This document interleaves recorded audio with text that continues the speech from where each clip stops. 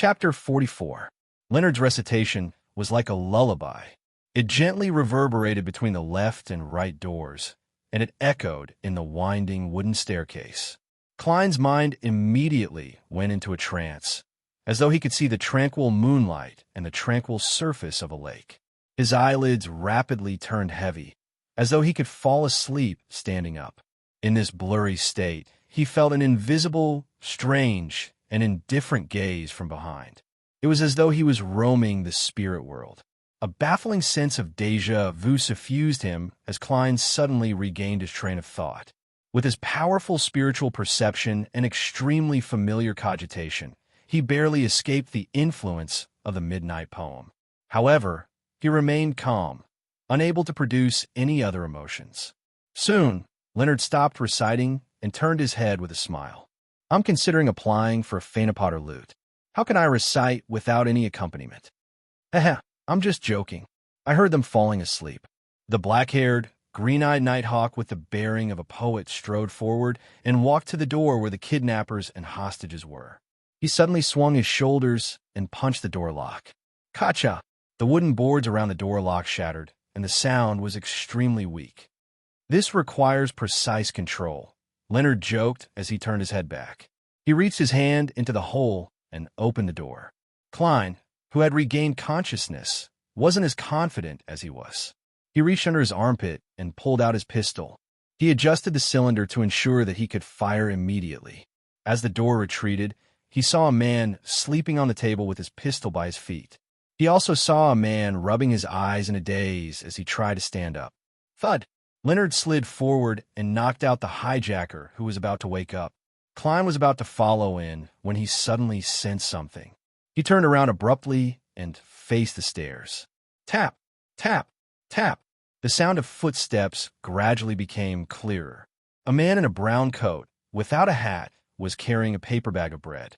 He circled the corner of the stairs and headed for the third floor. Suddenly, he stopped and saw the metallic muzzle of the gun looking down at him.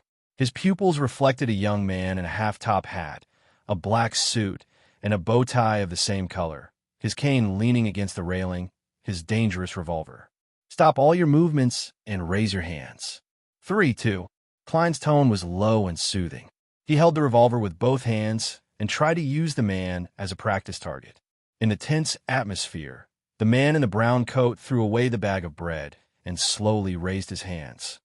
"Sir, have you misunderstood something?" He stared at Klein's finger on the trigger and squeezed out a smile. For the time being, Klein couldn't determine whether he was a companion of the kidnappers or a neighbor, but he didn't show any abnormality on his face and said in a deep voice, "Don't try to struggle. Someone will come to check if it's a misunderstanding."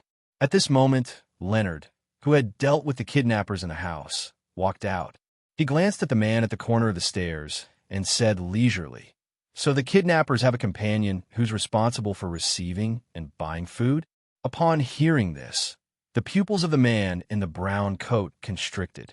He suddenly raised his foot and kicked the bag of bread in front of him in an attempt to block Klein's line of sight.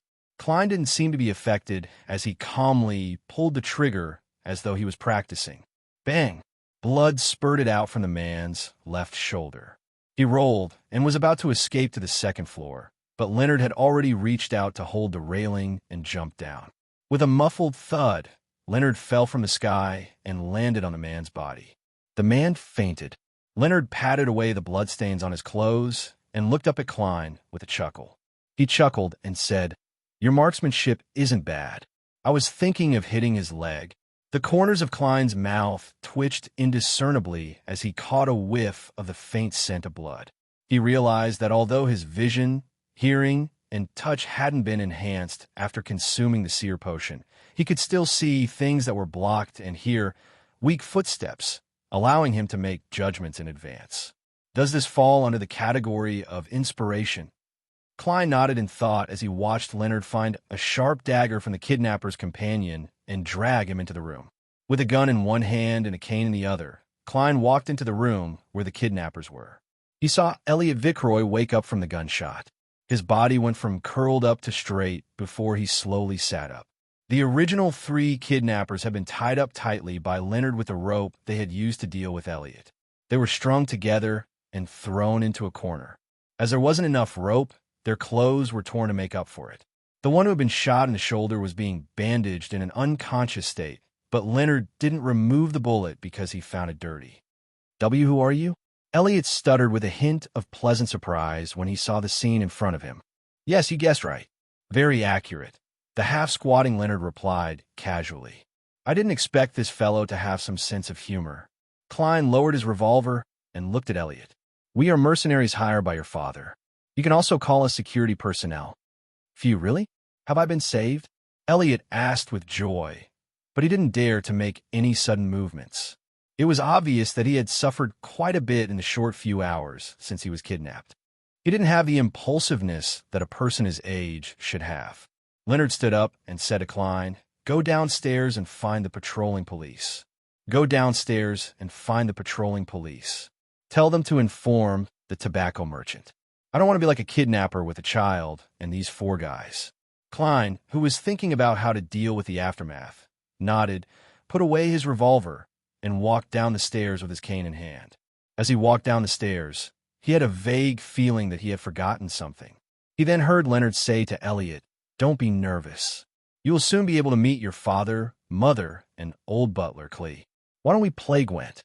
Klein held back his laughter as he walked into the streets outside. Following the directions of a passerby, he found two patrolling police officers. He did not use the badge and ID of the Special Operations Department. Instead, he told the whole story in the name of a professional security guard. As for the problem of him being armed, he wasn't worried at all. This was because he had just received the all-category weapon use permit the day before yesterday. He could apply for it through internal channels, and it would be approved very quickly. The two policemen exchanged looks, and one of them went to inform the helpers and the Viceroy family. The remaining one followed Klein back to the room where the kidnappers were. After waiting for more than 40 minutes, while the police weren't paying attention, Leonard signaled to Klein to sneak out of the room with him. Trust me, going to the police station is a waste of time. Let's leave first, the Nighthawk with the bearing of a poet explained in a relaxed manner. Klein didn't retort and followed behind with the mentality that even if the sky collapsed, there would always be someone taller to hold it up. After nearly 5 minutes, a few carriages rushed to the building where the kidnappers were. The old butler, Clee, accompanied his fat master, Viceroy, down. Up to this point in time, he was still in a daze. He couldn't believe that the good news would come so quickly. It was as fast as a dream.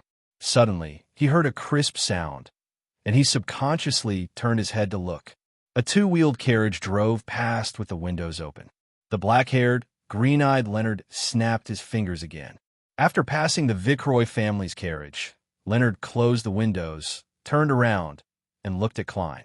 He smiled and raised his right hand. It was a pleasure working with you. We don't seem to know each other well.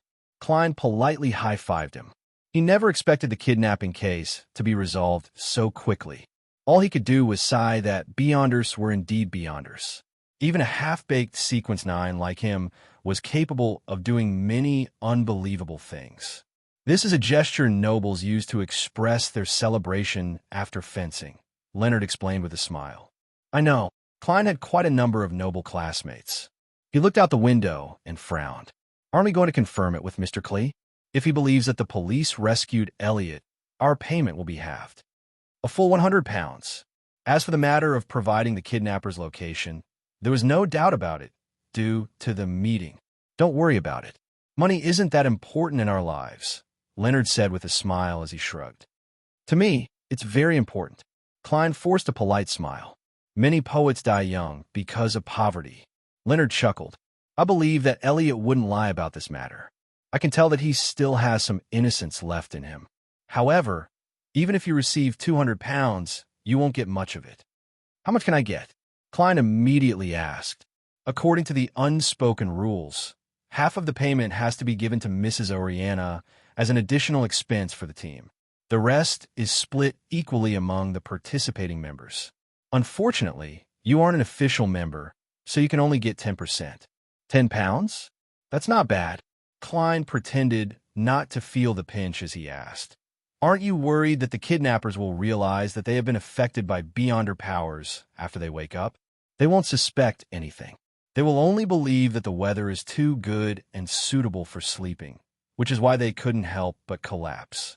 They might even believe that the chanting only exists in dreams.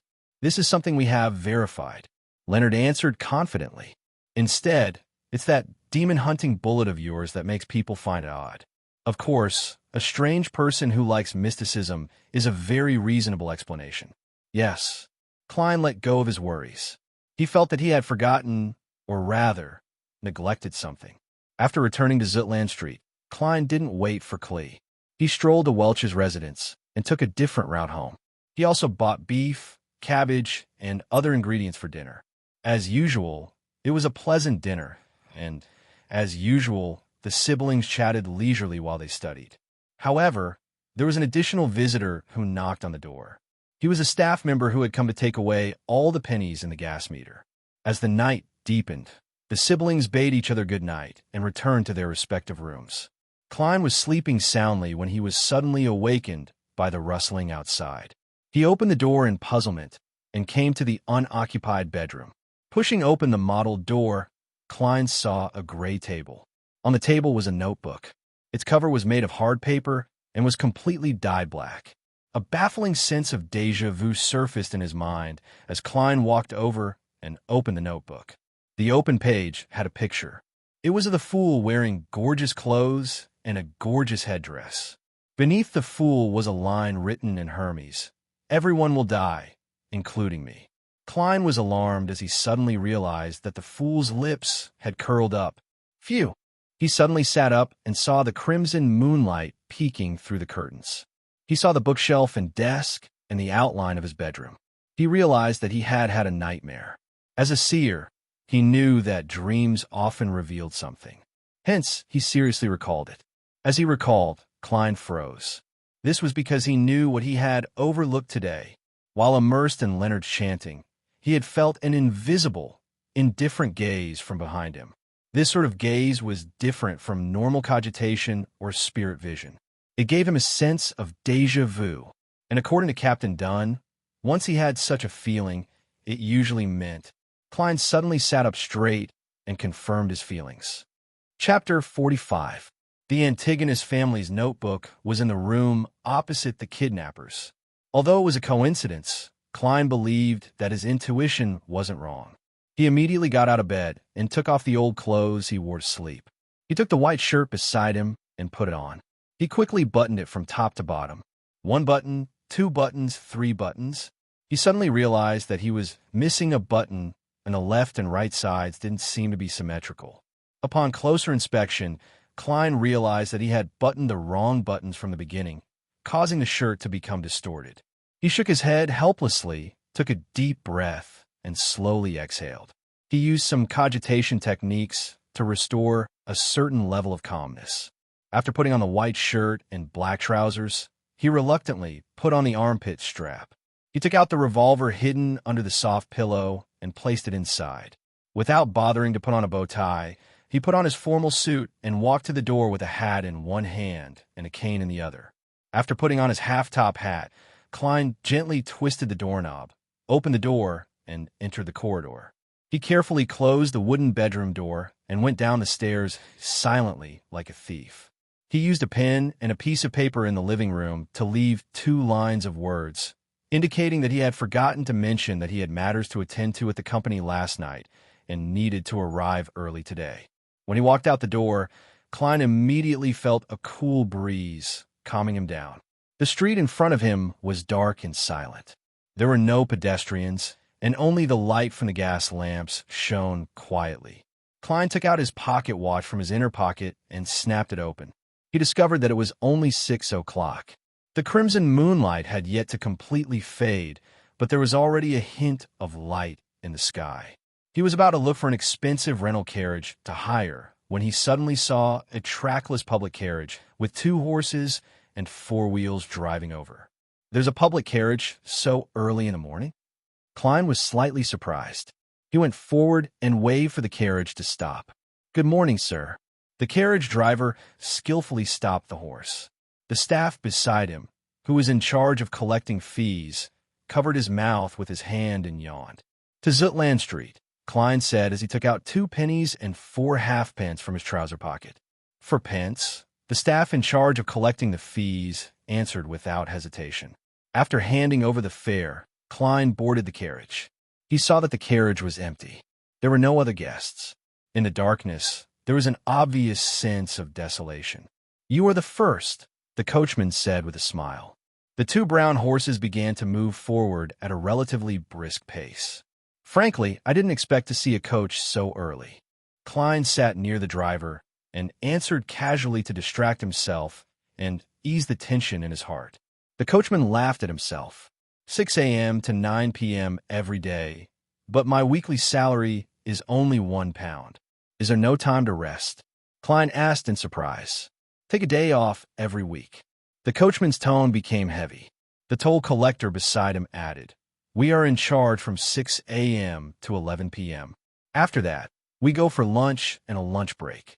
After dinner, which is 6 p.m., we take over our colleagues. Even if we don't need to rest, the 2 horses do. It wasn't like this in the past.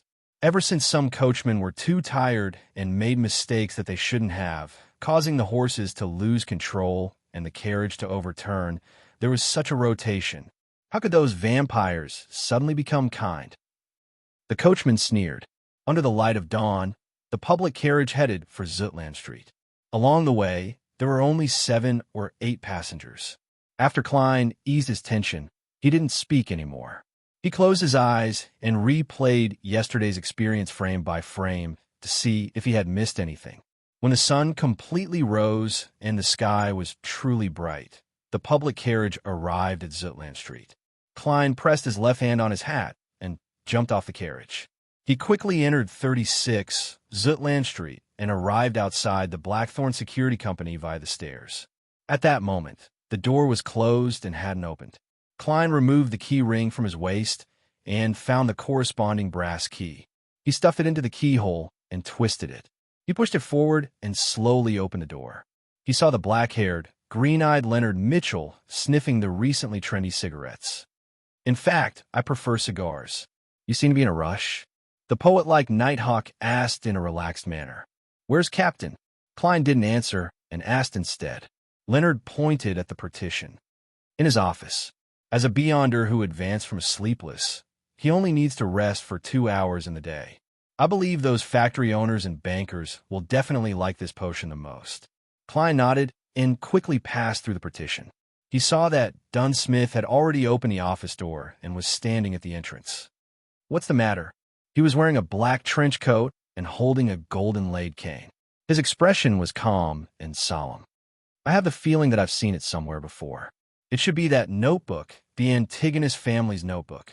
Klein tried his best to control himself and make his answer sound logical. "Where?" Dunsmith's expression didn't change significantly. However, Klein's spiritual perception told him that there seemed to be an obvious, invisible fluctuation in the other party. It might be the glow of a spirit, or it might be a change in his emotions. "It's at the place Leonard and I rescued the hostages yesterday. It's opposite the kidnapper's room. I didn't notice it back then until I had a dream and received a revelation." Klein didn't hide anything. "It looks like I missed out on a huge credit yesterday." Leonard, who had walked to the partition, chuckled. Dunn nodded slightly and instructed solemnly, "Get Kenley to replace old Neil in guarding the armory. Get Kenley to replace old Neil in guarding the armory. Get old Neil and Fry to go with us." Leonard didn't act frivolously anymore. He immediately informed Kenley and Fry, who were in the Nighthawk's recreation room. One of them was a sleepless, and the other was a corpse collector. 5 minutes later, the 2-wheeled carriage belonging to the Nighthawks sped up in the early morning, when there weren't many pedestrians. Leonard wore a felt hat, a shirt, and a vest. He was temporarily acting as the carriage driver, cracking his whip from time to time. Inside the carriage, Klein and old Neil sat on the same side. Opposite them were Dunsmith and Fry. This corpse collector's skin was so white that it looked like he hadn't been out in the sun for a long time, or he was suffering from a severe lack of blood. He was about 30 years old, with black hair and blue eyes, a high-nosed bridge, and thin lips.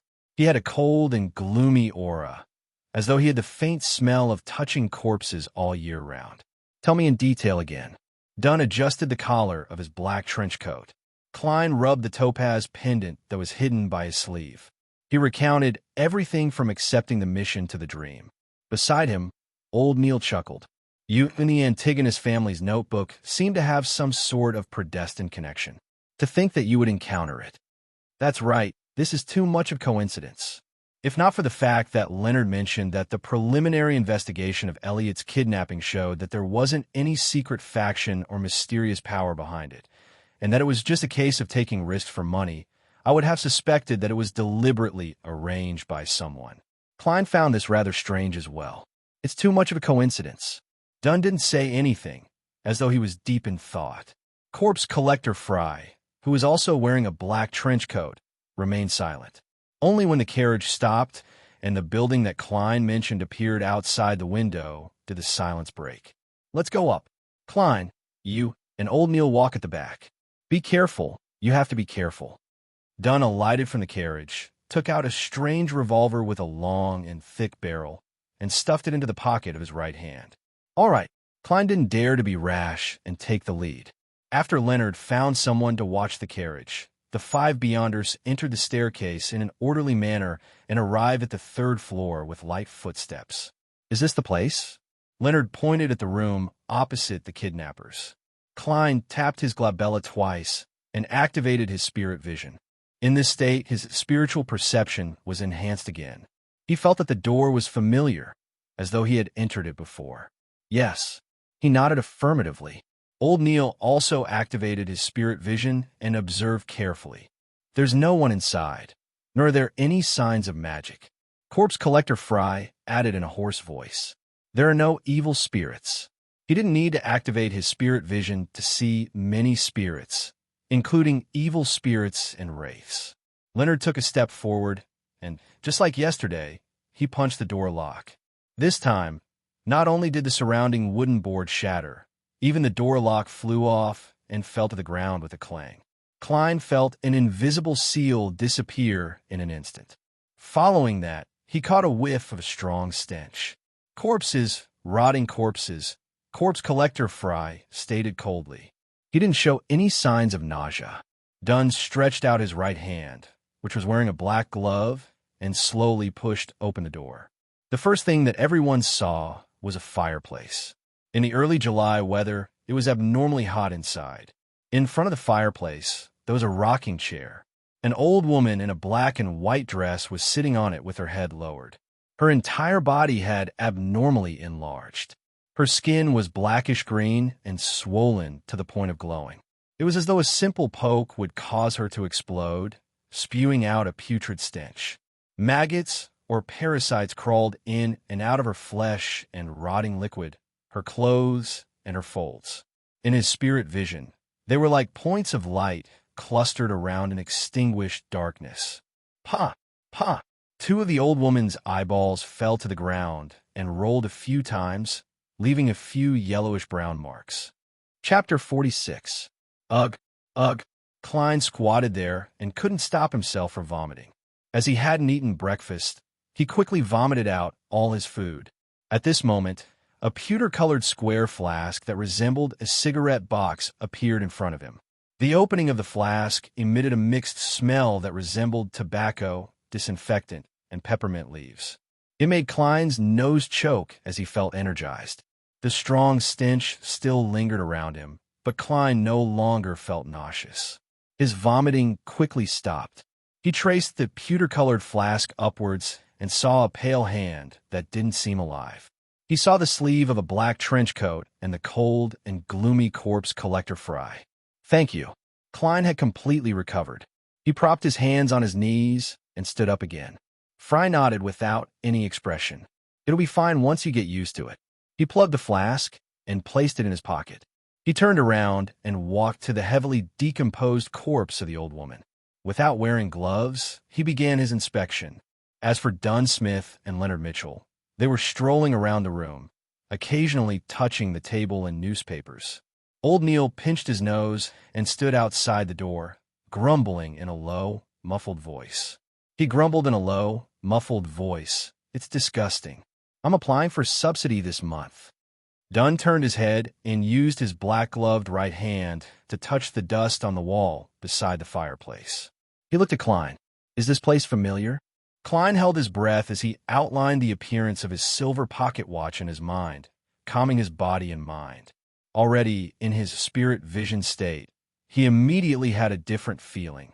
A scene that came from the deepest recesses of his memories flashed before his eyes. Fireplace, rocking chair, table, newspapers, rusty nails on the door, tin cans inlaid with silver. The scene was dark and hazy, just like a documentary on Earth, but even more blurry and illusory. It quickly overlapped with everything that Klein saw. The sense of déjà vu appeared clearly. An illusory and fleeting shout once again penetrated an invisible barrier. Hornacis, Phlegria, Hornacis, Phlegria, Hornacis, Phlegria. It's a little familiar, Klein answered honestly.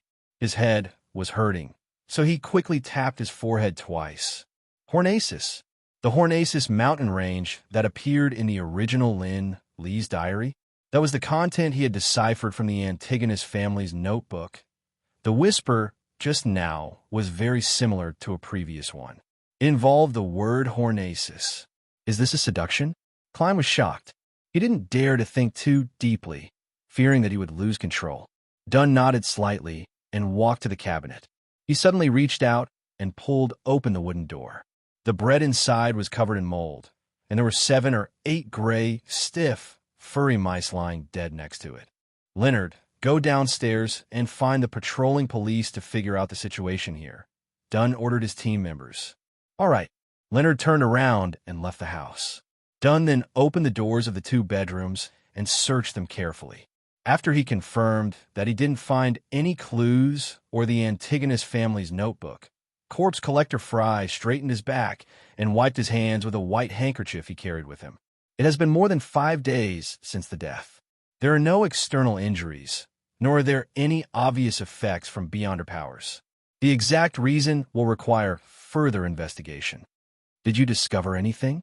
Dunn turned to look at old Neil and Klein. The duo, who had long left their spirit vision state, shook their heads. Apart from the dead person, everything here is normal. No, there was an invisible force that sealed the room in the beginning. As you know, we often have similar operations when we use ritualistic magic, old Neil added after thinking for a few seconds. Just as Dunn was about to speak, he suddenly looked outside the door. A few seconds later, Klein and old Neil sensed something as they turned to look at the corner of the staircase.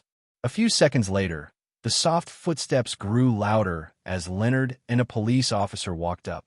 The police officer's expression changed slightly when he caught a whiff of the stench.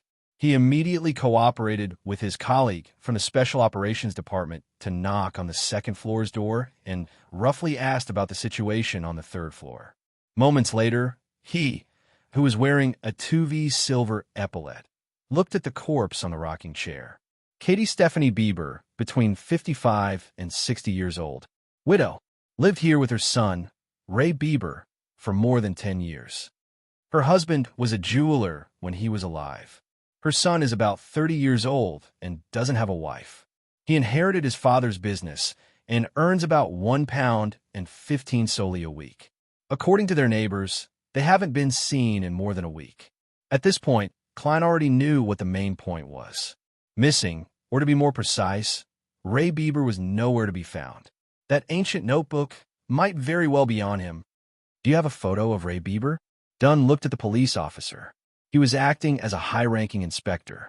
However, this couldn't be considered acting because on the police department's files, he was indeed a high-ranking inspector. His salary and allowance were based on this. Of course, it didn't include the church's portion. The police officer shook his head nervously. I don't know. We have to return to the station to search. Normally speaking, we can't leave a photo of every guy. I understand. Continue asking the residents on the 1st floor and ask them in detail, Dunn ordered. Looking at the police officer, he closed the door and turned to old Neil. I'll leave the rest to you. Otherwise, we'll have to let the residents sleep in peace and search for Ray Bieber's appearance in their dreams. Yes, I don't really trust drawings that are based on oral accounts. Old Neil nodded and took out a few thumb-sized bottles from a hidden pocket at the waist of his black, classic robe. He sprinkled the liquid inside in a certain order. Right on the heels of that, he took out a handful of powder and sprinkled it around himself. A strange, pungent smell emanated. It wasn't affected by the stench in the room, but Klein suddenly felt an invisible force around Old Neil.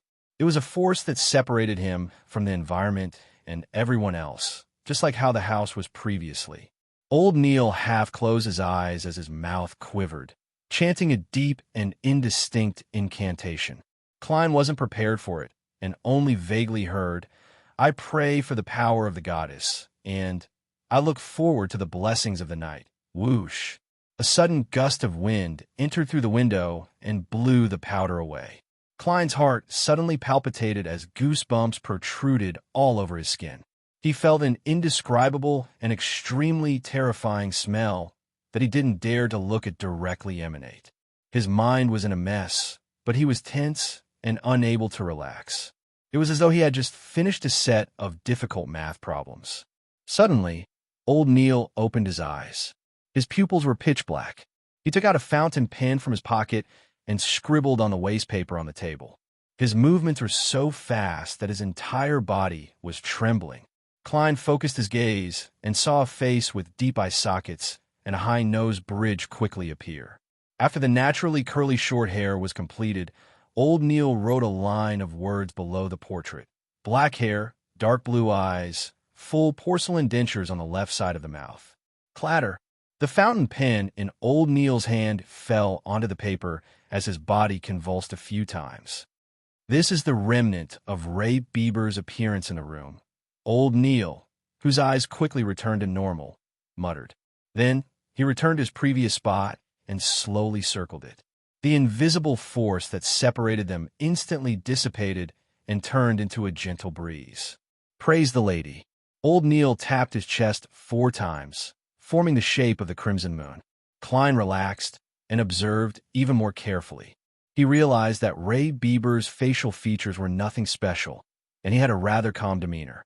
However, the wrinkles on both sides of his nose were clearly drooping. Let me see if I can use dowsing rod searching. He picked up the portrait and rummaged through the male clothes in the bedroom before spreading them on the floor. Dunn, Leonard, and Old Neil didn't stop him. They watched as he placed the silver-inlaid black cane on the clothes and the portrait. Corpse Collector Fry was as silent as ever. The brown color turned black. Klein's gaze was deep as he completed the silent incantation and released his palm. The black cane stood there silently, as though it had been inserted into the floor. Ray Bieber's location, Klein repeated inwardly. Amidst the howling wind, the cane fell down. However, as it fell, it kept changing directions until it finally spun slightly around a pivot point. Without the help of any external force, the silver-studded black cane was able to stand firm again. Klein tried a few times, but the outcome was the same. All he could do was shake his head at Dunn and Old Neil.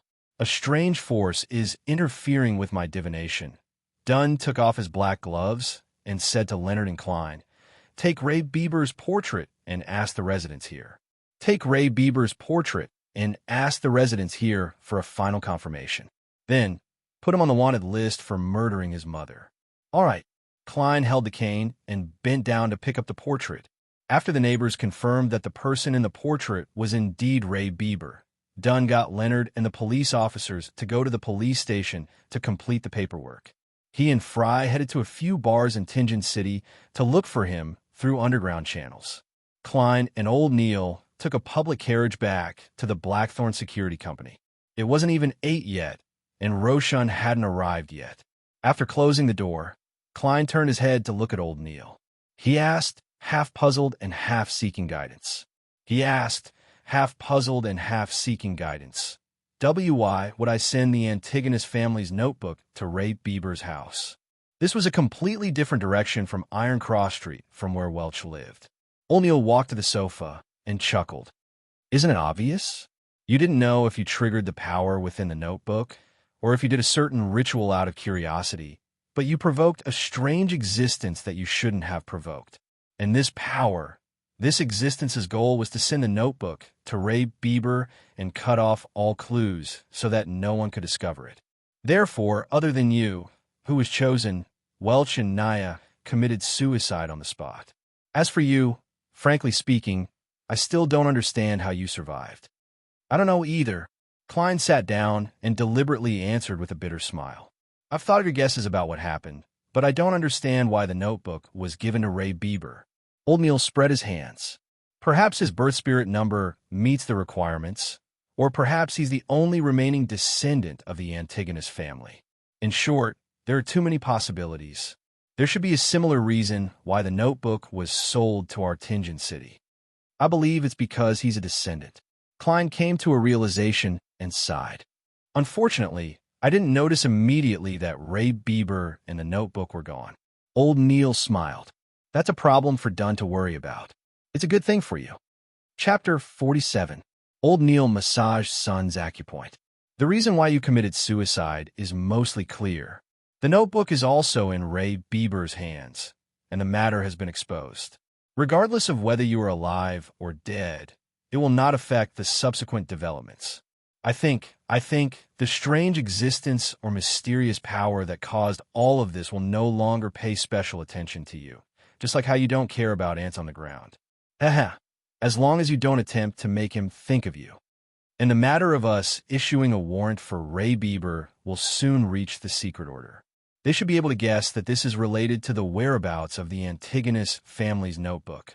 Believe me, this secret organization that has existed for more than 1,000 years definitely has all sorts of information channels.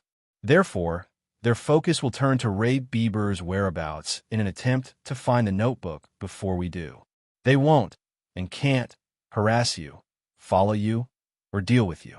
Young man, congratulations. You have escaped the shadows of the past and are about to welcome a new journey filled with sunshine. Klein nodded repeatedly as he listened. He was both delighted and relaxed. He said in delight and relief, I hope so. The haze that had shrouded him ever since he transmigrated seems to be dissipating. However, to be frank, Klein was still a little uneasy. This was because he seemed to have a certain level of connection with the notebook. It was to the extent that he would coincidentally discover traces of it during normal hostage rescue missions. He was really afraid that one day, the postman would suddenly deliver a package, and when he opened it, he would realize that it was the Antigonus family's notebook. I hope everything will develop as Old Neil described. He prayed silently. When Old Neil heard his answer, he immediately scoffed. You don't seem to be a devout believer of the goddess. Shouldn't you be drawing the crimson moon in front of your chest and saying, May the goddess bless us? Mr. Neil, you don't seem to be one either. A true believer wouldn't say, Welcome a new journey filled with sunshine. After this period of mysticism lessons, Klein and Old Neil had established a good friendship.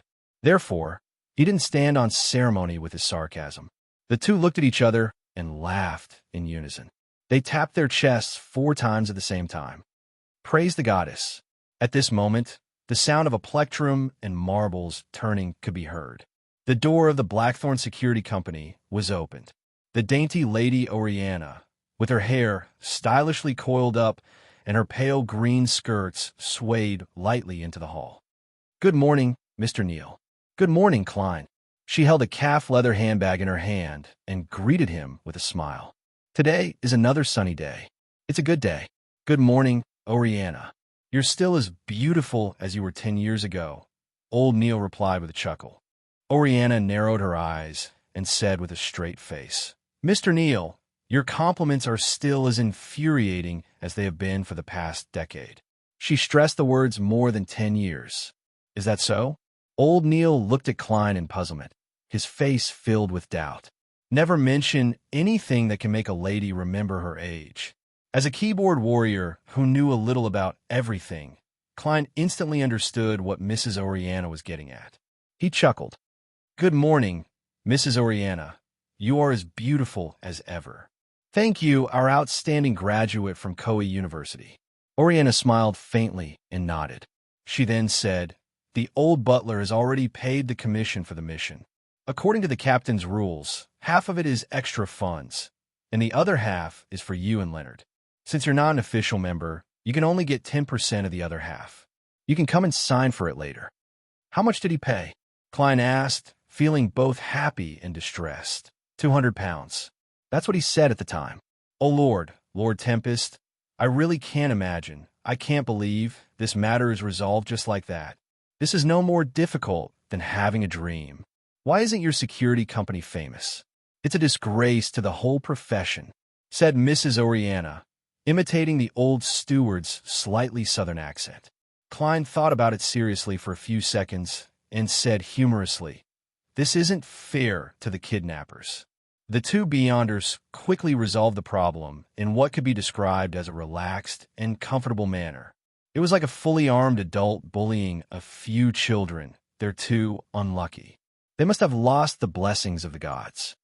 Oriana chuckled.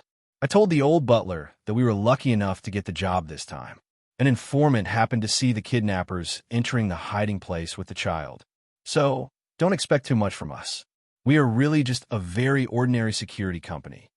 Oriana chuckled softly. "Generally speaking, the more ordinary something is, the more extraordinary it is." Klein lampooned with a smile as he watched Mrs. Oriana pass through the partition and enter the accountant's office. Old Neil smacked his lips and said with a hint of envy, "You're really a lucky lad. You've only joined us for a short period of time, and you've already encountered a commission worth £200. Is that rare?" Klein asked in puzzlement. Previously, he was either studying history or mysticism, or he was wandering around outside, using his spiritual perception to search for clues. According to Oriana statistics, we might not even encounter a commission a week, and most of the commissions are worth less than £20. Old Neil rubbed the white crystal pendant on his wrist and replied with a sigh. Following that, he looked at Klein with a hint of anticipation. "If you encounter a similar commission in the future, please remember to inform me." Upon hearing Old Neil's words, Klein suddenly had a strange feeling. Hence, he asked directly, "What's wrong with you?" Hence, he directly asked, "Mr. Neil, you seem to be in need of money? How much do you earn every week? If it's not convenient for you to tell me, please ignore my question." Old Neil leaned back into the sofa and chuckled. "This isn't something that needs to be hidden. I've been here for many years. Currently, I receive a weekly salary from the church and the police department. The total value is £12. £12 a week?" Klein blurted out in surprise. "With a weekly salary of £12 and a 52 weeks a year, that would be more than £600 a year." Previously, when he read the Tianjin Morning Post and the Honest paper, they had introduced that high-ranking lawyers only earned £800 to £1,000 a year. This was a high-ranking lawyer. As for the manager of Banson's import and export company, his weekly salary was only £6. He was considered a rather respectable person. Yes, such a salary is actually quite generous. Furthermore, we don't have to pay income tax, Old Neil added with a smile. Klein had heard from his brother, Banson, that if a weekly salary was more than £1, they would have to pay Type E tax, which was the income tax for government and company employees. It was 3% for £1 to £2, 5% for £2 to £5, 10% for £5 to £10, 15% for £10 to £20, and 20% for more than £20. Apart from that, he had read in the newspapers that there were 4 other types of income tax. Type A was a tax on land, housing, and other physical appreciation, which included land rent and rent. Type B was a tax on agricultural income. Type C was a tax on bonds, funds, and stocks. Type D was a tax on commercial, financial, and professional income. "It's admirable," Klein echoed Old Neil's words. However, Old Neil shook his head. "For Beyonders like us who need to constantly explore the mysteries, practice, and attempt rituals, the salary is never enough." "Aren't all the materials obtained through application?" Klein asked in surprise. Old Neil scoffed. "There's a limit.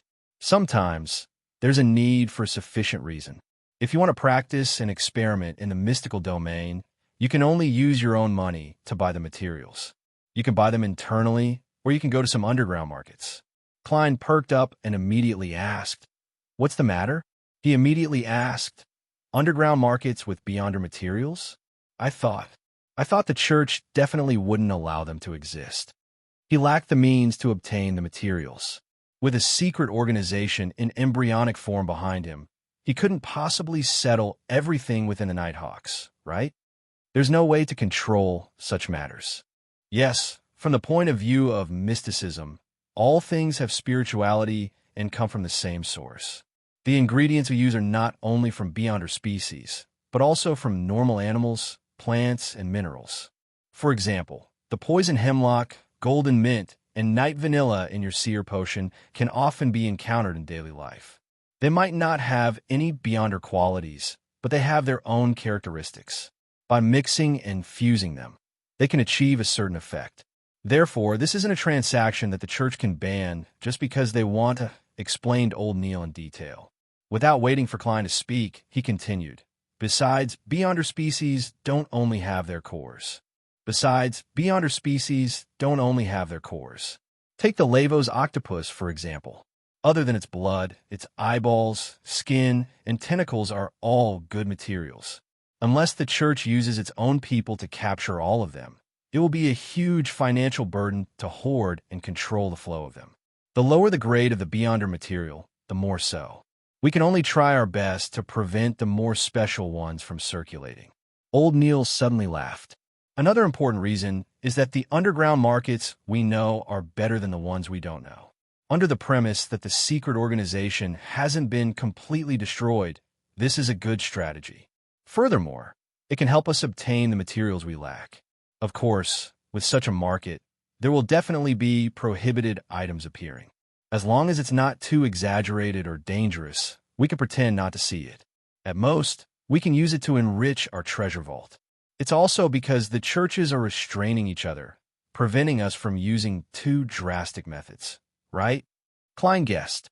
Old Neil tersely acknowledged, but he did not elaborate on the specifics. I'm a seer, so I'll definitely need repeated practice in the future. I'll need more materials. Mr. Neil, can you take me to the underground markets to take a look? Klein requested with a legitimate reason. Old Neil revealed a troubled expression.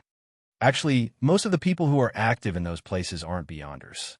Some are nobles who like to be mysterious, while others are rich people who yearn for such things. All right, I have a 30-pound bill that's about to be due. It's not convenient for me to go for the time being. All right, Klein didn't expect it to be because he owed money. After a while, he deliberated and said, Mr. Neil, do you need to borrow money? I have a 10-pound reward. Haha, there's no need. I have a way to resolve it. Haha, there's no need. I have a way to resolve it. Old Neil patted the sofa and slowly stood up. Sigh. Aging is really the worst enemy a living being can't deal with. Last night's night watch made me very tired. Well, you can revise the lessons from before this morning and read more literature. Tomorrow, I'll teach you the basics of ritualistic magic. All right. Klein stood up and took off his hat to bid farewell.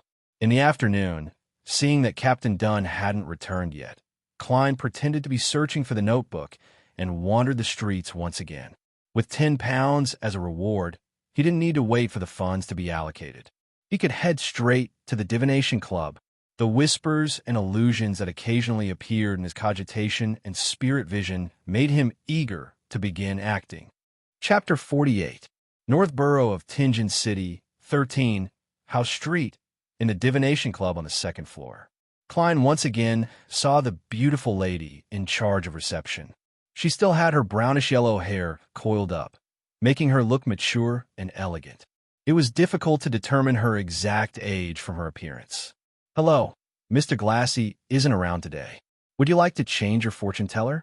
The beautiful lady said with a smile. Upon hearing that, Klein, who had just taken off his silk top hat, was surprised. You still remember me? That was 5 days ago.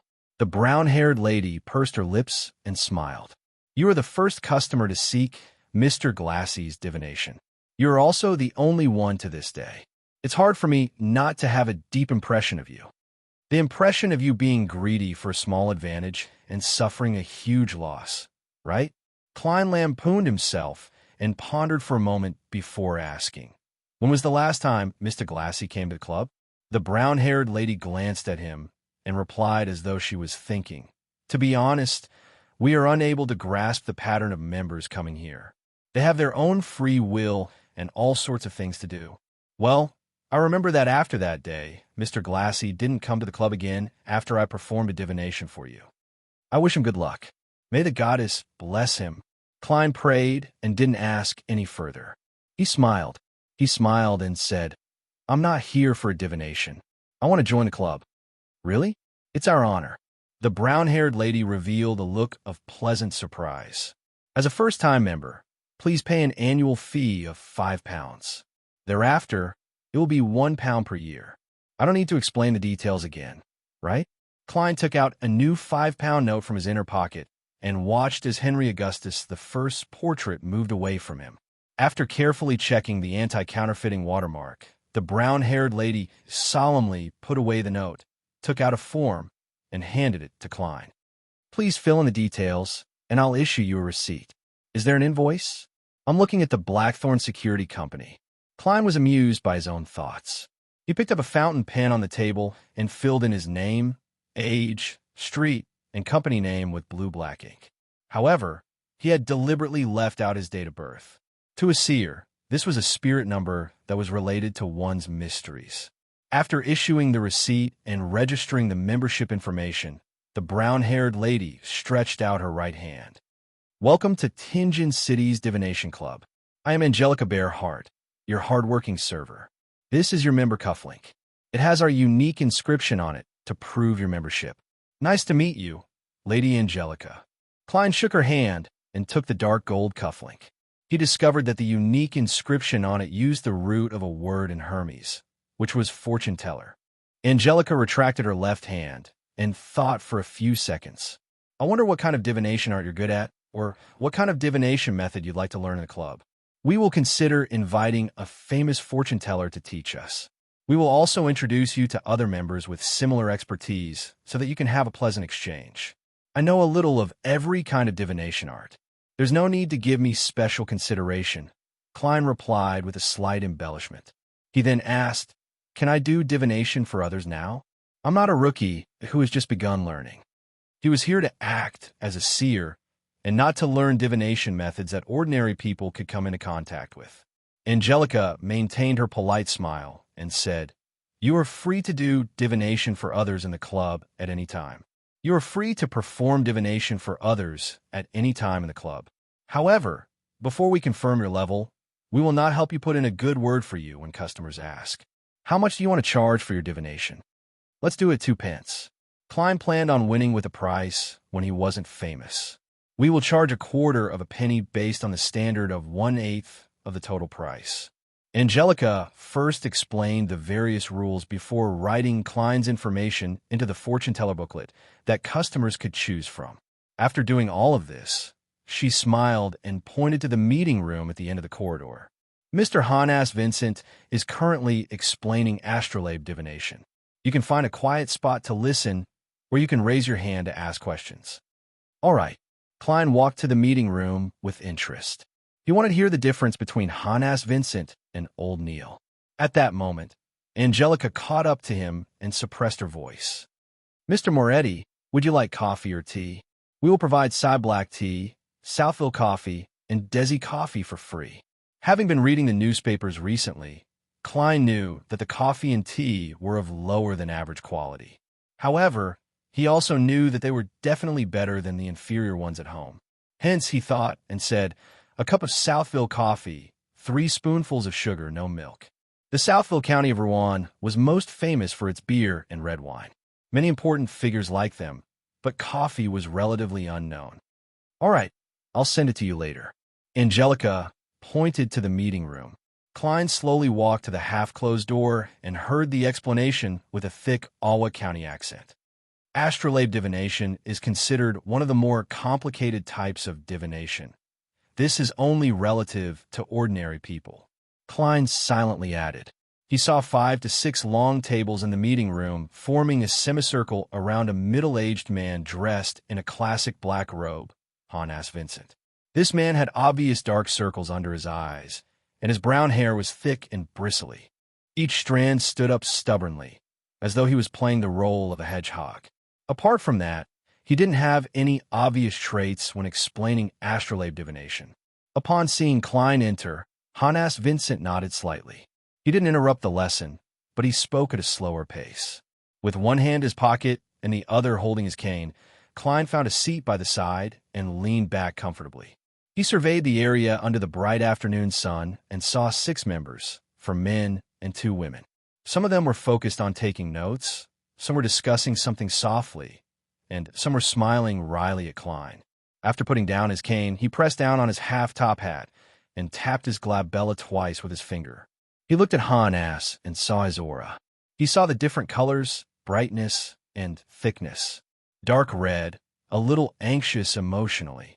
Everything else is healthy except for a problem there. I wonder what it is. Klein listened to the lecture leisurely as he muttered to himself. At this moment, he clenched his right hand into a fist and covered his mouth to prevent his laughter from leaking out. He suddenly felt like an unlicensed doctor. He was now rather satisfied with his spirit vision ability. Although he could only use it to determine the general situation and not the specific details, it was enough to obtain a lot of useful information. After surveying the area again, he tapped his glabella twice again, as though he was thinking about what Hannas had just said. Astrolabe divination was a type of astrology, but ordinary people could also attempt to interpret it. For example, the most basic birth astrolabe was based on the positions of the sun, moon, blue star, and scarlet star at the time of the inquirer's birth. Their symbols would be marked in the correct spots on the astrolabe, along with the corresponding conditions of the various constellations. Finally, one could use this to interpret the person's fate. This required the seer to know how to calculate the conditions of the planets and constellations. It was rather complicated. Of course, there were also people who published reference books for people to consult. There were also people who simplified it and only used the constellations for the vaguest interpretation. Klein listened silently without interrupting or asking any questions. From time to time, he would rub the topaz pendant in his sleeve and take a sip of the Southville coffee Angelica brought in. After a long while, Hannas rubbed his glabella and said, "Perhaps you need to attempt drawing your own astrolabe. You might need to try drawing your own astrolabe. If you have any questions, you can come to me. I'm in the white crystal room." Watching him leave, a young man in a white shirt and black vest stood up with a smile and walked to Klein's side. "Hello, I'm Edward Steve." "Hello, Kleinmore Eddie." Klein stood up and returned the greeting. "Astrolabes are just too complicated. Every time I hear about it, I can't help but have a dream," Edward Steve said in a self-deprecating manner. Klein smiled. "That's because Mr. Vincent can't help but teach us all the knowledge he has. It's like he's giving us an intis feast. It's not good for digestion. If it were me, I would be able to finish a table full of intis. They always use huge plates to hold a little bit of food." Edward chuckled and sat down. He asked curiously, "Are you a new member? I haven't seen you in the past 2 years." "I just joined the club today," Klein answered frankly. "What are you good at?" "I'm best at tarot and poker divination," Edward asked casually. "I know a little of them, but only a little." Klein used the description he had given himself in the past. He wasn't being humble, but there was indeed too much mysterious knowledge in the field of divination that he had yet to grasp. Just as the other members were about to discuss astrolabe divination, Angelica walked into the meeting room. "Mr. Steve, someone is looking for you for divination." "All right." Edward Steve smiled and stood up. "It looks like you're an excellent fortune teller," Klein said as he looked at him. "No, it's because my price is the most suitable," Edward said with a chuckle. When an ordinary person comes for divination, they definitely won't choose the most expensive ones. And unless they've been kicked in the head by a donkey, they definitely won't be at ease with the cheapest ones. The ones in the middle are the easiest to get. I'm the one who's been kicked in the head by a donkey. As he watched him leave, Klein suddenly shook his head with a bitter smile. "There seems to be a problem with my pricing." He stood up, picked up his cane, and walked out of the meeting room to find Angelica again. "I wish to change the divination price." 8 pence. Angelica gave him a deep look. "We will satisfy your request, but we will also tell our customers that you've just joined our club." "No problem." Klein didn't mind and nodded. At times, mystery was also an important element for a seer to attract customers. After changing the information, Klein turned and walked back to the meeting room. At that moment, he saw Hannes Vincent walk out of the white crystal room with a silver-plated mirror in his hand.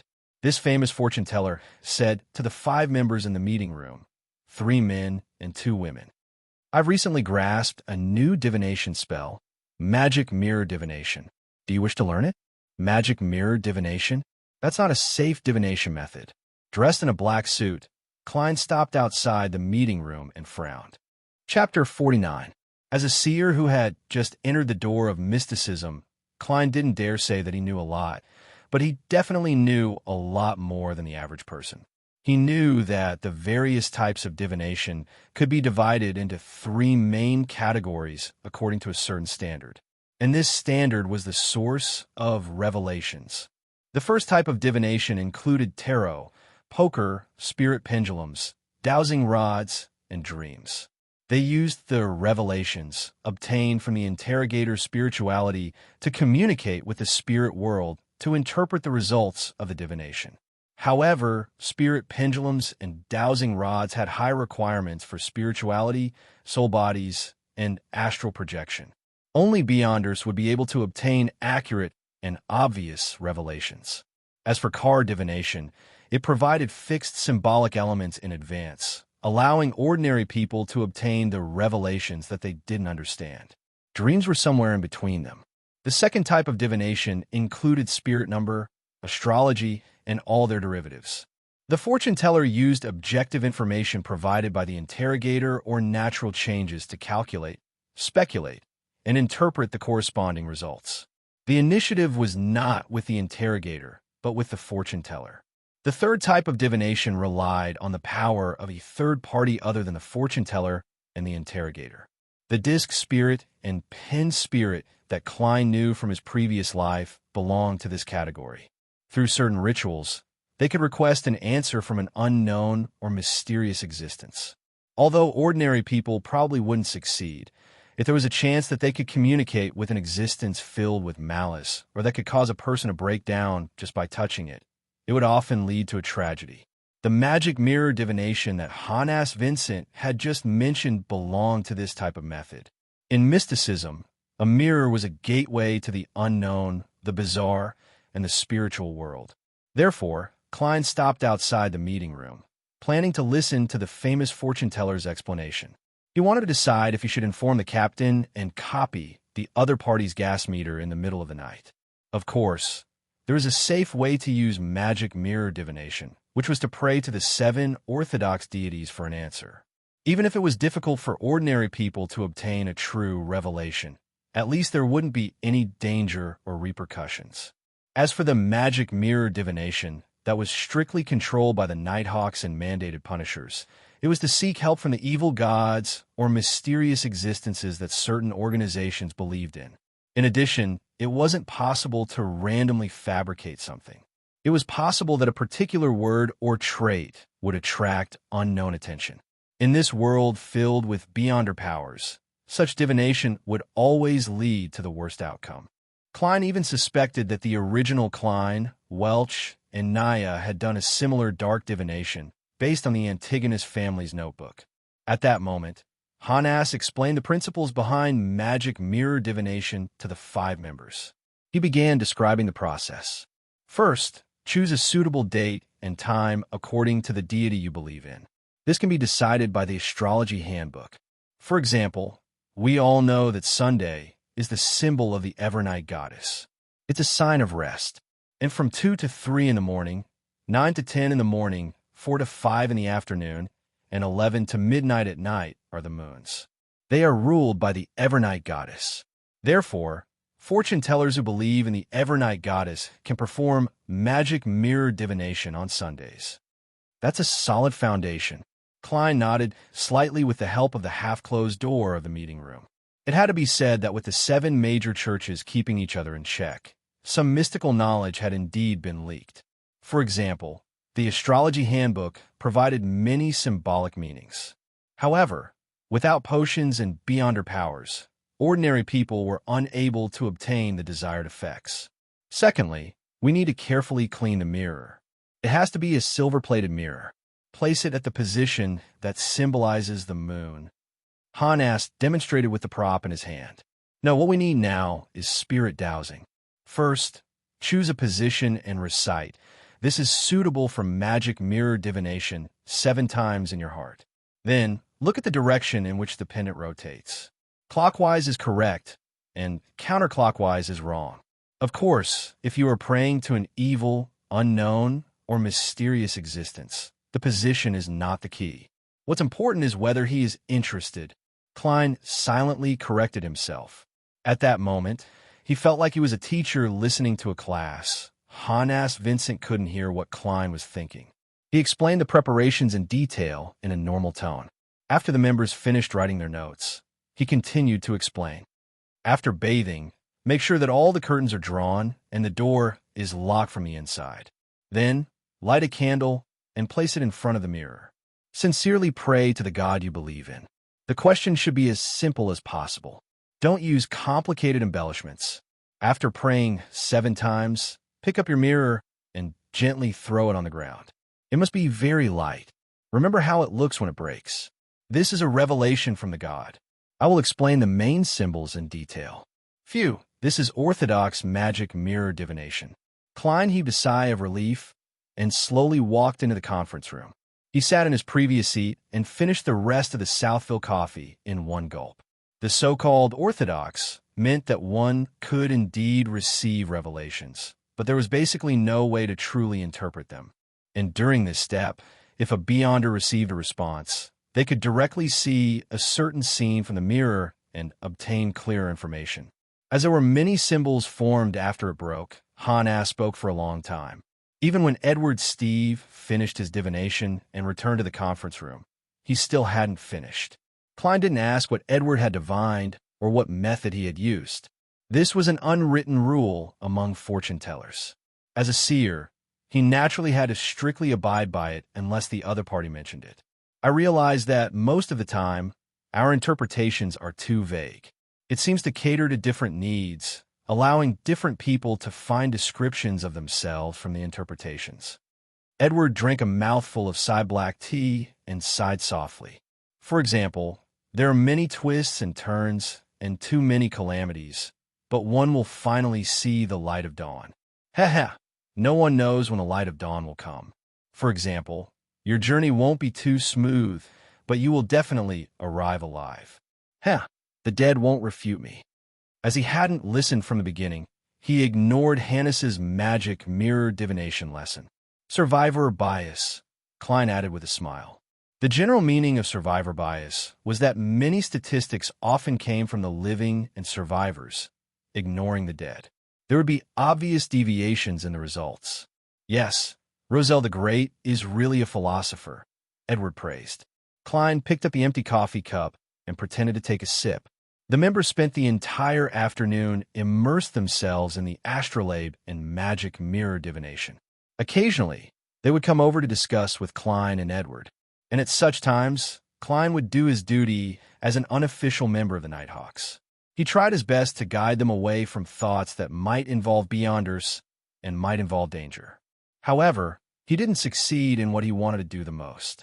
A few inquirers came and went, but none of them chose him for divination. Perhaps I should take the initiative to entertain them next time. I should say things like, "You're plagued by bad luck. You'll have misfortune in the near future, and nothing you do will go smoothly." No, that doesn't sound like a seer. With this in mind, Klein couldn't help but shake his head in a self-deprecating manner. He took his stick, rose, and took his leave. At 5:30, Edward Steve put on his coat and was about to walk out of the divination club when he suddenly saw a familiar figure. "Good afternoon, Glassy. Long time no see." He greeted him with a smile. His friend, who shared the same hobby, was wearing his usual formal suit with a black bow tie and a monocle hanging from his breast pocket. Then, he noticed that the other party's complexion was rather bad. Even her soft, light yellow hair was showing signs of drying. "Good afternoon, Edward Cough." Glassy, who was holding his hat, suddenly covered his mouth with his fist and coughed a few times. Edward said worriedly, "You seem to be sick?" "A very serious illness. It even turned into pneumonia. If my wife hadn't met a powerful apothecary who gave me some miraculous medicine, I'm afraid you wouldn't be able to see me until you reach the cemetery. Glassy's tone was filled with lingering fear and relief. Lord, I can't believe that you were so healthy before. Look, you're so weak now. I remember doing a divination for you last week. There weren't any signs that you would contract a serious illness. Edward moved his cane and sighed in surprise. My own divination results are the same as yours. Perhaps we aren't qualified fortune tellers. Besides, Glassy suddenly recalled Monday's matter as his expression turned abnormally heavy. At that moment, the beautiful lady, Angelica, came over and bowed with a gentle smile. After exchanging greetings, she first paid attention to Glassy's health and provided some advice. Then she casually mentioned, Mr. Glassy, the Mr. Moretti who got you to do a divination previously has also joined the club. The one who got me to do a divination previously? Glassy's eyes lit up. Lord, where is he? He has already left. Angelica and Edward couldn't understand Glassy's abnormal reaction. Glassy took 2 steps forward in agitation. If I'm not at the club the next time he comes, please make sure to ask when he will be coming again. Glassy, what's going on? Did that Mr. Klein Moretti do something to you? Edward asked, puzzled. Glassy raised his arm and looked straight into Edward's and Angelica's probing gazes. He replied with an impassioned tone. It is a very, very, very magical, with a wave of his arm. Glassy, who had used the word very 3 times, said loudly, Doctor. Chapter 50. At 7:30 in the evening, at the Moretti family's dining table. Klein, why do you need to arrive early as a consultant? Isn't the emergency of the security company more dangerous? Banson forked a piece of potato from the stewed beef with potatoes and mentioned the morning's matter with hidden concern. Klein carefully spat out the bones of the pan-fried fish and replied in a prepared manner. There's a batch of historical documents that need to be transported to Bakeland immediately. I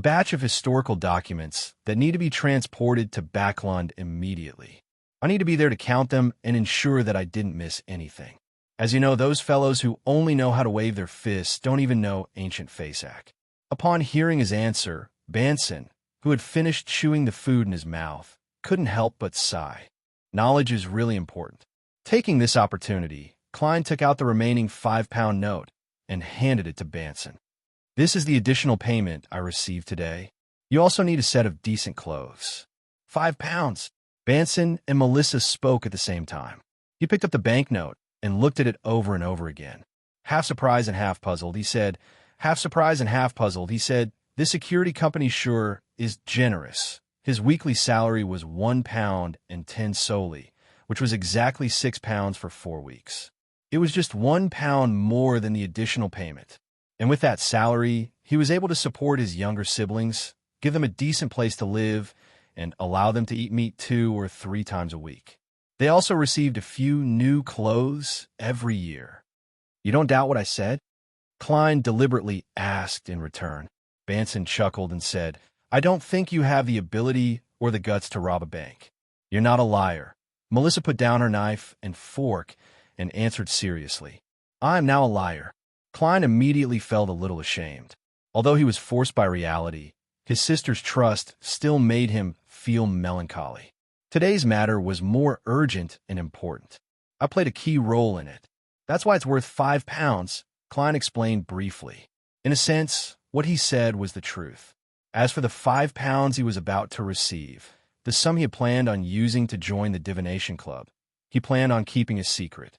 Firstly, bringing home another 5 pounds would really scare his siblings, making them suspect that he was doing something illegal.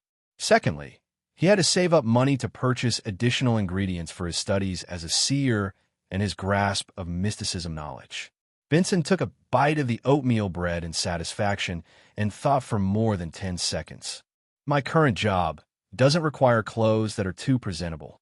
Well, to be precise, clothes that are too good. These at home are enough. Without waiting for Klein to persuade him, he took the initiative to say, with this additional income, we'll really have savings. I plan on buying a few accounting books to further my studies. Klein, Melissa, I don't wish for my weekly salary to be below 2 pounds in another 5 years. As you know, my boss and my manager have their brains filled with sh*t. Every time they open their mouths, there's a stench. That's a great idea. Klein agreed and took the opportunity to lead. Why don't you take a look at the grammar books in my room? To become a truly respectable person, it's a crucial factor to obtain a sufficiently generous reward. Perhaps it wouldn't be long before the civil service exam would be held in Rouen.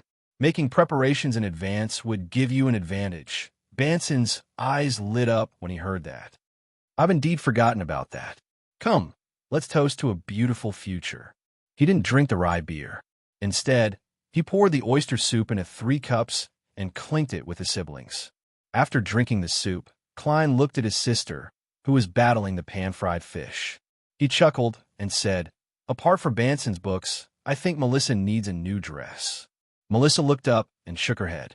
"No, I think it's best save it," Klein finished for her. "Okay." Melissa nodded heavily. "Actually, if we don't pursue the latest designs and fabrics, it won't be too expensive. We can save the rest of the money," Klein said in a manner that left no room for refusal. Benson echoed, "That's right. Melissa, do you want to wear an old dress to Selena's 16th birthday banquet?" Selena Wood was Melissa's classmate and good friend. She came from a rather good family. Her brother was a solicitor, and her father was a senior employee at the Tingen branch of Bakel and Bank. However, their so-called banquet was just a dinner party with friends, a chat, and a game of cards. "All right." Melissa lowered her head and mumbled. Then, she picked up a piece of stewed beef. After a moment of silence, she suddenly remembered something and hurriedly raised her head. She looked up and said, "Mrs. Shout from next door got a maid to send a name card over. She wishes to pay us a semi-formal visit on Sunday afternoon, which is 4 in the afternoon tomorrow, to get to know our new neighbors." "Mrs. Shout?" Klein stared blankly at his brother and sister. Banson tapped the edge of the dining table with his finger and said, as though he was thinking, "Mrs. Shout of 4, Daffodil Street? I've met her husband. He's a senior solicitor." "A senior solicitor? Maybe he knows Selena's brother," Melissa said with a hint of joy. "We are too, Daffodil Street." Klein nodded slightly. "It's necessary to get to know the neighbors, but as you know, I still have to go to the security company on Sunday, and I can only rest on Monday. Please apologize to Mrs. Shout for me." Speaking of this, he thought of his neighbors from his previous life when he was young. He thought of the neighbors who lived in the apartment on Iron Cross Street. He sighed in amusement and said, "A semi-formal visit. Shouldn't neighbors naturally get to know each other and interact naturally?" "Haha, Klein, you don't understand. You've been reading quite a lot of newspapers recently, but you haven't come into contact with the magazines that are provided to families and women. They call families with an annual income of 100 to 1,000 pounds middle class. They promote this as the backbone of the entire kingdom, and they praise the middle class for not having the arrogance of the nobles and tycoons, nor are they as crude as the lower-income classes." Banson explained in a relaxed and cheerful manner. "These magazines simplify many of the rituals between the nobles, using it as a symbol of the middle class. This is where the difference between intimate visits, semi-formal visits, and formal visits originates from." As he spoke, he shook his head and laughed. "Typically, the gentlemen, madams, and ladies who view themselves as this class will pay special attention to such details. Their visits to their neighbors and friends are from 2 to 6 in the afternoon. It's called a morning visit." "Morning visit?" Klein and Melissa asked in surprise. "How can a visit from 2 to 6 in the afternoon be considered a morning visit?" Banson put down his cutlery and shrugged with a smile. "I don't know why either. I only read a few magazines brought by my female colleagues. Perhaps it's because I have to wear a morning gown to visit. Originally, morning gowns were worn during mass and gatherings. Later, it was referred to formal wear during the day, which was different from evening gowns. All right, remember to buy some good coffee and tea tomorrow morning. Also, buy some muffins and lemon cake from Mrs. Smyron. Don't be rude in front of your neighbors." Klein laughed as he dipped the remaining bread into the gravy, picked up the potatoes, and put them in his mouth. The next day, which was Sunday morning, Klein finished the last mouthful of inferior tea, put down the newspapers, put on his half-top hat, picked up his silver-inlaid black cane, and slowly walked out of the door. He took a public carriage to Zutland Street. He greeted Roshan, who had just ended her night shift and was planning to sleep in the break room. He then went all the way down to the basement. Around the corner, he met a Nighthawk team member, Sleepless Royale Radine. She was a cold-looking lady with slender eyebrows and large eyes. Her hair was black and smooth like silk. "Good morning, I am Radine," Klein said with a smile as he bowed. Royale glanced at him with her dark blue eyes and nodded indiscernibly. Just as the two of them were about to brush past each other, Royale suddenly stopped and looked ahead. Ritualistic magic is a very dangerous thing. Klein was taken aback. When he turned around again, all he saw was her departing back. "Thank you." He frowned and called out softly to Royale Ryden's back. Turning left, he quickly saw old Neil in the armory's duty room, as well as Bright, who wasn't supposed to be there. "Let's go to my place. I've already received the corresponding materials. Bright has also agreed to help me watch the place," old Neil said with a chuckle. Klein was immediately surprised. "Not here." Old Neil clicked his tongue as he carried the silver suitcase. "There's no space to practice ritualistic magic here." Klein didn't ask further and followed old Neil back to the surface. Following that, the two of them took a public carriage and went all the way to the outskirts of Northborough. Old Neil's house was a single-family house. The garden in front of it was planted with roses, gold mint, and other materials. The moment they entered, there was a carpeted porch. There were 2 high-back chairs and an umbrella stand. Through the porch was a spacious living room. The walls were covered with light-colored wallpaper, and the floor was painted dark brown. In the middle was a small carpet with a floral design, and there was a heavy round table. The round table was surrounded by comfortable benches, chairs, and a piano. My deceased wife was very fond of music. Old Neil pointed at the piano and casually said, "The sofa and coffee table are in the activity room. Let's do our ritualistic magic in the living room." "All right," Klein replied cautiously. Old Neil put down the silver chest and smiled. "I'll demonstrate a ritualistic magic to you first. Observe and memorize it." As he spoke, he took out a piece of fake goat skin from a silver chest. He used black ink that was specially concocted and had a tranquil fragrance to draw a strange pattern on it. Klein looked again and realized that old Neil seemed to be drawing a bill. After old Neil filled in the number 30 and the corresponding pound symbol, Klein couldn't control himself any longer. He asked in puzzlement and confusion, "What's wrong with old Neil?" He asked in confusion and confusion, "Mr. Neil, what ritualistic magic are you going to perform?" Old Neil coughed twice and answered very seriously, "I'm going to use magic to settle the debt of 30 pounds today. That works?" Klein's eyes widened as his mouth gaped. Chapter 51. Using magic to settle bills? Should he curse the creditor to death or forge banknotes? "I can't solve the problem, but I can solve you." All sorts of thoughts flashed through Klein's mind, and the way he looked at old Neil became a little strange. He seriously considered the possibility of calling the police, informing the Nighthawks. Old Neil glanced at him and said in annoyance, "From your eyes, I see ignorance, stupidity, and weak and shameful trust. Didn't Dunn tell you the maxim of the mystery priors? Do as you please, but do not harm them." Although this maxim was first spread from a secret and evil organization, the Moses Ascetic Order, Beyonders who choose the path of mystery prior have used their own experiences to prove that it's correct. As long as they strictly abide by it and are filled with reverence, the risk of losing control will be minimized. The opposite conclusion is also true. Your suspicion is an insult to me, to the mystery priors. "I'm sorry," Klein apologized without hesitation. He had indeed forgotten the maxim Dunn Smith had once mentioned. Old Neil wasn't really angry. Instead, he chuckled. "Unfortunately, there are too few Beyonders who choose Seer. There's no corresponding maxim to help you. But I have Roselle the Great's diary. Strictly adhering to the maxim has a hint of acting in itself." Klein suddenly thought of something and nodded as if he was thinking. Old Neil didn't say anything else. He took the vase and other things off the heavy round table and put them in a corner. Immediately after that, he took out a scarlet candle and a dark black candle from a small silver box. If ordinary people want to attempt ritualistic magic, They have to choose a suitable date or time according to the results of astrology or by flipping through the corresponding manuals. For example, Sunday, which symbolizes the goddess, or the time of the moon that she rules. But for us beyonders, especially those who are good at it, there's no need for that.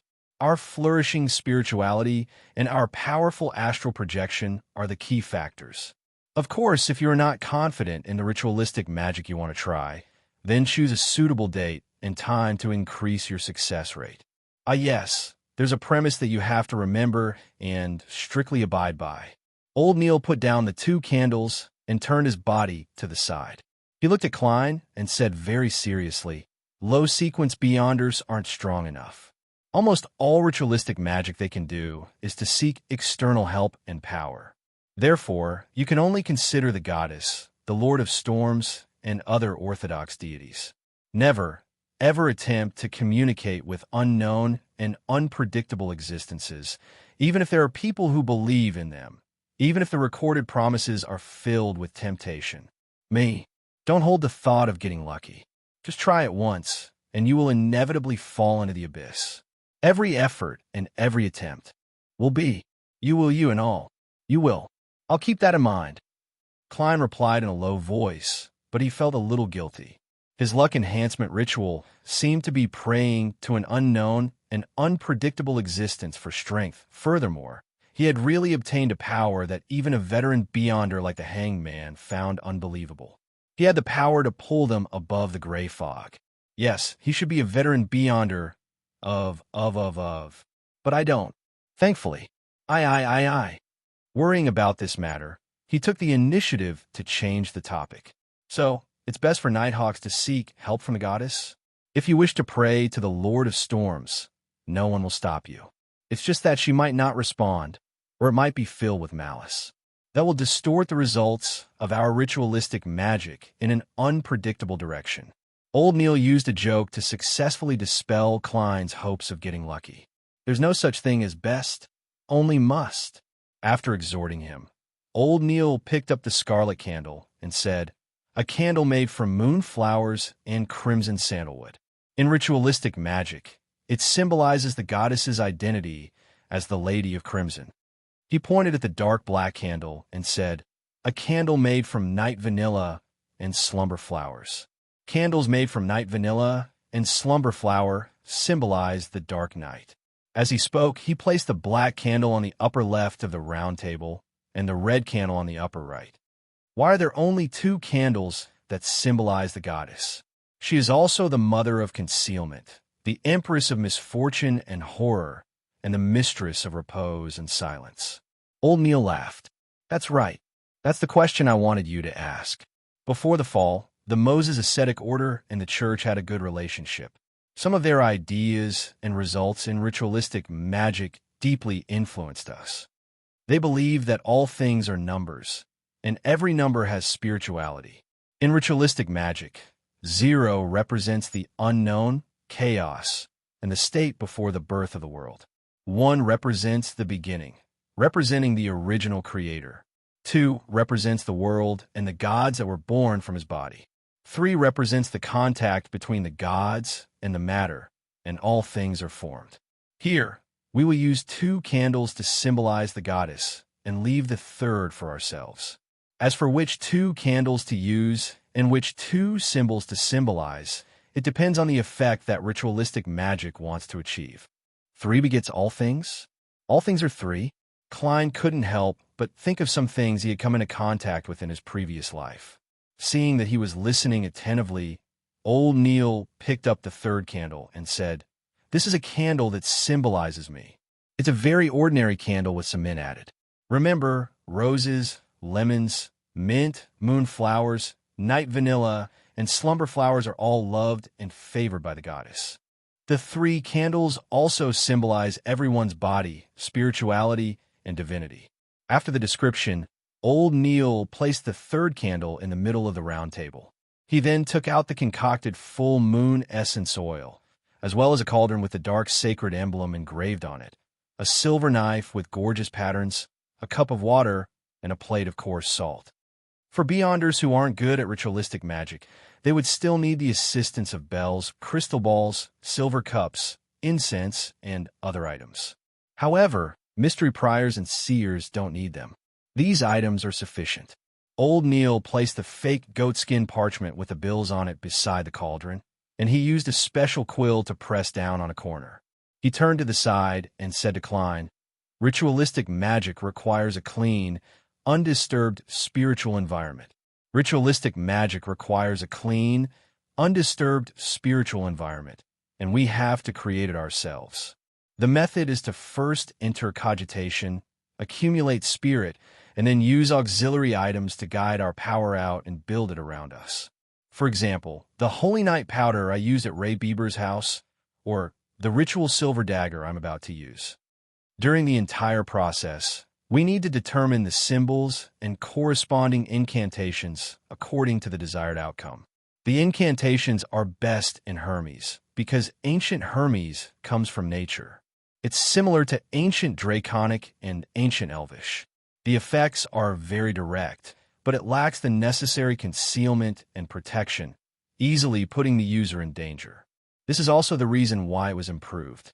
However, it is indeed more effective. All right, I'm going to focus on the ritualistic magic. I won't explain it to you anymore. Pay attention and listen, and remember the questions. Ask me when everything is over. All right. Klein took 2 steps back and focused on Old Neil. Old Neil's eyes quickly darkened as an invisible wind began to swirl around him. After a moment of silence, he used his psyche and matter to rub together in a sequence from left to right, from top to bottom, and lit 3 candles. Following that, he picked up the silver knife and stabbed it into the coarse salt. He then recited the incantation written in Hermes. I sanctify you, blade of pure silver. I cleanse and purify you, so that you can serve me in the ritual. In the name of the Evernight goddess, Lady of Crimson, you have been sanctified. After a series of short and powerful ancient words, Old Neil took out the silver knife and stabbed it into the cup of water. Then, he lifted it up and pointed it at the space outside the round table. He aimed the tip of the knife at the outer ring before taking a step forward and circling the round table.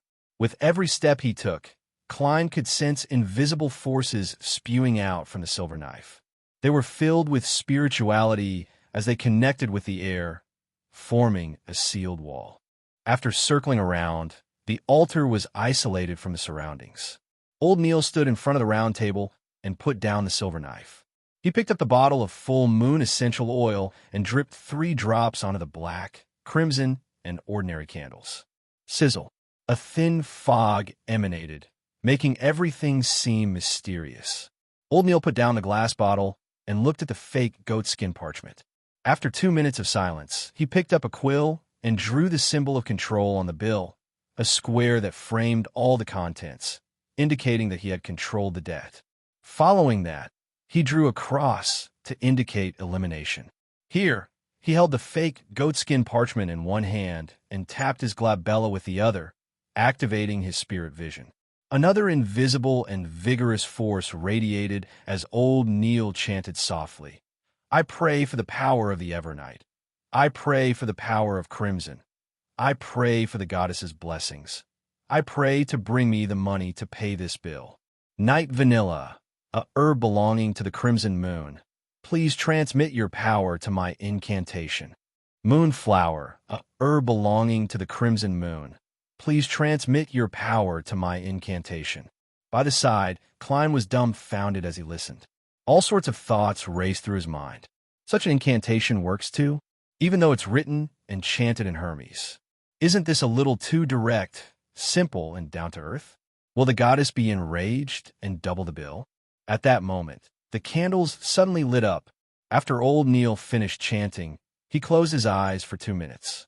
He picked up the full moon essential oil and dripped a drop onto each of the 3 candles. Right on the heels of that, he grabbed the fake goatskin parchment and brought it close to the candle that symbolized me. Once it was lit, he immediately threw it into the cauldron. Old Neil closed his eyes once again, as though he was feeling the burning of the bill. After a while, he opened his eyes and looked at the cauldron with the black sacred emblem.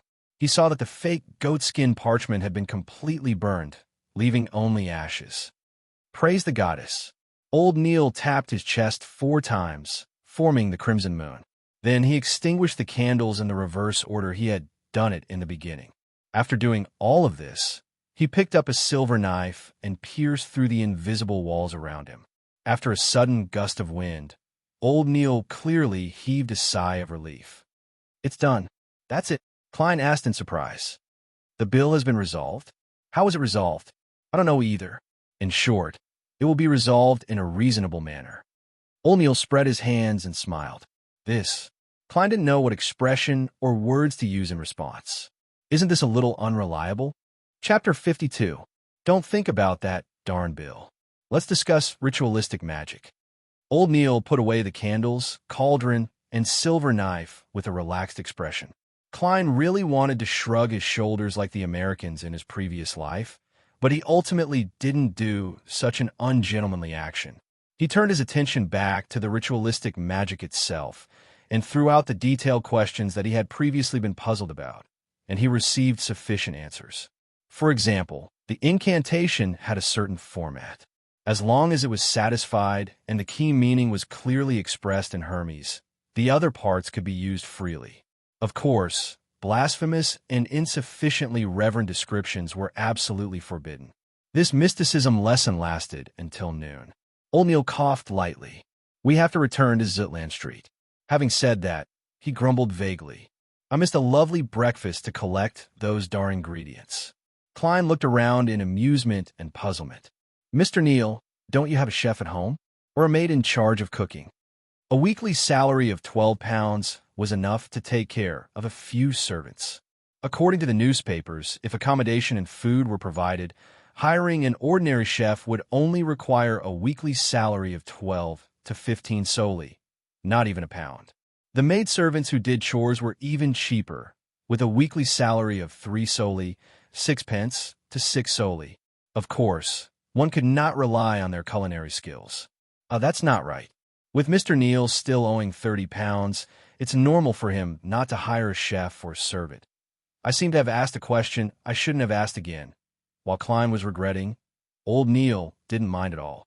He shook his head and said, "I often try ritualistic magic at home and studied Beyonder items and corresponding documents.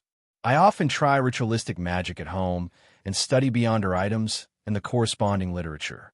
I won't and can't hire ordinary people as chefs, servants, and maids. I only get people to clean up regularly. And if they aren't ordinary people, do you think they'll be willing to do such work?" I seem to have asked a stupid question. Perhaps it's because I don't do anything that involves mysticism at home, Klein explained in a self-deprecating manner. Old Neil had long stood up. He wore his round-brimmed felt hat and mumbled as he walked out the door. "I seem to smell the aroma of pan-fried goose liver. When the bill is completely settled, I must have a good portion. I can definitely eat a whole piece of roast pork with applesauce for lunch. No, that's not enough. I need a sausage with mashed potatoes. You're making me hungry." Klein swallowed his saliva and quickly followed Old Neil to the nearby public carriage stop. When they returned to Zutland Street, Old Neil had just gotten off the carriage when he suddenly hummed in acknowledgement. "What did I see? Goddess, what did I just see?" He suddenly became as agile as a 17 or 18-year-old boy. He quickly came to the roadside and picked up an item. Puzzled, Klein approached it. Upon closer inspection, he discovered that it was an exquisitely crafted wallet.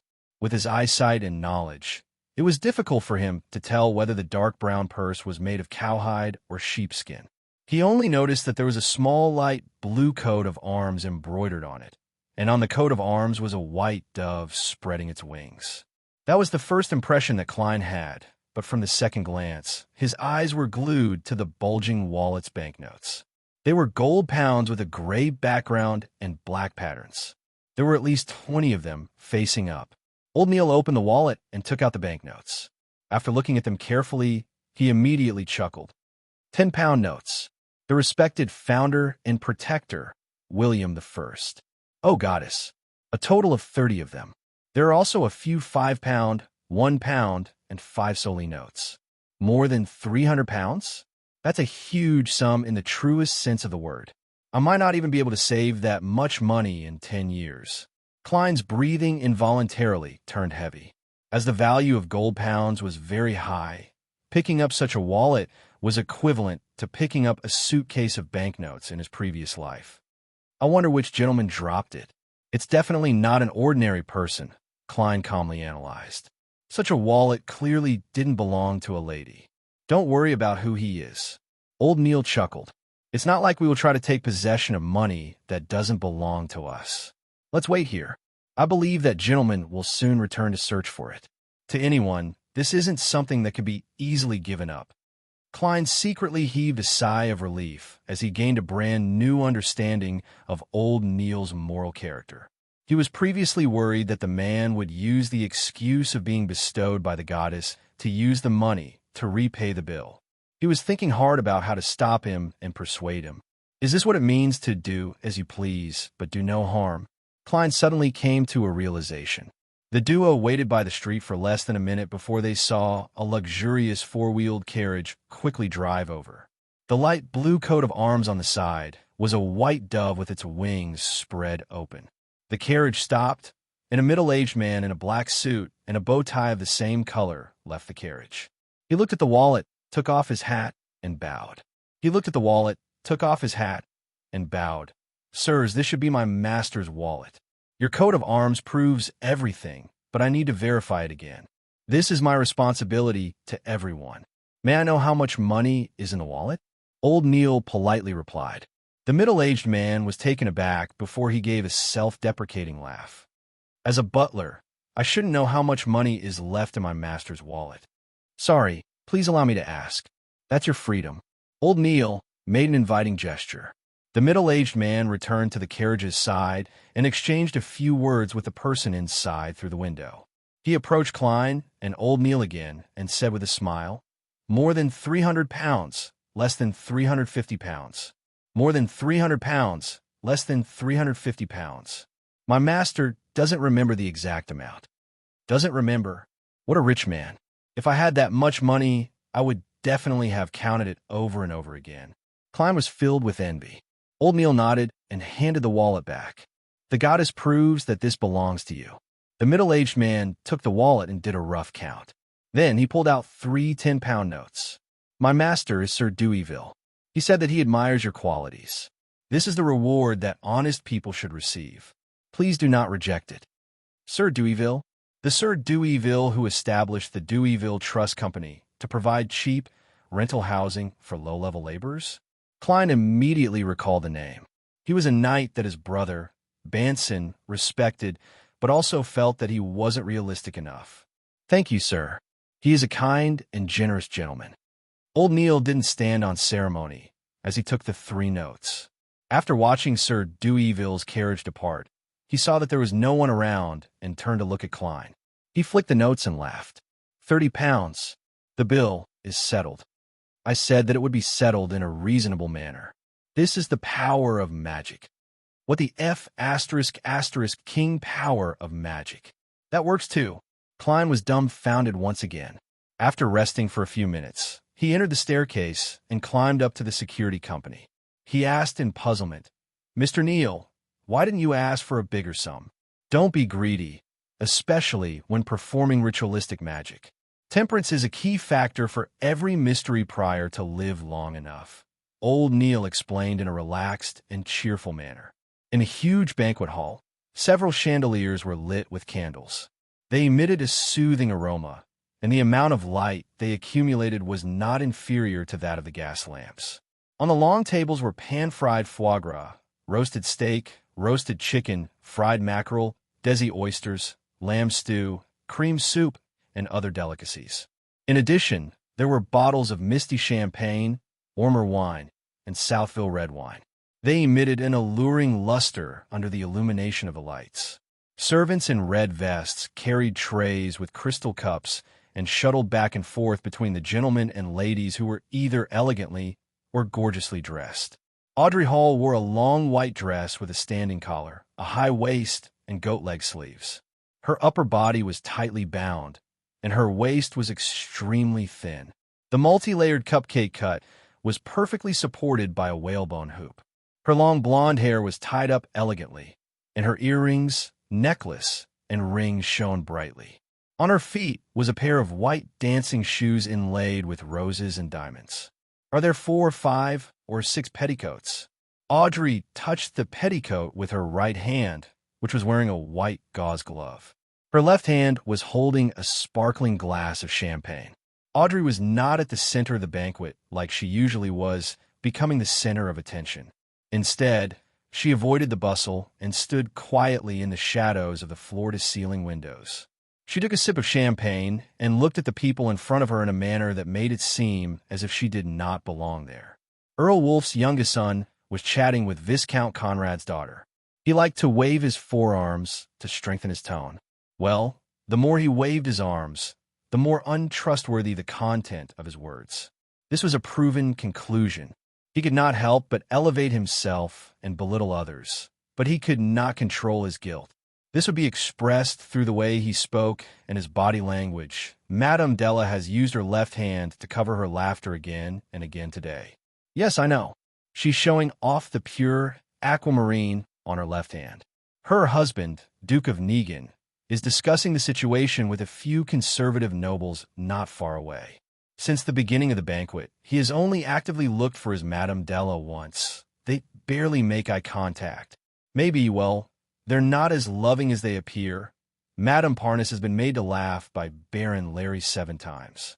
This is normal and not surprising, but why does she look at her husband with a guilty look? Well, they're separated. No, they're going somewhere that leads to the garden. In this extravagant banquet, Audrey saw many details that she would not have noticed in the past. For a moment, she almost believed that she was watching a play. Everyone is a good actor. She sighed silently, her eyes cold. At this moment, she suddenly felt something. She turned her head abruptly and looked at the spacious balcony outside the floor-to-ceiling windows. She looked at the dark corner of the spacious balcony. In the shadow, a large golden retriever sat quietly, looking inside at Audrey with tranquil eyes. Half of its body was hidden in the darkness. Chapter 53. Above the stormy sea, an ancient 3-masted sailboat was bobbing up and down with the waves. It wasn't fast, nor was it large enough. In this disaster scene where the sky and sea were one, it was like a withered leaf that had left a tree. However, no matter how ferocious the hurricane was or how terrifying the waves were, it sailed safely without any signs of tilting. Alger Wilson stood on the empty deck and looked at the mountainous waves around him. It was unknown what he was thinking. It's going to be Monday again, he muttered silently. That was a day that belonged to Mother Earth, the beginning of a new cycle of prosperity and decline. But to Alger, it had another meaning. It belonged to a mysterious existence that was forever shrouded in grayish-white fog. At least I haven't become a lunatic. He retracted his gaze and gave a self-deprecating laugh. At this moment, one of his few crew members came over and asked respectfully, "Your Grace, what's our objective for this voyage?" Alger surveyed the area and replied in a monotonous tone, "To pursue a listener from the Aurora Order." The storm dissipated and the fog filled the air. There were cannons in place, but they still didn't conform to the trend of the times. A boy of 8 or 9 years old, with soft yellow hair, trembled with fear as he watched the undisciplined pirates around him. He watched as they enjoyed barrels of beer, swung around with the help of ropes, taunted each other, and even punched each other. He turned to look at the black-robed man standing in the shadows. He lowered his voice and asked, "Father, where are we going?" 5 days ago, he met his father for the first time in his memory. The father who claimed to be an adventurer. If it wasn't for the oil painting his mother left behind that proved his identity, and if it wasn't for the orphanage opening its doors for him, he definitely wouldn't be willing to leave his hometown and follow this relative who was almost a stranger. The man standing in the shadows lowered his head and looked at his son. With a kind expression, he replied, "Yes." With a kind expression, he replied, "Jack, I'll bring you to a sacred place, the sanctuary where the Creator once lived." Is that the kingdom of God? We mortals can only enter if we receive blessings. Little Jack had been taught well by his mother and had sufficient common sense. At that moment, he was both surprised and terrified. The man standing in the shadows had an unforgettable face. It was like a stone sculpture created by the most outstanding master. He put his hand to his ear and listened attentively. He answered in a voice that sounded like he was talking in his sleep. Jack, mortals are a wrong concept. The Creator created this world. He is everywhere and exists in every living being. Therefore, everything has divinity. When divinity reaches a certain level, one can become an angel. The 7 false gods are just more powerful angels. Look, I can hear the teachings of the Creator right now. Ah, what an extraordinary revelation that is. Life is just a journey of the Spirit. When the Spirit is strong enough and tenacious enough, we can find our own divinity and merge with more divinity. Lil Jack could not understand this complicated description. He shook his head and asked another question that he had not had the chance to ask before. Father, I heard from Mother that after the Creator created this world, he split into all things and did not actually exist. Then why is there still his holy place? As a child of 7 or 8 years old, his logic was clear enough. The man with the chiseled face was taken aback. He tilted his head a little more, as if he had heard more whispers. Suddenly, he felt his knees on the deck. His skin that was exposed protruded with bluish-black objects. He held his head with both hands, his face contorted abnormally as he shouted in extreme pain. They're lying. After lunch, with old Neil promising to bring him along the next time he went to the underground market, Klein slowly returned to the Blackthorn Security Company. He was considering whether he should read some documents in the office and practice his abilities, or continue wandering around the divination club before Captain Dunn forbade him to act as a seer. However, before he could make a decision, he saw Dunsmith walk in from outside. He was wearing a black trench coat and a half-top hat. "Captain, how's the situation?" Klein asked with concern as he thought about the whereabouts of the Antigonus family's notebook. Dunn's gray eyes didn't show any signs of fatigue. Many sources have confirmed that the Antigonus family's notebook is in Ray Bieber's hands. However, he has completely disappeared. I've already informed the various Nighthawks teams of this matter via telegram. I've asked them to pay close attention to the various ports and steam locomotive stations.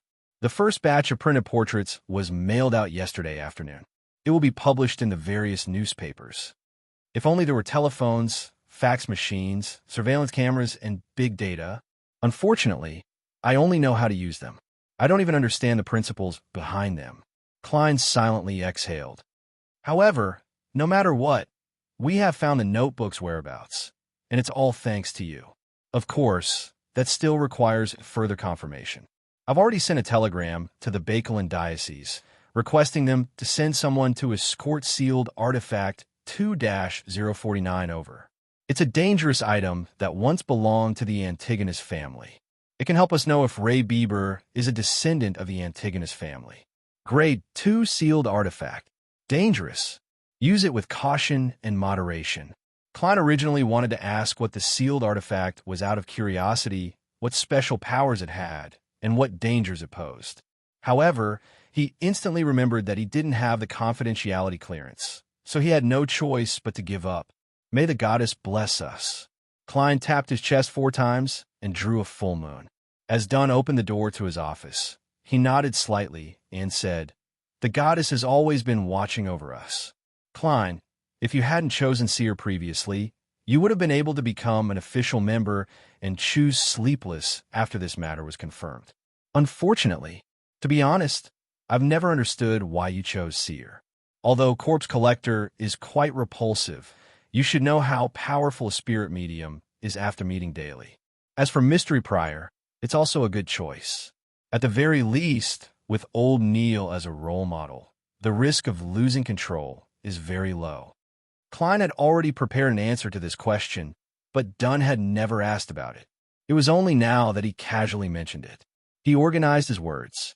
What I'm considering is that Seers and Mystery Priors are support-type Beyonders, so they don't always have to face enemies.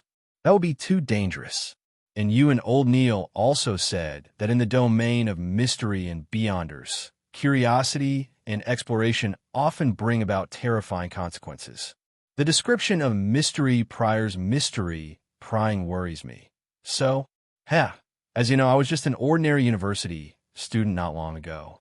Being timid is the only reason why I made this choice. I have to say, this is an unexpected but reasonable answer. Dunn rubbed his temples and chuckled. He turned his body halfway and sized up Klein with his gray eyes. During this period of time, continue going out. Don't limit yourself to the route from Welch's house to Iron Cross Street. Perhaps you can sense that notebook and help us determine Ray Bieber's whereabouts. Okay. Klein realized that he didn't have to worry about it anymore. He bade farewell and turned around, silently counting in his heart. 3 to 8, Dunn shouted. Klein turned around and smiled. Captain, is there anything else? Dunn coughed.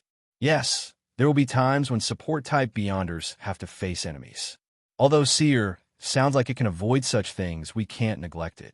You have to maintain your firearms practice and have a plan to increase your strength. That's what I'm trying to do. Klein pointed outside. I'm going out. Okay, wait a minute. Dunn called out to him again. While thinking, he said, maybe I should consider hiring a combat instructor for you. Of course, the prerequisite for this is that you become an official member. Klein tersely acknowledged and cautiously asked, yes. Captain, is there anything else? No more. Seeing Klein's look of disbelief, Dunn shook his head with a faint smile and emphasized, there's really nothing else. Only then did Klein walk out of the partition and bid farewell to Roshan, Mrs. Oriana, and company. He first went to the shooting club to practice before strolling around for a full hour, seriously completing the mission given to him by the captain. After doing all of this, he came to the divination club and saw the beautiful Madame Angelica reading a magazine leisurely. Family. Klein silently recited the name, walked over with his cane, and greeted her with a smile. Good afternoon, Madame Angelica. Good afternoon, Mr. Moretti. Angelica put down the magazine unhurriedly, stood up, and said, Mr. Glassy came not long after you left yesterday. He had just recovered from serious illness. Klein heaved a sigh of relief and revealed a smile. That's really something to be happy about. Upon hearing this, Angelica, who had been secretly observing him, couldn't help but suppress her voice. She asked curiously, Mr. Glassy said that you are a very, very, very miraculous doctor, right? What? Klein looked at the lady in front of him in shock, suspecting that he was hallucinating. How can you tell that I'm a doctor? Chapter 54. Seeing Klein's surprised expression, Angelica immediately wavered. Isn't that so? Mr. Glassy said that you were able to tell that there was a hidden illness in his lungs just from observation. Her voice became softer as she spoke before she finally shut her mouth. Observation? A black mark on the glabella? Klein was enlightened as he shook his head and laughed. I believe Mr. Glassy has misunderstood. He had planned on giving a perfunctory reply, but he suddenly recalled that no one had sought him for divination yesterday afternoon. It had caused his acting as a seer to be very unsmooth. Hence, he quickly explained, this is actually a form of divination. Divination? But Mr. Glassy only mentioned that you observed his face.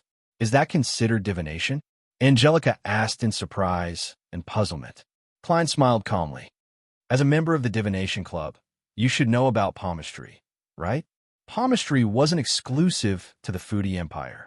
Even on Earth, India and old Europe had developed their own theories, much less the world with Beyonder powers. I know, but it seems like you didn't read his palmistry. Did you secretly observe him? Angelica asked out of curiosity. I read his physiognomy. Klein fabricated a story.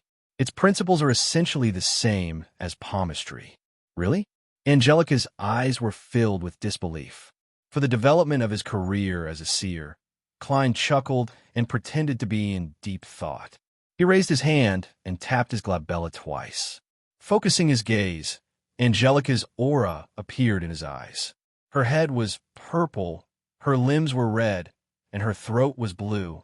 There was nothing wrong with her health. It was just that the colors were slightly dull, but this was a normal sign of fatigue. Klein looked at her emotions again and saw that there were some red and blue mixed in the orange. It was warmth with a hint of excitement and contemplation. Thankfully, after discovering that there were no abnormalities, Klein planned on deactivating his spirit vision. At that moment, he suddenly saw that deep within the color of Angelica's emotions, there was a thick darkness.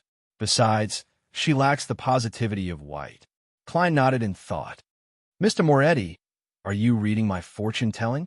Angelica sensed something when she saw the young gentleman in black formal attire suddenly turn silent and seriously size her up. She asked with a mixture of curiosity and worry. Klein didn't reply immediately. Instead, he tapped the space between his eyebrows, as if he was scrutinizing him attentively. Just as Angelica was feeling uneasy, he spoke gently. Lady Angelica, there is sorrow and pain. Do not seal it in your heart. Angelica's eyes widened and her mouth widened, but she couldn't say a word. She looked at Klein, who was wearing a half-top hat and had a scholarly demeanor.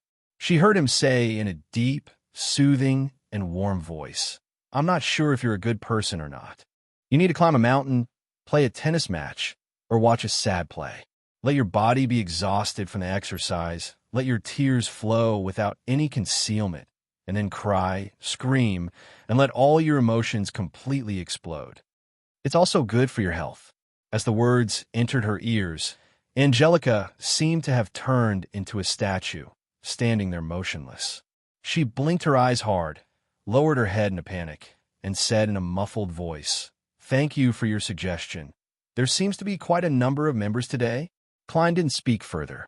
As though he hadn't done any divination, he turned to look at the meeting room at the end of the corridor. Sunday afternoon, at least 50 members. Angelica's voice was still a little hoarse, and she only said a few key words. She paused, and her speech gradually returned to normal. Would you like black tea or coffee? Side black tea. Klein nodded slightly and took off his hat politely before slowly walking towards the meeting room. It was only when he disappeared from the door that Angelica slowly exhaled. The Divination Club's meeting room was huge, almost twice the size of Klein's high school classroom. In the past, there would only be 5 or 6 members here, making it very empty. But now, there were dozens of fortune tellers sitting in groups of 2 or 3, filling up most of the space. Sunlight shone in through a few oriel windows. The members were either discussing softly, surrounding Honas Vincent to ask for advice, immersing themselves in drills, attempting divination, or drinking coffee and reading newspapers. Such a scene made Klein feel as though he had returned to his student days on Earth. However, back then, it was much more lively and noisy. It didn't have this tranquility. He surveyed the area and didn't see any familiar faces like Glassy or Edward Steve. Hence, he randomly picked up a divination textbook and found a corner to leisurely read it. After a while, Angelica came in with a cup of black tea and placed it on the table in front of Klein.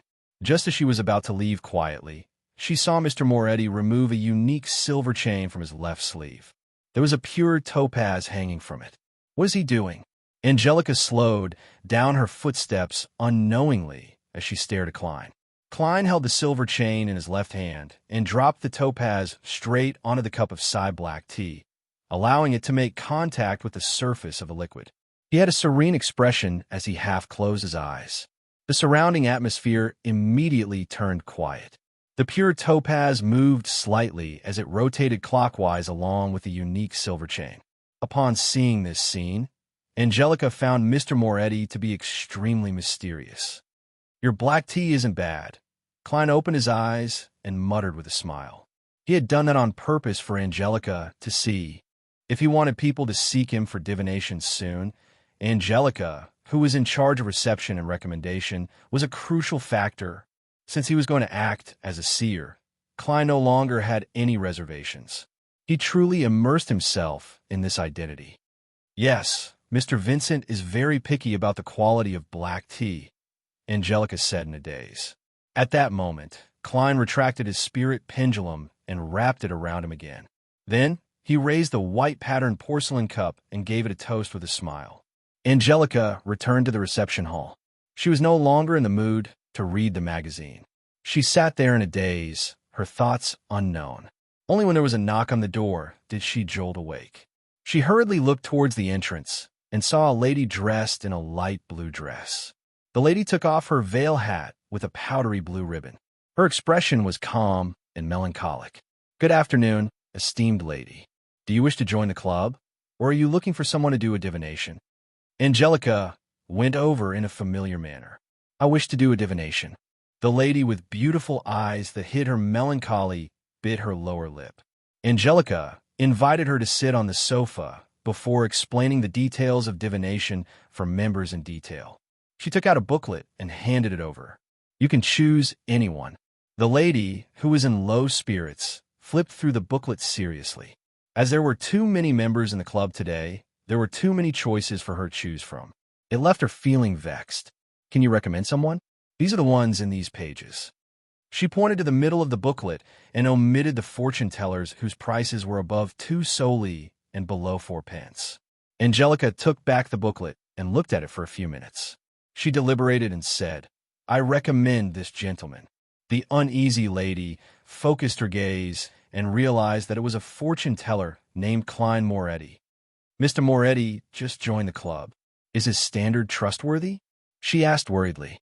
Angelica nodded affirmatively. A member, and I can confirm that Mr. Moretti is an excellent fortune teller. If he hadn't just joined the club, he wouldn't have charged such a low fee. I understand. The depressed lady nodded.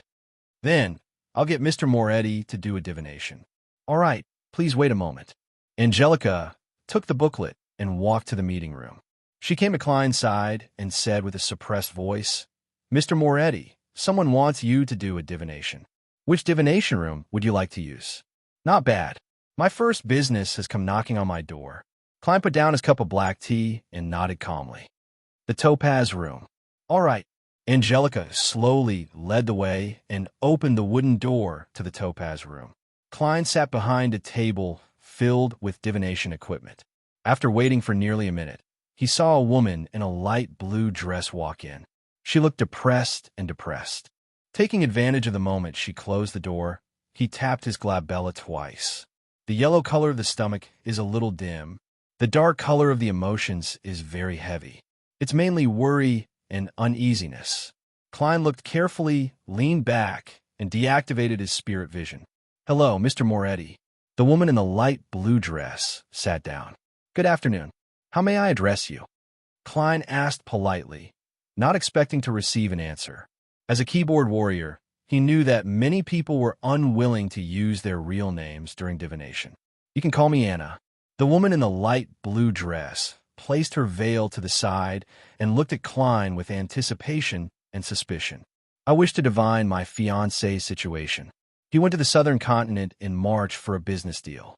On the 3rd of last month, he sent a telegram to me and his family, saying that he was about to set sail and return. However, 20 days have passed, and he still hasn't returned. I originally thought that it was because of the Berserk Sea's weather, but today, more than a month has passed. The alfalfa he was on still hasn't arrived at Mad Harbor. The sea that separated the northern and southern continent was called the Berserk Sea. It was famous for its many natural disasters and dangerous currents. If not for Roselle the Great sending people to explore a few relatively safe sea routes, the various countries of the northern continent might not have been able to begin their colonial era, much less lay down a submarine cable or complete a wire telegraph system. Klein looked at the first client of his seer career and asked cautiously, What's the matter? Chapter 55. Anna, who had a pair of beautiful eyes, hesitated for more than 10 seconds. You can choose whichever you think is the most efficacious. You're a fortune teller, but I'm not. Of course, there are also cards and tarot cards. I've tried to study them at home, but I always feel that they're more like toys, more like games. Klein thought for a moment as he placed his elbows on the edge of the table and placed his palms between his mouth and nose. His gaze was calm as he said in a deep voice, Then, I'll use the astrolabe for divination. He pointed at the fountain pen and a stack of paper on the table. Write down your fiancé's name, as well as his appearance, address, and date of birth. It would be even better if you can remember the exact time. From her attire, grooming, and bearing, he believed that she wasn't illiterate. Anna didn't answer. She reached out for a piece of paper, picked up the fountain pen, dipped it in ink, and began writing, pausing from time to time in thought. 2 minutes later, she pushed the piece of paper to the other side. Klein reached out and pressed down on it, flipped the sequence and took in the information on the piece of paper. Joyce Mayer, September 15th, 1323, 2 p.m. 8 Stephen Street, Eastborough, Tingen City, short blonde hair, a nose like an eagle's beak. With just a glance, Klein quickly calculated the spirit number of the person's birthday. 1 plus 5 equals 6. In the field of mysticism, the number of digits obtained by adding the dates of one's birth was known as the spirit number of one's birthday. It affected a person's life before the age of 27. The spirit number of the month of birth, adding the digits of the month of birth to a single digit, affected a person's life from 27 to 54. The spirit number of the year of birth, adding the digits of the year of birth to a single digit, affected a person's life after 54. Today was July 1349, and Joyce wasn't even 27 years old yet.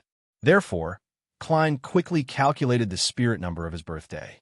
And the number 6 represented a balanced and harmonious life.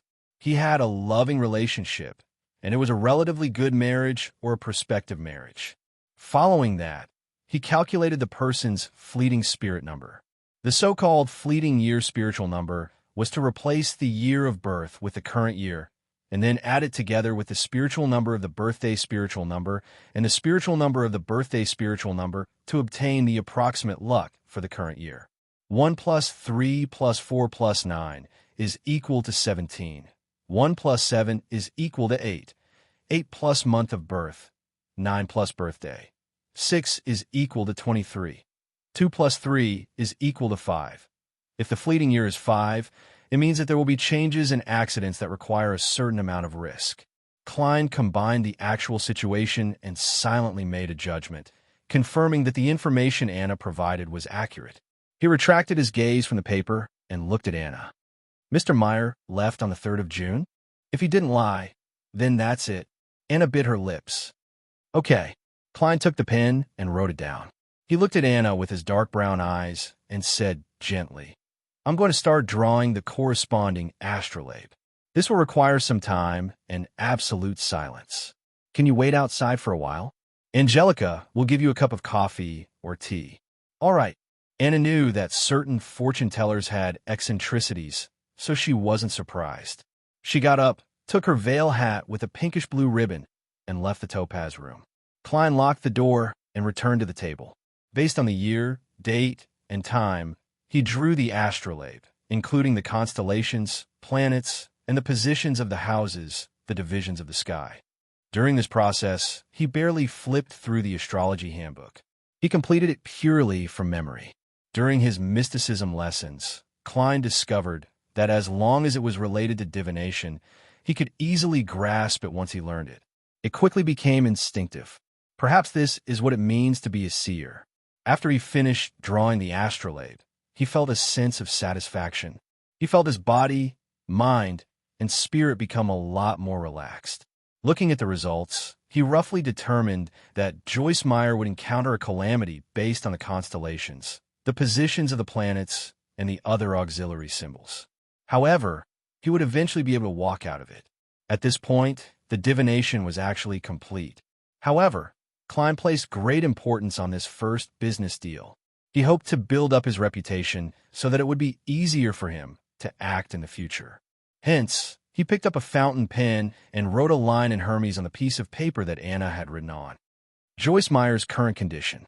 He silently recited the sentence, memorizing the date of birth and other information on the piece of paper over and over again. After repeating it 7 times, Klein grabbed the piece of paper and leaned back in his chair. An outline of the ball of light appeared in his mind as his eyes turned dark. He quickly entered a cogitation state. His surroundings immediately became ethereal. There seemed to be invisible objects and illusory gray fog extending endlessly above him. Klein recalled the contents on the piece of paper again before indulging himself and falling asleep in such a state. He was going to use dream divination. He would repeat the question and memorize it. Then, he would let his astral projection roam the spirit world in his dream and obtain a revelation. To an ordinary person, they would occasionally have similar experiences. However, these symbols in their dreams were complicated and blurry, making it difficult to remember. However, a seer didn't have such a problem. They could directly see certain scenes. Everything began to blur. Klein was half awake and half muddled. In the distorted and illusory world, he saw a golden-haired young man with a hooked nose. He was swimming frantically in a sea of blood and fear. He was nearly engulfed a few times, but he was lucky enough to escape to the shore. The scene shattered and changed. Klein saw a grayish-blue house with a toy pinwheel at the door. The golden-haired young man with a hooked nose was slowly walking in with a delighted expression. At that moment, the scene changed again. Klein found himself in a towering palace. The walls had collapsed and were in ruins. Some places were even covered in moss and weeds. Through the holes around him, he could see the mountain outside and the white clouds that were almost touching him. At the very end of the palace was a huge chair carved out of stone. It was embedded with dull gems and gold. It didn't seem to be prepared for humans. The huge chair was empty and mottled, as though it had experienced the baptism of time. Klein looked around in puzzlement. He didn't understand why he would dream of such a scene. His muddle-headedness began to fade. He subconsciously walked out of the palace to confirm where he was. Suddenly, he felt a gaze on him. It was a gaze from behind. Klein suddenly turned around and looked at the huge stone chair. He saw that there seemed to be countless transparent maggots huddled together. They were slowly squirming and growing wantonly. Hiss! He opened his eyes and woke up from his dream. The crystal ball, tarot cards, and the paper with the astrolabe reflected in his eyes. Reality quickly defeated the illusion. The beginning of the dream was the result of divination. What about the rest? It seems to be targeted at me. Klein put down the paper and rubbed his sun acupoint, frowning in thought. He was certain that this wasn't the fear hidden in his heart being expressed through the dream. It was because he was doing a divination himself. A non-human palace on a mountain peak. Silent gaze at me. Distorted and strange maggots. Klein recalled the past as he silently guessed. Was it the one I communicated with through the luck enhancement ritual? Or was it from the Antigonus family's notebook? Yes, the notebook mentioned the nation of the Evernight in the Hornacis mountain range. The palace in the dream was on a mountain peak. He did some reading and was glad that he had chosen to be a seer. According to old Neil, mystery priors could also perform dream divination, but they were definitely not as good as him. Phew, I'm haunting you. I can only hope that I can capture Ray Bieber as soon as possible. Klein calmed his emotions, took the paper with the astrolabe, and slowly walked to the door. He opened the door and came to the reception hall. He saw Anna staring out the window, completely ignoring the black tea in front of her. Ah, Mr. Moretti, have you gotten the result from your divination? Anna glanced at Klein from the corner of her eye and hurriedly stood up. Klein didn't answer her directly. Instead, he asked, based on the revelation he had received from the dream, "Is there a toy windmill in front of your house or Mr. Meyer's house?" Anna's eyes widened. She was stunned speechless for a long time. After a while, she muttered, "That was a gift he gave me. That's a gift he gave me. It's right in front of my house." H, how did you know? This can also be divined. Klein smiled and said warmly, "Congratulations, Miss Anna. Congratulations, Miss Anna. Mr. Joyce Meyer is a guest at your house. If you go back immediately, you should be able to meet him. He has experienced a disaster and an unimaginable painful experience. What he needs is not an inquiry, but comfort and a warm embrace." "Oh, really?" Anna asked in disbelief. The fortune teller she knew would never speak with such certainty or give such a definite conclusion. "You will know when you return home immediately," Klein said with a gentle smile. "Oh, God of Steam, is this true? Is my poor Joyce back? Are you sure?" "No, I can't believe it." Anna was stunned for a moment as she spoke incoherently. She took out a one-solely note from her bag. Without waiting for Klein to give her change, she ran out of the divination club and hurried home on a carriage. "Does this include a tip?" Klein shook his head and laughed as he held the note. The two-wheeled carriage sped through the streets and entered East Borough. Anna looked out the window at the streets that were speeding past her with anxiety, anticipation, and fear. Not long after, the toy windmill appeared before her eyes. After getting off the carriage, She didn't care about her appearance. She almost stumbled to the door and pulled the doorbell. The door creaked open. Anna saw a blond young man in a black suit. His face was haggard, but his eyes were cheerful. He had an eagle's beak. "I thought I would miss you today," Joyce said with a smile. "By the god of steam, you're really back." Anna rubbed her eyes and shouted in surprise and joy. What the fortune teller said was true. No, he's a real fortune teller. It's too magical. Thoughts surged and boiled. Anna held back her tears and rushed over to give her fiancé a warm hug.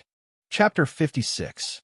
In the rather spacious living room, Anna and Joyce, who had ended their hug, sat on different sofas, separated by the woman's parents. Joyce sighed with a satisfied expression. "Holy Lord of Steam, I'm so lucky to have returned alive and to see Anna again." "My poor Joyce, what exactly happened to you?" Anna couldn't hold it in any longer as she probed with concern. Joyce looked at his fiancée, his expression turning heavy. "I'm still afraid to this day. I keep waking up from my dreams again and again. 5 days after the Alfalfa left Caesar Harbor, we encountered pirates, terrifying pirates. The only thing to be thankful for was that their leader was named Nast, the great pirate who calls himself the King of the 5 Seas. Anna's father, Mr. Wayne, asked in astonishment. Although Joyce had come to visit half an hour ago, he didn't mention in detail what had happened to him. He appeared apprehensive, nervous, and uneasy until Anna returned and gave him a hug. Only then did he seem to have walked out of his predicament. Yes, the King of the 5 Seas, Nast, claimed to be a descendant of the Solomon Empire. He abided by the virtue of not killing captives, and because of this, we were only robbed of our money and didn't lose our lives. His subordinates even left us enough food. Joyce recalled what had happened during this period of time. His body gradually began to tremble, but he still persisted in describing the deepest and heaviest nightmare of his. "I didn't lose much of my belongings. I originally thought that the misfortune was over, but in the voyage that followed, the Alfalfa's passengers and crew erupted in an intense internal strife. It went from arguments to brawls to pulling out revolvers and raising swords to kill each other. Those few days, my vision was filled with the color of blood. The people beside me fell one after another, their eyes wide open as though they would never close. Their limbs, hearts, and intestines splattered all over the ground. Those of us who didn't want to become beasts, the rational part of us, had nowhere to hide and nowhere to run. We were surrounded by dark blue waves, an endless ocean. Some cried, some begged for mercy, some sold their bodies, but their heads were still hung on the mast. Anna, I was filled with despair at that time. I thought that I would never see you again. Fortunately, in such a nightmare, a hero still appeared. Mr. Captain led us to hide in the sturdy lower deck. With the water and food that we had prepared in advance, we managed to hold on until we reached the limit of those crazy guys. Mr. Triss encouraged us and bravely led us to attack those murderers. After a bloody battle that I will never forget, we survived. However, the Alfalfa also deviated from its course, and only a third of the sailors remained. When talking about the darkest and most terrifying side of the human heart, Joyce couldn't help but recall the hero who called himself Triss. He had a round, amiable face and was shy like a girl. He always liked to stay in corner. Only those who knew him well would understand how talkative he was. But it was this inconspicuous boy who stood resolutely in front of everyone during the worst and most desperate times. "Oh, God of Steam, my pitiful Joyce, what a heart-wrenching experience you had. Thank God. Worship God. He didn't let us be separated." Tears welled up in Anna's eyes as she constantly tapped on the triangular sacred emblem of steam and machinery on her chest. Joyce revealed a slightly pale smile. "This is the reward for our devotion." The Alfalfa later experienced a storm, went through a loss of navigation, and passed one test after another before finally arriving at Embark Harbor. Due to the serious murder that happened on the ship, we survivors were detained by the police and interrogated separately. We didn't have a chance to send a telegram home to inform our families of the situation. When everything was over, which was this morning, I immediately borrowed some money from a friend and took the steam locomotive back. Thank God for allowing me to set foot on the land of Tingen again, allowing me to see all of you again. At this point, he looked at his fiancée with a puzzled expression. Anna, when you saw me, I could feel your joy and surprise. But what I couldn't understand was why you rushed to the door so excitedly after getting off the carriage. Heh, I was planning on giving you a huge surprise. Anna recalled what had happened and still said in disbelief, There's nothing to hide, Joyce. There's nothing to hide, Joyce. As I was worried about you, I went to the only divination club in Tingen City for a divination today. And that fortune teller, no, the seer told me that your fiancé has returned. He's in the house with the toy windmill. What? Mr. and Mrs. Wayne and Joyce blurted out at the same time. Anna covered her face and shook her head. I didn't believe what I saw today either, but it really happened. God of Steam, perhaps there really are miracles in this world. Joyce, that seer asked for your name, characteristics, address, and date of birth. He said that he was doing an astrolabe divination. Then he asked me if the house with the toy windmill was my house or yours. After I confirmed it, he said, Congratulations, Miss Anna. Your fiancé has returned. He's at your house. Don't ask him about what happened. Just give him a hug and comfort. God! Joyce felt that this matter was simply unimaginable and incomprehensible. Could it be that he knows me? Did someone send him a telegram? Is he familiar with the police in Mat Harbor? No, this is still inexplicable. How did he know that I'm at your house? How could he be so sure that you're going to get a divination? Did you make an appointment in advance? No, I chose at the last minute, Anna answered blankly. Perhaps a good seer needs to have a wealth of information, even if it can't be used in a short period of time. Perhaps there really is something magical about divination. Anna's father, Mr. Wayne, sighed and concluded. In a known 1,000 years of history, as well as the unclear fourth epoch, divination has always existed. It has never disappeared. I think there must be a reason for it. Joyce shook his head slightly and asked, What's the matter? What's the name of that seer? Anna thought for a moment.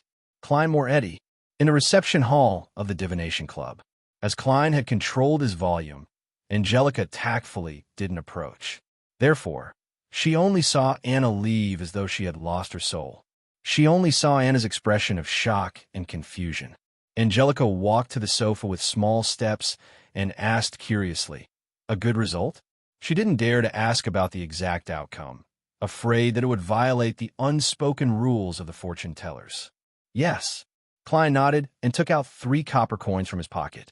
1/8 of a solii is 1.5 pence? Yes. Angelica looked at the copper coins and saw that 1 was a penny and 2 were halfpence. She quickly returned them. There's an extra halfpenny. Klein smiled faintly. Thank you for taking care of my guest. She tipped me, so I should tip you too. This is also my way of thanking you for your recommendation, he added silently in his heart. All right then. Angelica felt an inexplicable fear of Klein. Seeing that the reason was appropriate, she didn't reject him. Klein returned to the meeting room, thinking that there would be more people seeking divination. However, he didn't see his second customer until 40 minutes past 5. This wasn't to say that the Divination Club's business wasn't good, but that most people had a clear goal and had chosen their own fortune teller. They must have been recommended by someone, and they had long decided on who they would get for divination. In short, I don't have enough reputation. Klein used gaming terms to make a self-deprecating comment. He finished his 3rd cup of black tea, put on his half-top hat, and slowly walked out of the meeting room with his silver-inlaid cane. Angelica recalled Glassy's exhortations and hurriedly went forward. Mr. Moretti, when will you be coming to the club next? Mr. Glassy wishes to thank you in person. I'll come whenever I'm free. If fate allows us to meet, then he will definitely meet me, Klein replied in the tone of charlatan, as though he was in character. Following that, he ignored Angelica's reaction and walked out of the Divination Club. He took a public carriage home. After entering, Klein saw Banson reading the newspaper. Melissa was using the evening sun to piece together some gears, bearings, and springs. Good afternoon. Did Mrs. Shoud come to visit? Klein asked in a relaxed tone. Banson didn't put down the newspaper and only looked up? Mrs. Shout stopped by for a quarter of an hour. She brought some gifts and was very pleased with the muffins and lemon cake we had prepared. She invited us to visit her house when we had the chance. She is a kind, polite lady who knows how to make conversation. The only problem is that their family believes in the Lord of Storms. They believe that girls shouldn't go to school and can only be homeschooled, Melissa mumbled softly. It was obvious that she was rather displeased with the matter. Don't mind her. As long as she doesn't interfere with us, she'll still be a good neighbor, Klein consoled his sister with a smile. The kingdom of Rouen was a country of many religions. It wasn't like the Fasak Empire in the north, which only obeyed the god of war, nor was it like the Fanapotter kingdom in the south, which only worshipped Mother Earth. It was inevitable that the believers of the three major churches, the Lord of Storms, the Evernight Goddess, and the god of steam and machinery, would have some conflicting views and habits. However, after thousands of years, they restrained each other and didn't end up in a situation where they couldn't coexist. Okay. Melissa pursed her lips and cast her gaze back at the pile of components. After dinner, Klein continued revising his history knowledge. He waited until Melissa and Banson had showered and returned to their rooms before he cleaned himself up, entered his bedroom, and locked the door. He wanted to sort out and summarize the problems that had arisen during this period of learning to prevent himself from forgetting or neglecting the crux of the matter. Only then could he have a clearer train of thought to deal with the subsequent developments. Klein flipped open his notebook, picked up a fountain pen, and began writing in Mandarin, one word at a time. Chapter 57. After pausing for a moment, Klein continued writing. The essence of solving a potion problem is digestion, not mastery. This can be understood intuitively. Mastery is just using the potion's power as an external tool. Tamed beasts, no matter how well you master them, they still don't truly belong to you. The risk of backlash is relatively high. As for digestion, it is treating the potion as a part of you, breaking it down, fusing with it, absorbing it, and unifying them as a whole. There's no doubt about this for now. The key is why acting can aid in digestion. According to today's experience as a seer, I'll make two conjectures and wait for further verification. First, according to the potion's name, acting, it can change the state of the body, heart, and soul, allowing them to gradually approach the remnant stubborn spirit at the potion's core. From there, they will resonate, assimilate, and absorb bit by bit. Second, the remnant stubborn spirit at the potion's core is like a computer with perfect defenses. To infiltrate it, break it, and disintegrate it, one has to find a bug, a loophole, and a key. And the name of the potion reveals the corresponding clues. Thus, through acting, one can reconcile the body, heart, and soul, disguising as one of us, deceiving the guards, and swaggering in. This line of thought is similar to Roselle the Great's description. Regardless of the conjecture, the state of the body, heart, and soul cannot be bypassed. After all, they're the only bridge between acting and the potion's power. Klein put down his fountain pen and read the text again. For a moment, he wanted to thank the Foodie Empire for giving him exam-oriented education. Regardless of whether he chose science or engineering, he still possessed basic logical abilities. Otherwise, he wouldn't have been able to become a keyboard warrior, nor would he have been able to carry out such analysis and conjectures. Perhaps acting is really effective. The specific changes need to be observed. Klein made a stage conclusion. Following that, he wrote the second question, a description that makes people feel strange. Why is a seer more knowledgeable and professional in the field of mysticism, but lacking in direct means of defeating the enemy? Shouldn't being knowledgeable and professional make a seer more powerful, allowing them to discover a way to defeat the enemy? The reasons are as follows. The first possibility is just like the online novels I've read before. I've transmigrated into the game world that has become reality. Therefore, different classes must have their own characteristics and be relatively balanced. But so far, I haven't seen any signs of digitization, nor have I seen any development of quests. I'll put this factor on hold for now, and the possibility is extremely low. Second, The underlying law of this world is balance. The Creator created this place with balance as the core. Third, the potions of the same sequence will be at the same energy level. This is the best state that our predecessors have discovered after exploring and summarizing. If the potion exceeds this energy level, it will easily collapse and lose control. If the potion is too low, it will not be able to obtain the extraordinary power that it wants. Therefore, in a situation where the energy level is fixed, if one side is stronger, the other side will naturally be weaker. The fourth one is that all things originate from the same source. They all originated from the Creator and are all fragments of the Creator. The underlying meaning of complementing each other is that each has its own problems. Currently, I'm leaning towards the third and fourth reasons. However, the latter is a myth with uncertain origins and can only be used as a reference. I'll first use the third one as a guide and verify it through my current studies and subsequent discoveries. At this point, Klein had already filled 2 full pages. However, he did not stop there. Instead, he began organizing new questions. From what I learned today, my luck enhancement ritual is a classic ritualistic magic. Such ritualistic magic can be split into 3 parts. The first is the sacrificial portion to please or attract the interest of the corresponding existence. The second part is the incantation that describes the specific target of the prayer. The third part is the actual part of what help I want to obtain. This needs to be explained using the corresponding formatted language and certain symbols. From this point of view, I can discover an obvious problem when I analyze the luck enhancement ritual. There is no third part. It has a sacrificial portion that places the staple food and takes 4 steps counterclockwise to form a square. It also has an incantation that indicates the direction of the prayer, such as the immortal Lord of heaven and earth for blessings. However, it only closes its eyes and waits. It doesn't describe the goal of the ritual as improving one's luck. That is to say, the corresponding existence has no idea what this so-called luck enhancement ritual is asking for. It can only do as it pleases. What a scam! Isn't that Qin and Han Dynasty Arcana Compendium 2F * King scam? I must have been out of my mind back then to even think of giving it a try. Klein put down his fountain pen and took 2 deep breaths, try his best to calm himself down. Phew! He exhaled a turbid breath and continued organizing his thoughts.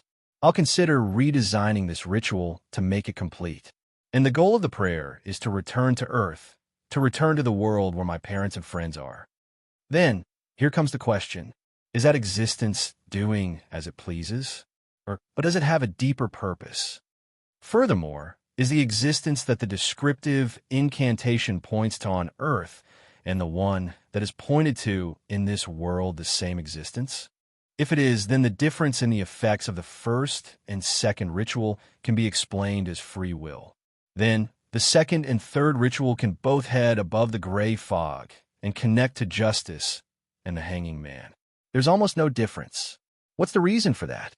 When the fourth ritual proves to be stable and repeatable tomorrow afternoon, it means that the effect has solidified. It means that the goal of the prayer is hidden in a segment that I'm still unclear about. This way, adding new descriptions and new prayers won't result in a clear response. It might even cause the ritual to become chaotic and produce negative effects. The difference between the first and subsequent ritual, under the condition that the ritual's target remains the same, does it mean that the world I'm in will respond differently? It's like it's using a different interface. Then, how should I design it to achieve the effect I want? If I believe that the first and second ritual points to a different existence, then some of the previous questions can be perfectly explained. But similarly, the stability and unchanging of the second and third ritual means that the target of the prayer is hidden. There's no way to change it for the time being. Most importantly, who is the existence it points to? Where is he? Why doesn't he give me any hints or guidance? Is he in the depths of the world of gray fog? Can he be treated as a slumbering existence that is given a certain amount of stimulation and fixed feedback? Other than that, he won't interfere or affect me. Then, I can design different rituals to stimulate him and summarize the pattern of the feedback. Finally, I can find the correct way to return. But the problem is that if he isn't slumbering, then all the probing might lead to terrifying things happening. It's extremely dangerous. The first probing has to be sufficiently careful. The design has to avoid agitating him. What a headache. There's still room for further learning. Klein sighed and gave a conclusion. After that, he recorded a few other things in bits and pieces. There's always a formless voice echoing in my ears, shouting Hornaces, and, is it pronounced Feligra or Feligra? The Hornaces is a mountain range that straddles the Ruan Kingdom and the Republic of Intis. Its main peak is more than 6,000 meters tall. According to the Antigonus family's notebook, there was a nation of the Evernight there in the fourth epoch. Nation of the Evernight goddess. Are the two related, dependent, or an opposing faction? Was the Antigonus family destroyed by the Church of the Evernight goddess related to the nation of the Evernight goddess? The whispers I heard came from the notebook, from the shouts of the Antigonus family that spanned 1,000 years. What does Feligra represent? An interesting question. To be able to leave behind such a notebook and sealed artifact 2-049, it means that the Antigonus family wields rather powerful beyonder powers. Then, which sequence pathway do they possess? Is it complete or incomplete? Discovering that the notebook is in Ray Bieber's hands is a bit of a coincidence, but there aren't any signs of it being arranged. Is it really fate? One thought after another appeared on the tip of his pen as Klein happily wrote down the things he had encountered and his own guesses. Just like that, there were 4 pages, both front and back. Rip! Klein suddenly tore down the 4 pages and read them a few times from beginning to end. From time to time, he would circle points with his fountain pen and add a few sentences at other times. Time passed quickly, and the crimson moon was temporarily covered by dark clouds. Klein picked up the pocket watch on the table, clicked it open, and took a look. He put down the pocket watch and took out a box of matches from the drawer. He lit one and moved closer to the 4 pages of the notebook. The orange-red flames bit into the paper and quickly spread. Klein placed the 4 pages of the notebook on the wooden trash can and saw the ashes flow down. He released his fingers and allowed the paper to fall. In less than 10 seconds, everything disappeared, leaving only the slightly circling ashes and the charred marks at the bottom of the wooden barrel to recount the past. As he had Roselle the Great's secret diary in front of him, Klein didn't dare leave behind any evidence that he could write in Chinese. If old Neil and company discovered the 4 pieces of paper, things would become unclear. And when writing confidential questions, be it in Ruan, ancient Fasak, or Hermes, Klein was worried that the person watching him in his dream would see and interpret the contents. Therefore, he wrote in Chinese to organize and summarize. After he completed the task, he burned the paper to leave no traces. And because he couldn't keep it, he made a plan for himself. It was to summarize once a week to prevent forgetting. Seeing the ashes fall, Klein took out a piece of white paper and raised his head to write, "Dear Teacher." Chapter 58. The next day, Monday morning, Klein, who was on his day off, didn't go out. Instead, he handed the letter to his mentor, Cohen Quinton, and the excess postage fee to Melissa. He entrusted her to deliver it to the post office near Tianjin Technical School. After breakfast, he leisurely made up for the sleep he had lost during his work period. He only got out of bed when his stomach growled at noon. After heating up the leftovers from last night and eating a loaf of oatmeal bread, Klein took a newspaper and entered the bathroom on the 2nd floor. At times like this, he couldn't help but sigh at the lack of a cell phone. 7 or 8 minutes later, he came out feeling refreshed. He washed his hands, returned to his bedroom, and locked the door. Following that, Klein drew the curtains, lit the gas lamp, and did half an hour cogitation. He practiced his spirit vision, spirit pendulum, and dowsing rod for half an hour. He then used his memory to review his mysticism knowledge for an hour. After doing all this, he tore the old newspaper into a dozen or so pieces and wrote the names of ingredients such as moonflower candle and full moon essence oil. He then simulated the process of ritualistic magic step by step to grasp the details. Before he was truly proficient and learned more, he didn't plan on trying ritualistic magic rashly. It would be a waste of ingredients and could easily attract danger. Over and over again, Klein picked up the silver pocket watch with a vine pattern and opened it to take a look. He realized that it was just past 2:45. He thought for a few seconds and took the old newspaper to the kitchen on the first floor to burn it. He used it to adjust his condition in preparation for the tarot gathering. After locking the bedroom door again, Klein didn't wait for 3 o'clock. He planned on entering the world above the gray fog early. He wanted to take this opportunity to investigate that place. Just as Klein stood in an empty spot in the room and was about to begin walking counterclockwise, he suddenly thought of something. He was worried about whether Justice and the Hanging Man had entered a suitable environment, and whether they would be disturbed or discovered. He had said that he would think of a way to allow Justice and the Hanging Man to apply for leave in advance and miss the gathering if they really couldn't get away, or if they encountered some other situation. For the Klein of the past, this was an almost unsolvable problem. He couldn't just manually set up a different world's instant communication network, and the wired telegraph method would expose himself. And now, he found inspiration from ritualistic magic. Ritualistic magic that relies on external forces usually requires the help of different existences. Similar incantations will definitely have a clear direction at the beginning, such as the God of Night, the Lady of Crimson, or a description of those unknown and hidden existences. Then can I change the incantation so that the description at the beginning points to me, point at me? This way, even if Justice and the Hanging Man hold a ritual in a foreign country, I will still be able to obtain the corresponding information. Klein suddenly perked up and began to analyze the feasibility of this method. There are two difficulties. First, I'm not a powerful high-sequence beyonder. Even if the incantation's description points to me, it's unlikely that I'll receive the request. Secondly, how do I make sure that the description of the incantation will accurately point to me? How do I make sure that I won't go astray and hit an unknown existence that matches the description? That would be extremely dangerous. Klein paced back and forth as he pondered over the possible solutions. His footsteps were silent as he circled again and again. He naturally associated this matter with the mysterious world above the gray fog. Just because I can't receive the request doesn't mean that the gray fog can't. The combination of it and the Crimson Star can directly pull a person into space, regardless of distance. You can consider tying me to that mysterious space when you're describing it in a directional manner. According to this line of reasoning, although I can't immediately receive the request when the other party holds the ritual, I'll be able to see the corresponding information as long as I enter the world above the gray fog.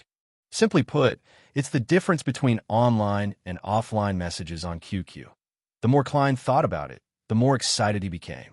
He felt that this line of thinking was worth a try.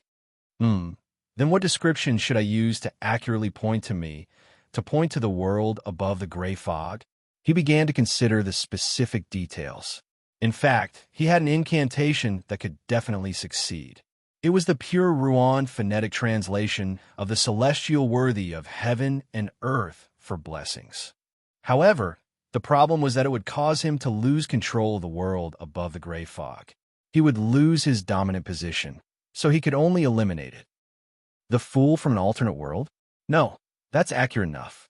There's almost no other existence that fits the criteria, but it will expose my greatest secret.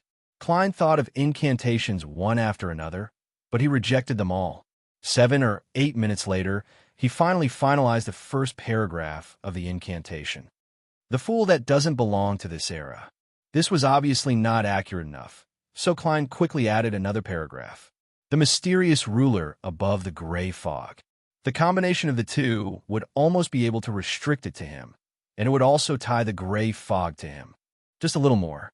I can't eliminate the possibility that there are many spaces above the gray fog and many rulers. I can't eliminate the possibility that this description points to the spirit world. Klein frowned and planned on adding another layer of insurance. He considered for a full minute and finally came up with the final description. The king of yellow and black who wields good luck. This was an approximate translation of the Emperor of Heaven and Earth for blessings. If it was just him alone, it was very likely that he would go astray and provoke unknown, dangerous existences. However, with the first two restrictions, and with his previous experience of entering the world above the gray fog using similar incantations, the target of the description could be completely locked in. Klein didn't know if the ritualistic magic would be effective if he followed the three descriptions, but he was certain that it wouldn't attract the attention of other existences. It wouldn't put Justice and the hanging man in danger. Klein let out a long breath and silently recited the incantation he had thought of. The fool that doesn't belong to this era. You are the mysterious ruler above the gray fog. You are the king of yellow and black who wields good luck. He nodded indiscernibly and took out the pocket watch from his pocket to confirm the time. It's 2:58. Klein didn't think any further. He put away the pocket watch and entered cogitation. Accompanied by the incantation, he took 4 steps counterclockwise and formed a square. The loudest noise and the most soul-stirring screams sounded again. He felt a headache that was even more unbearable than when he consumed the seer potion. This was different from the excruciating pain of having his head pierced through. It was a swelling pain that made him irritable, irrational, and confused. Klein used cogitation to control himself and tried his best not to listen. The murmurs and murmurs receded like the tide. His body became lighter, and so did his spirituality. Everything became ethereal. The boundless gray fog appeared in his sight, and the crimson stars were near and far, like eyes. Above the gray fog, the towering palace that looked like the residence of a giant still stood there, as though it had existed there for millions of years. With just a thought, Klein's figure disappeared, and he sat at the seat of honor at the long bronze table with 22 high-backed chairs. The ritual's effects have indeed been fixed. He muttered and tapped his glabella, allowing the grayish-white fog to envelop him. It was thicker than before. According to the hanging man's description, if Justice became a spectator, then it was best not to expose his actions in front of her. Without time to investigate, Klein stretched out his right hand and formed an invisible connection to communicate with the 2 familiar crimson stars. On the dark blue Sonia's sea, an ancient sailboat sailed with the wind. Alger Wilson locked himself in the captain's cabin, allowing the ghost ship to provide him with the highest level of protection. The pocket watch in front of him was spread open beside the brass sextant. It was ticking, not joyful but nervous. Just as the hour, minute, and second hands pointed to the correct position, a crimson blob exploded in front of Alger Wilson's eyes, ignoring the layers of protection. Sigh. His sigh echoed in the captain's cabin. Bakeland, Empress Burrow. Audrey Hall leaned against the velvet pillow and looked at the yellowish-brown paper in her hand again. Her gem-like eyes seemed to hide 2 slowly spinning soul vortexes. Her gaze was calm and cold, as if she was waiting for a play to unfold. The crimson exploded, and she watched herself being engulfed in a condescending manner. Above the gray fog in the grand palace, the long bronze table was mottled and ancient. As soon as Audrey Hall's figure appeared, Klein, who had already activated his spirit vision, looked over. Without surprise, he saw that the colors in the depths of her aura had blended into one, becoming pure and tranquil like a lake that clearly reflected everything. She has indeed become a beyonder. Just as Klein was about to shift his gaze away, he suddenly realized that the high-backed chair belonging to Miss Justice had changed. The resplendent stars on the back of the chair moved rapidly, forming an illusory constellation that didn't belong to reality. In Klein's eyes, this constellation was very familiar because it was a symbol in mysticism, the symbol that symbolized a dragon. Spectator, dragon. Klein controlled himself not to shake his head as he looked inquiringly at the hanging man's high-backed chair. Normally, with his angle of vision, he definitely wouldn't be able to see the situation on the back of the chair, but this was his home turf. Everything appeared according to his will. The constellation on the back of the chair didn't change, but Klein, who had gained a basic understanding of mysticism, wasn't as ignorant as before. He recognized it as the symbol of storm. Sailor, blessed of the sea. Storm, that's not a problem. The colors in the depths of the hanging man's aura have become a lot purer. He advanced. Right, what's the symbol on the back of my chair? Klein held back his urge, and, just like before, he tapped the edge of the long table 3 times with his finger and said with a smile, "Congratulations, Miss Justice. Congratulations, Miss Justice. You're now a beyonder." He can tell straight away. Audrey was taken aback for a moment before she smiled faintly. Thank you, Mr. Fool. Thank you, Mr. the Hanging Man. It's faster than I imagined," Alger Wilson said frankly. Klein didn't continue the topic. He tapped his glabella and smiled. Chapter 59. Upon hearing the fool's question, Audrey didn't immediately answer like before. Instead, she widened her crystal-clear eyes and looked at the hanging man with a scrutinizing gaze. Alger subconsciously restrained his body movements. After a few seconds of silence, he said, "I discovered 2 pages of Roselle the Great's diary and memorized their contents. I have 1 page." Audrey, whose vision was obstructed by the gray fog, replied in a tone as though she was watching from the sidelines. "Very good." Klein didn't allow his joy and disappointment to infect his voice. He was happy that there were 3 pages, but he was disappointed that there were only 3 pages. This was because the first collection would definitely be relatively easy. It would be an excavation of one's own resources and channels. It would become more and more difficult in the future as it would involve more factors. "Are we going to express it now?" Audrey asked calmly. "Yes." Klein nodded succinctly. He maintained his previous posture and didn't change much. He had to be careful in front of spectator, as he said that a yellowish-brown goat skin and a dark red fountain pen appeared in front of Audrey and Alger. The 2 of them picked up their writing tools and began recalling the symbols in their memories, as well as expressing their emotions urgently. Silently, line after line of words appeared on the yellowish-brown parchment. Some were upright and elegant, some were elegant and graceful, and some were crooked and slanted. In less than a minute, the contents that Audrey and Alger had forcefully memorized were all printed out. With a thought, the 3 pages of goatskin appeared in Klein's hand. He scanned through the diary and discovered that the order of the language was reversed. There were omissions and typos in the content. However, experiments proved that a certain degree of errors in the order didn't affect his reading in Mandarin. And having been tormented by asterisks for so long, he had no fear of missing or typos.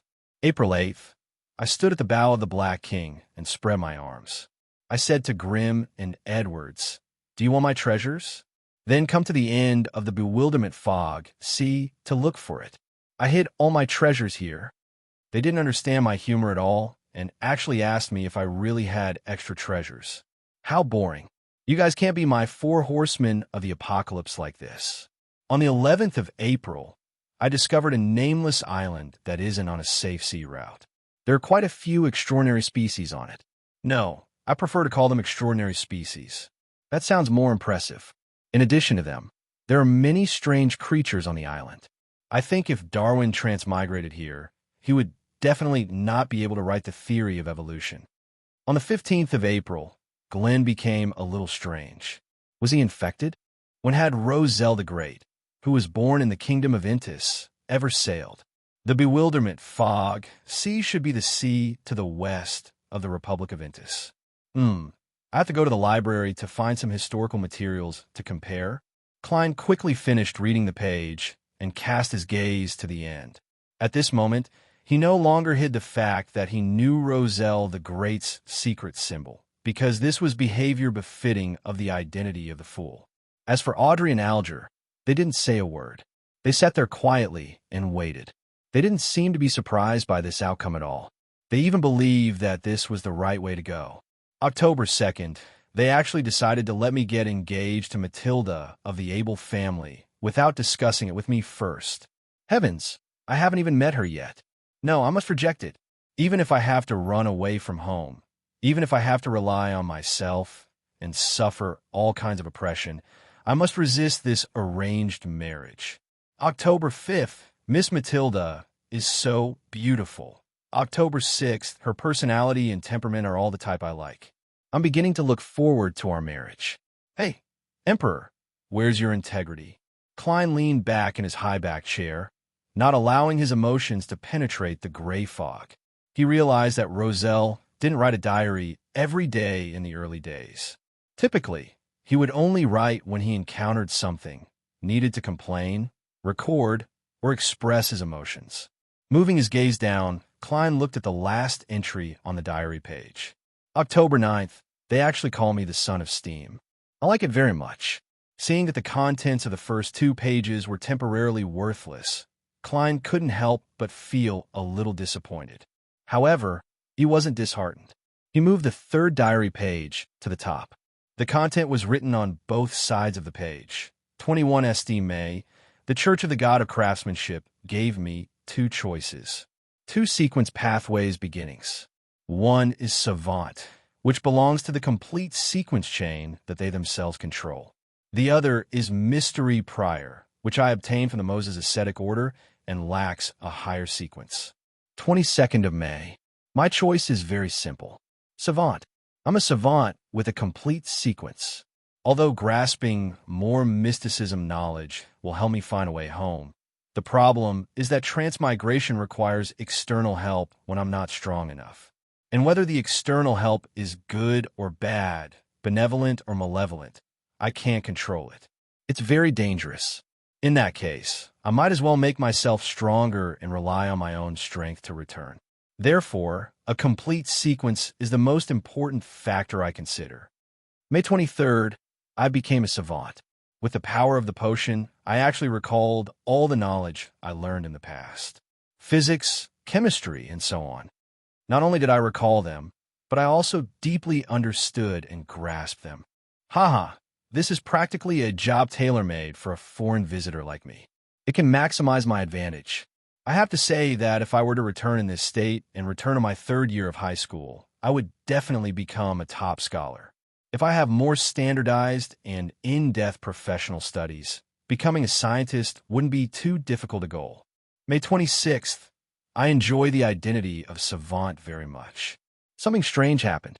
When I called myself a savant and did things in accordance with its position, the whispers that almost drove me crazy quietened down. My temper that would erupt from time to time was also under control, and I remembered the diary. Is this the acting that the mysterious Mr. Zeratul mentioned to me? This might be the key to resolving the latent problems of the potion. As Klein read this page of the diary, he felt that there was a clear difference between him and Roselle the Great in terms of personality and style. For example, when it came to returning home, he was more concerned about using his deep grasp of mysticism knowledge to avoid danger and achieve his goal. As for Roselle the Great, his thoughts were to rely on himself to grasp the danger in his hands. I have to say that at times, I'm quite envious of such people. Perhaps everyone yearns for things that they don't have. Of course, I also have to consider strengthening myself. I have to be strong in both hands. Thoughts surfaced in Klein's mind, making him sigh. As for Roselle the Great's description of reducing the latent problems of the potion, it gave him a lot of confidence in his conclusion from last night. He had a clearer grasp of the essence of acting. Putting down the 3 diary pages, Klein looked up at Justice and the hanging man and smiled. Sorry, I was too engrossed. Audrey calmed the envy in her heart and said with a faint smile, I can't understand. I look forward to the day when I can exchange for the contents of Roselle the Great's diary from you. That comes with a price. Klein smiled as he glanced at Justice and swept his gaze across the silent, the hanging man. Audrey clasped her hands in front of her and said, Mr. Fool, Mr. the Hanging Man, I have 3 questions for you. If you think the answers are of high value, tell me what you want, and I will try my best to find them. No problem, Alger replied simply and calmly. Klein nodded lightly and leaned back more comfortably. Audrey pondered for a few seconds. First question, what exactly does acting mean? I found that the residual spirit in the potion has very little effect on me. Is it because I've been acting as a spectator all this time? Alger did not speak. He looked at the fool as if he was waiting for an answer. Klein tapped the edge of the long table with his finger and said in a relaxed tone, "Let me use a more vivid example to illustrate. The core power of the sequence potion is a heavily guarded castle. The remnant spirit that can cause a backlash resides in the castle. Our goal is to get rid of it and become the true master of the castle. We have two methods now. The first is to force our way in. This might not succeed, but it will definitely harm us unless we have an absolute advantage. But clearly, we don't have that. The second method is that we have an invitation letter from the owner of the castle. This invitation letter will allow us to pass the checks of the guards and successfully sneak into the castle, easily finishing off the enemy. However, the problem is that this invitation letter has descriptions of the guest's appearance and the corresponding temperament. Therefore, we have to disguise ourselves and act as the invited guest. Do you understand?" As though he had already guessed it, Alger immediately asked, "That invitation letter is the name of the sequence potion?" "Yes." Klein gave an affirmative answer. Audrey was enlightened when she heard that. She felt that she completely understood the meaning of acting, and the slightly agitated her immediately left her state of being a spectator. She happily praised, "What an outstanding method! What an outstanding method! I think it suits your title very well. Its style is very compatible with the Fool. I never expected acting to be used in such a manner. Fortunately, I've been instinctively acting as a spectator these days." She paused and said, "What an outstanding method! I think this is a very valuable answer. I can't just accept it with peace of mind. Mr. Fool, what kind of exchange do you want? Of course, I remember that I still owe you a page of Roselle the Great's diary." "More Roselle's diary, or—" Klein paused. He originally wanted to say anything about the seer sequence, but he felt that such a low-level request would ruin the Fool's image. Therefore, he gave up on it the last minute. He planned to find an opportunity in the future to ask without leaving a trace. "After all, I've just advanced, and I haven't completely digested the seer potion." He consoled himself and added without batting an eyelid, "Or anything about the Antigonus family. Or anything about the Antigonus family. Even if it's something I knew before, it's fine." Alger was silent for a few seconds. He cautiously looked at the seat of honor at the long bronze table and slowly said, "Or anything about the Antigonus family." Chapter 60. No problem. Klein tried his best to keep his tone deep. He placed his left elbow on the armrest of the high-back chair and used his fingers to support his slightly tilted forehead, pretending to listen calmly. Alger deliberated over his words and said, "The Antigonus family is an ancient family. Their history can even be traced back to the Cataclysm era before the Fourth Epoch.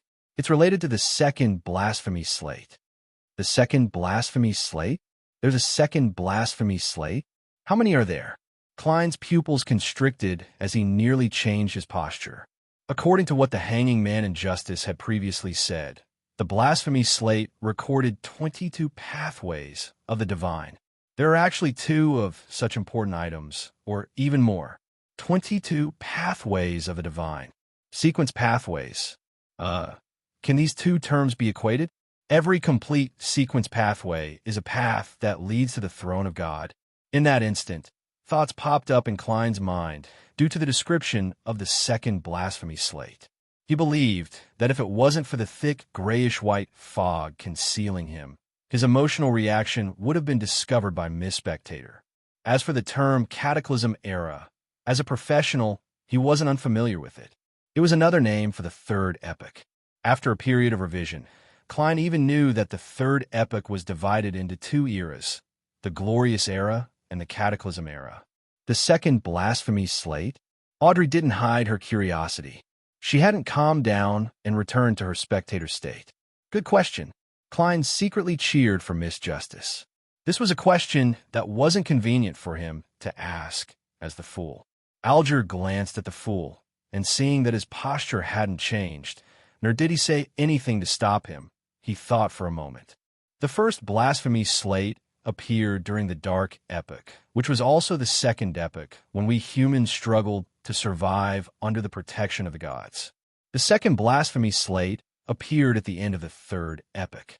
It could even be said that its appearance marked the end of the Calamity Epoch. The information on these two blasphemy slates is strictly confidential by the seven churches. I only know one thing, and that is that they involve the pathway of the divine. As for the differences between them, I'm not sure. Did Roselle the Great see the first or second blasphemy slate? Audrey asked curiously. Upon hearing this, Klein recalled Alger's description of the potion names during the first gathering. He said that the names of the sequence potions came from the blasphemy slate. Similarly, Captain also mentioned that the formation and perfection of the potion system depends on the birth of the blasphemy slate. This indirectly proves that the pathway of the gods is the sequence pathway. Klein gave a silent answer to his question. At this moment, the hanging man Alger simply and directly said, "The second one."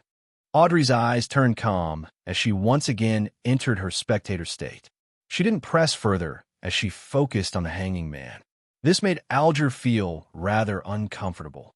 He held back his emotions and continued in a low voice, "I'm not sure." During the Solomon dynasty in the Fourth Epoch, although the Antigonus family was an illustrious noble, they didn't leave a deep impression. Only when they supported the establishment of the Tudor Empire did they truly stand in the center of the northern continent stage. Back then, ancient names like Antigonus, Ammon, Abraham, and Jacob shone in the human kingdoms. But after the War of the Four Emperors, the Tudor Empire's blood emperor perished. They fell from their peak and were pursued by the present seven deities. I'm not sure of the exact process. I only know that the Antigonus family was eventually destroyed by the Church of Evernight. Mr. Fool, if you wish to know more, I'm afraid you can only obtain it from the Church of Evernight or come into contact with those ancient secret organizations. You know which ones I'm referring to? I don't know. Klein nodded bitterly. Yes, the secret order counts as one. The Moses ascetic order that the captain and old Neil mentioned before counts as one. I wonder if the psychological alchemy counts as one. While he was silently doing inventory, Alger gave him the final piece of information. I similarly do not know which sequence pathway the Antigonus family has mastered. However, in the relevant descriptions, there are two adjectives that appear repeatedly: strange and terrifying. Strange and terrifying. Thinking back to the notebook, thinking back to the original Klein, his classmates, and the encounter with Ray Bieber's mother, it's indeed more apt. Klein tapped the edge of the long table with his other hand a few times. Following that, he slowly said in a low voice, "Very good. I'm very satisfied with this payment." The reason why he repeatedly tapped the long table with his fingers was to strengthen this action. He wanted to make justice and the hanging man believe that he had a habit of tapping something, so as to conceal the activation and deactivation of his spirit vision.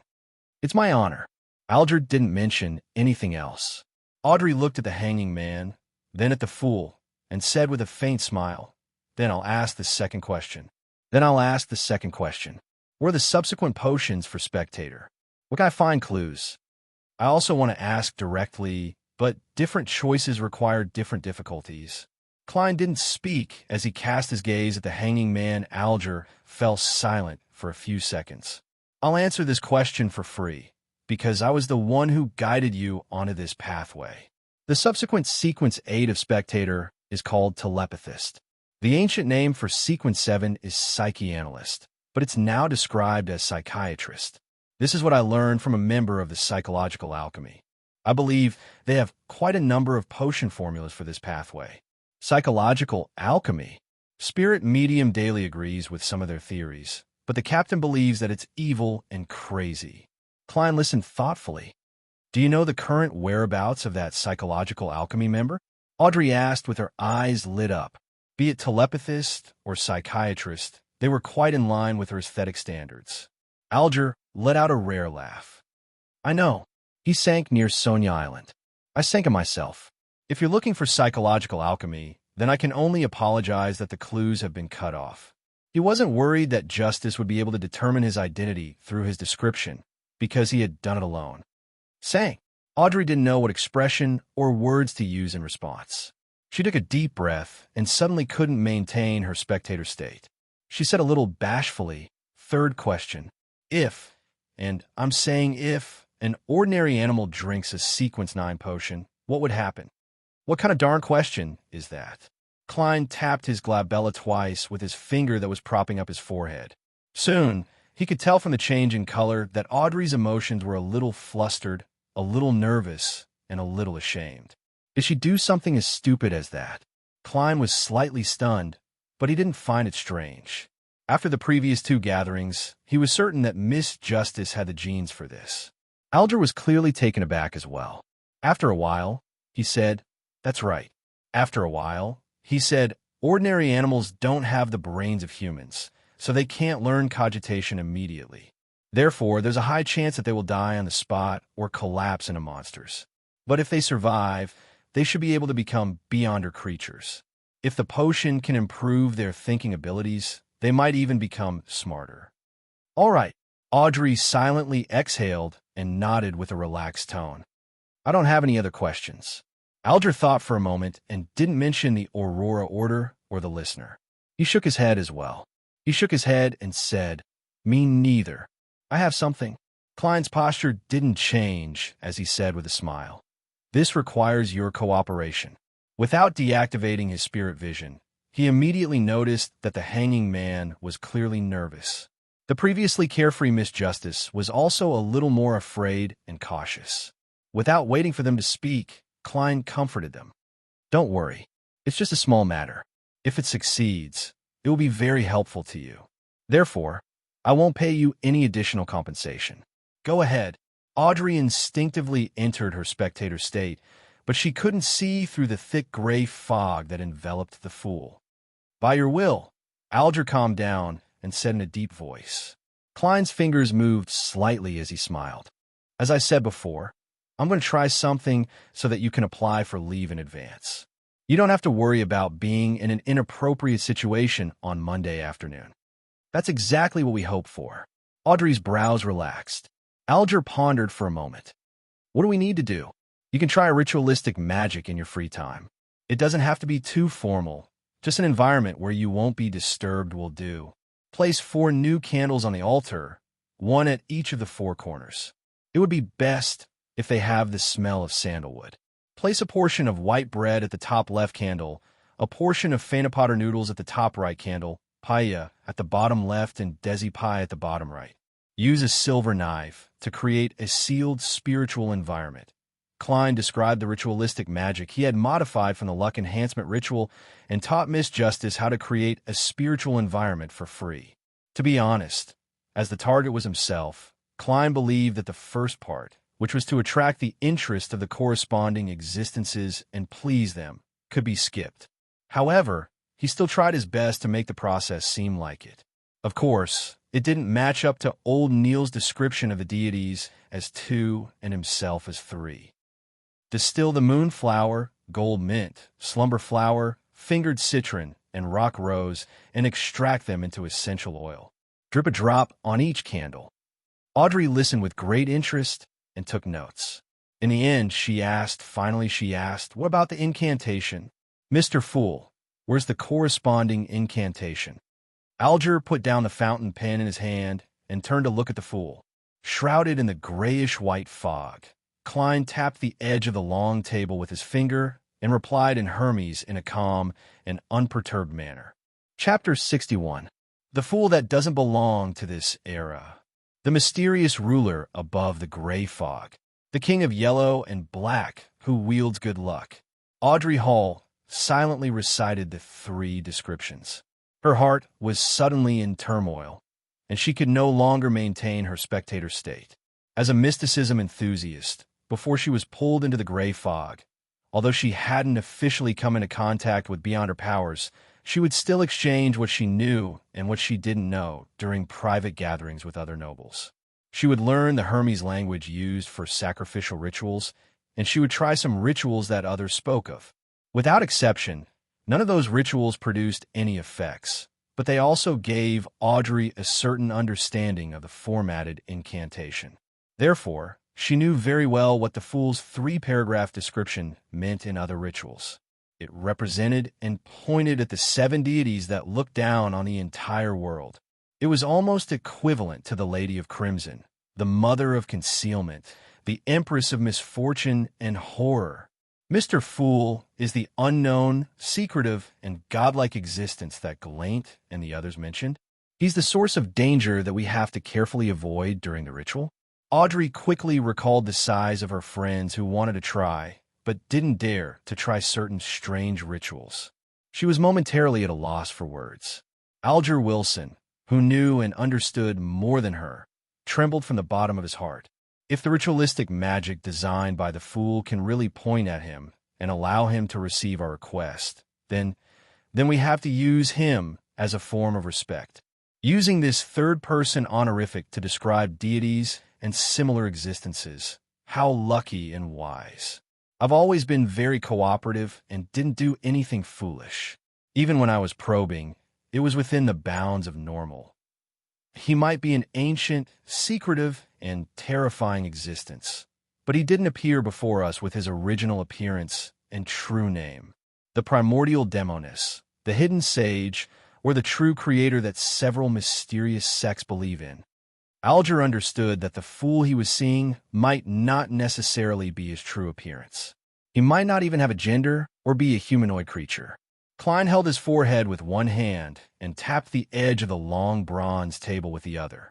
He keenly sensed the changes in the hanging man and Justice, but he pretended that nothing had happened and acted as if everything was within his expectations.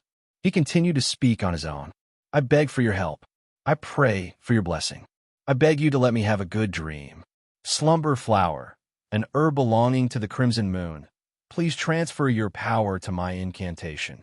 Fingered citron, an herb belonging to the sun, please transfer your power to my incantation.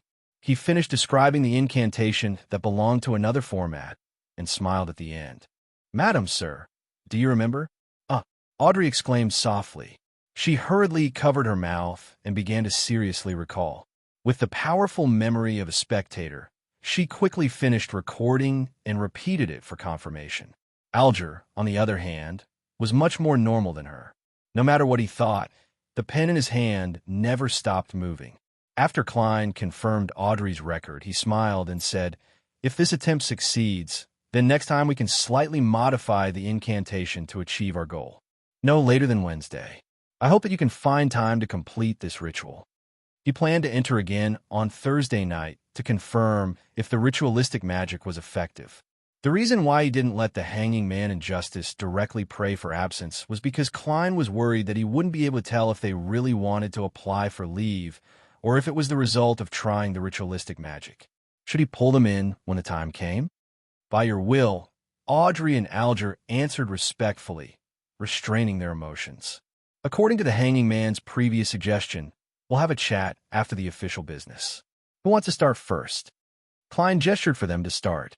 Audrey pondered for a moment and said, Mr. Fool, your suggestion for the selection of exams and the separation of official business and government has received the approval of many members of Parliament. Perhaps it can really become a reality. Of course, with the efficiency of the kingdom's government, the plan will only appear in half a year at the earliest. She wasn't worried that the hanging man would use this matter to figure out her identity. This was because she had only casually said a few words to make those proud madams believe that their brilliant minds had played a role. It made them eager to show off to their husbands, their fathers, and their brothers. At that moment, Audrey felt as though she had seen golden peacocks spreading their tails. She believed that those madams would constantly remind themselves that the glory of this matter belonged to themselves, and they would completely forget their own role. They would argue among themselves about who was the first to suggest it. And using such an ingenious method to change the situation of the kingdom gave Audrey a strange sense of accomplishment. It was as though she had found a way to influence the plot of a play as a spectator. I hope so. The hanging man Alger replied with a mocking tone. He paused for a few seconds and glanced at the Fool sitting at the end of the long bronze table. He deliberated over his words and said, in recent decades, the activities of various secret organizations have been on the rise. There have even been the emergence of a few new, large-scale organizations with certain beyonder powers. Are you trying to find out the reason for me? I haven't even begun to come into contact with information regarding illegal organizations. Klein only smiled and didn't comment on the hangman's news. Instead, he said ambiguously, some ancient powers are awakening. For example, the power represented by the Antigonus family's notebook. Is that so? Alger muttered to himself, as though he had thought of something. Klein swept his gaze across the hanging man in justice. He smiled and said, "If there's nothing else to share, let's end today's gathering here. By your will." Audrey and Alger stood up at the same time.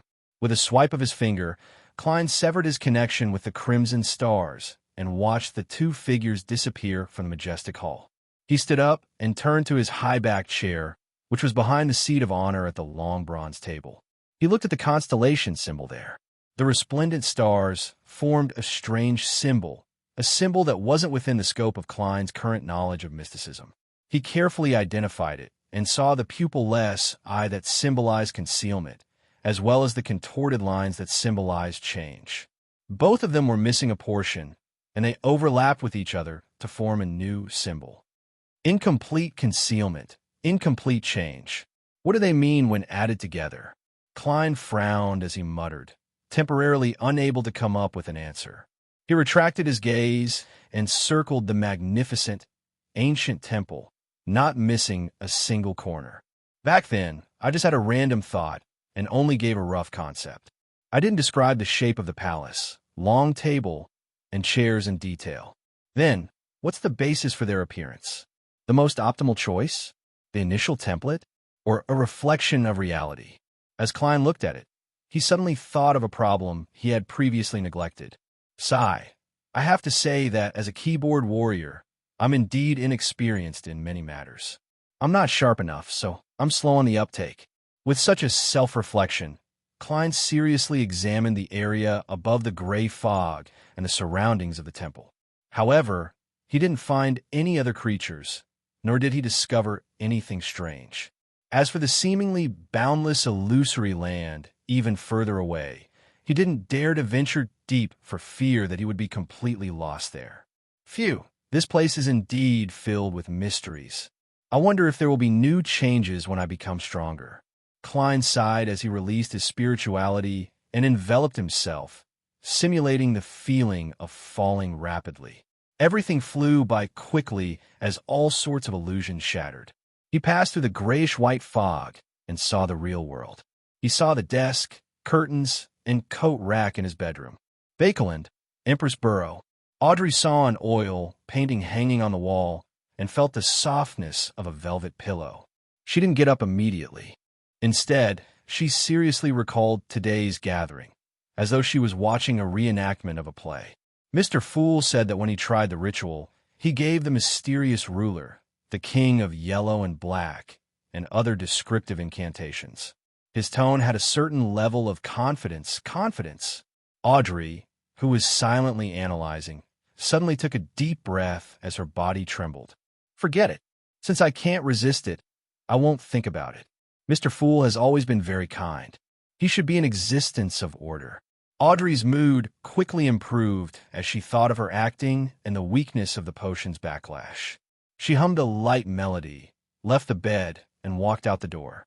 She took the initiative to adjust her state and transform into a spectator.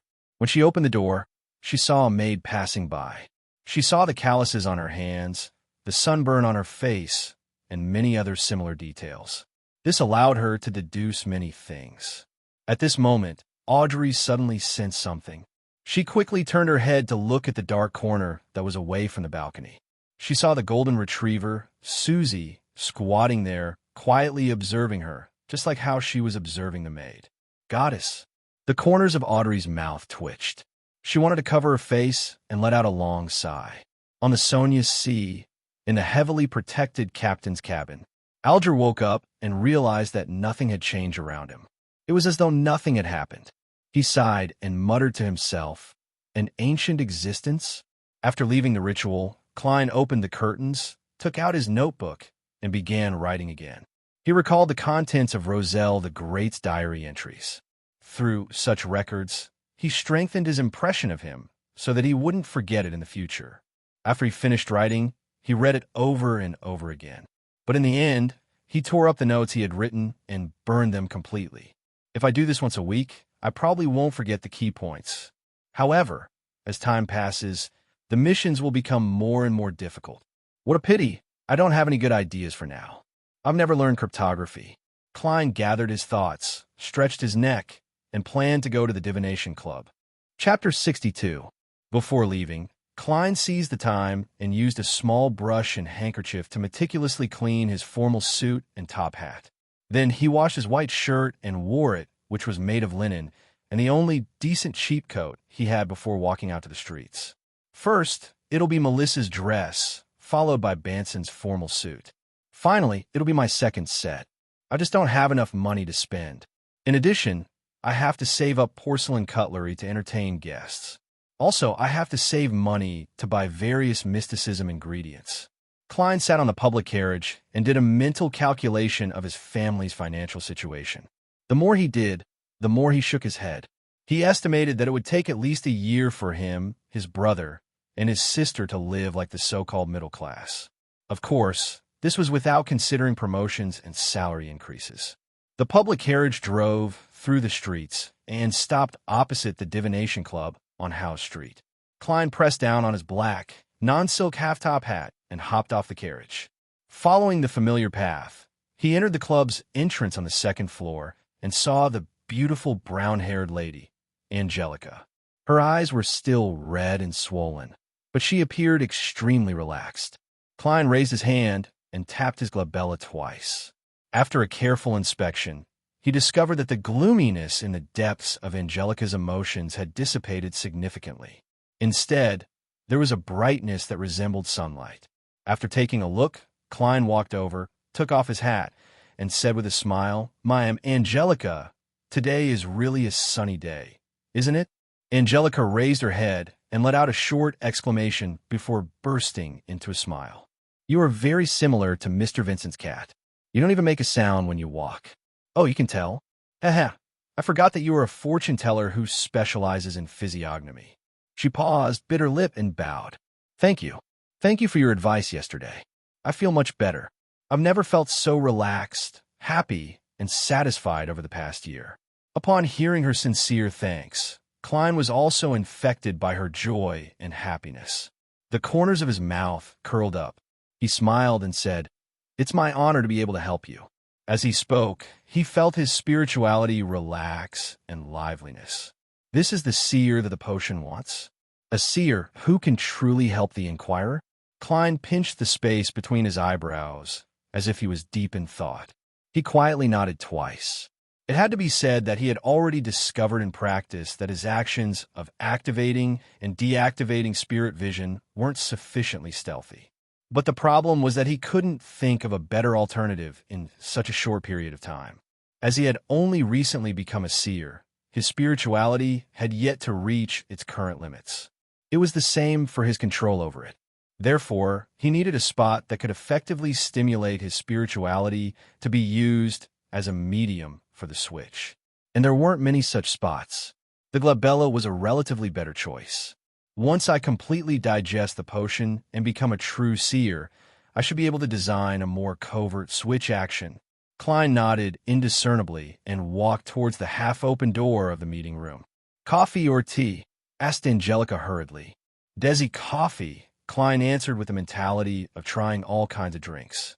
At that moment, he saw that there were 6 or 7 members in the meeting room, but Hannes Vincent, who had been there the entire time, wasn't included. "Mr. Vincent isn't here?" Klein stopped in his tracks and asked casually. Angelica was taken aback. "Mr. Vincent doesn't come every day.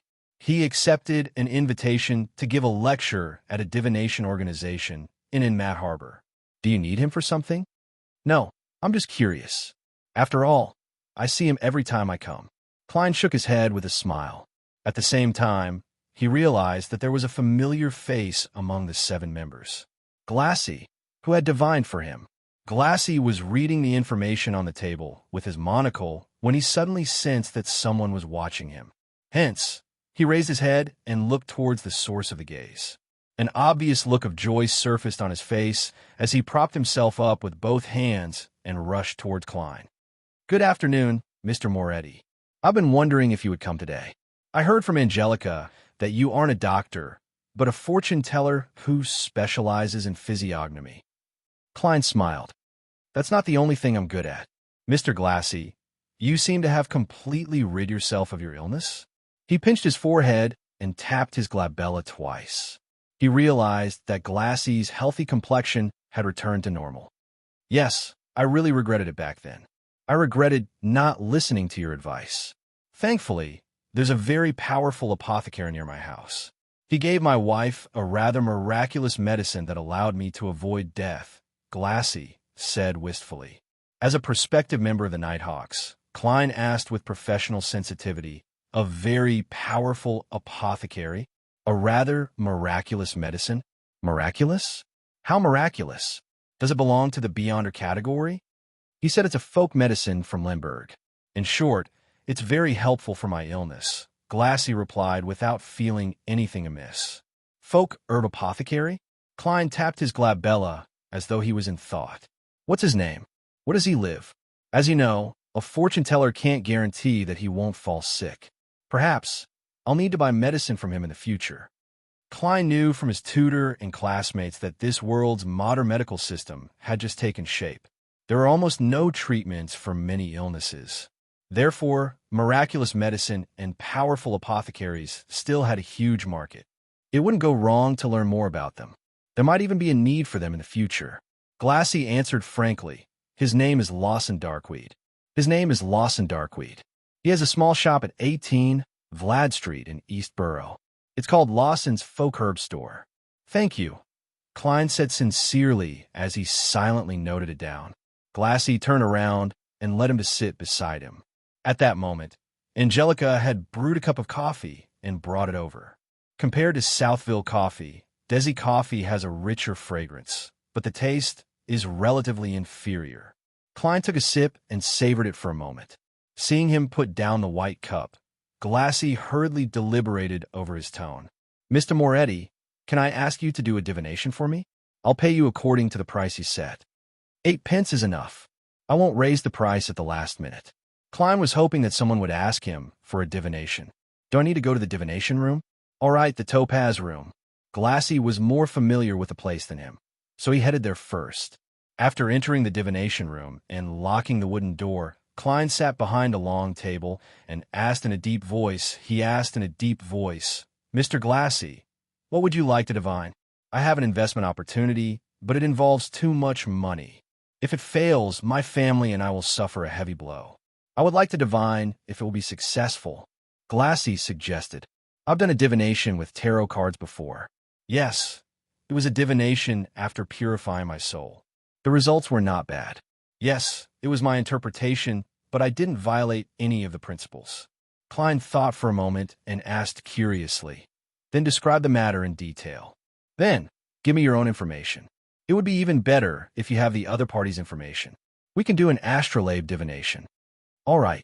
Glassy organized his words and said, when Mr. Lenevis was exploring the Hornaces mountain range, he discovered a large iron mine that was rich in reserves and in good condition. He spent all his savings to buy that piece of land and hired a professional company to do a survey. They came up with an encouraging conclusion. He lacked the funds for subsequent development, so he established a steel company.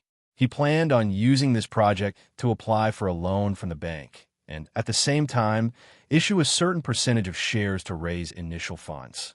This plan is still in the preparatory stages, but the returns are very generous. Klein, who had been reading the newspapers recently and was also a history expert, knew that this world had shares. He also knew that the concept of shares originated from Roselle the Great. Yes, it's him again. In the process of colonizing the southern continent, he established the West Balham Company. By issuing shares to raise funds from the public, he successfully resolved his financial problems and successfully obtained the first bucket of gold from the colonization. Since the returns were generous, similar things happened one after another, such as railway shares, mining shares, steam development shares, etc. There were successes and failures, which gave rise to organizations such as the Bakelin Stock Exchange. Apart from that, Roselle the Great also created national bonds, trust funds, and other things. The former had been passed down to this day, becoming the most stable investment method, with a return of 4 to 6% a year. Klein remembered that his brother, Banson, had once said that if he could inherit £3,000, he wouldn't have to work hard anymore. This was because a stable annual income was about 5%, which was about £150. It was roughly equivalent to Klein's current annual salary. This is the so-called rentier class. Klein sighed inwardly and deliberated before asking, "What's the matter?" He asked, "Are you sure there's no problem with this? Is Lenevis trustworthy? I've seen his property documents and prospecting reports. They have the seal of the Civilized County government and the endorsement of a professional company. Also, Mr. Lenevis' office has a picture of him with Sir Deweyville and the mayor," Glassy replied with a nod. "A group photo? Taking a group photo doesn't mean anything." Klein, who was born in an era of knowledge explosion, had seen too many similar things. He wasn't convinced because of this. However, it didn't matter whether he believed it or not. All he could do was pick up his pen and draw the corresponding astrolabe according to the crucial time information provided by Glassy. After a long while, Klein pointed at the astrolabe. "You should be able to tell that this matter won't go smoothly.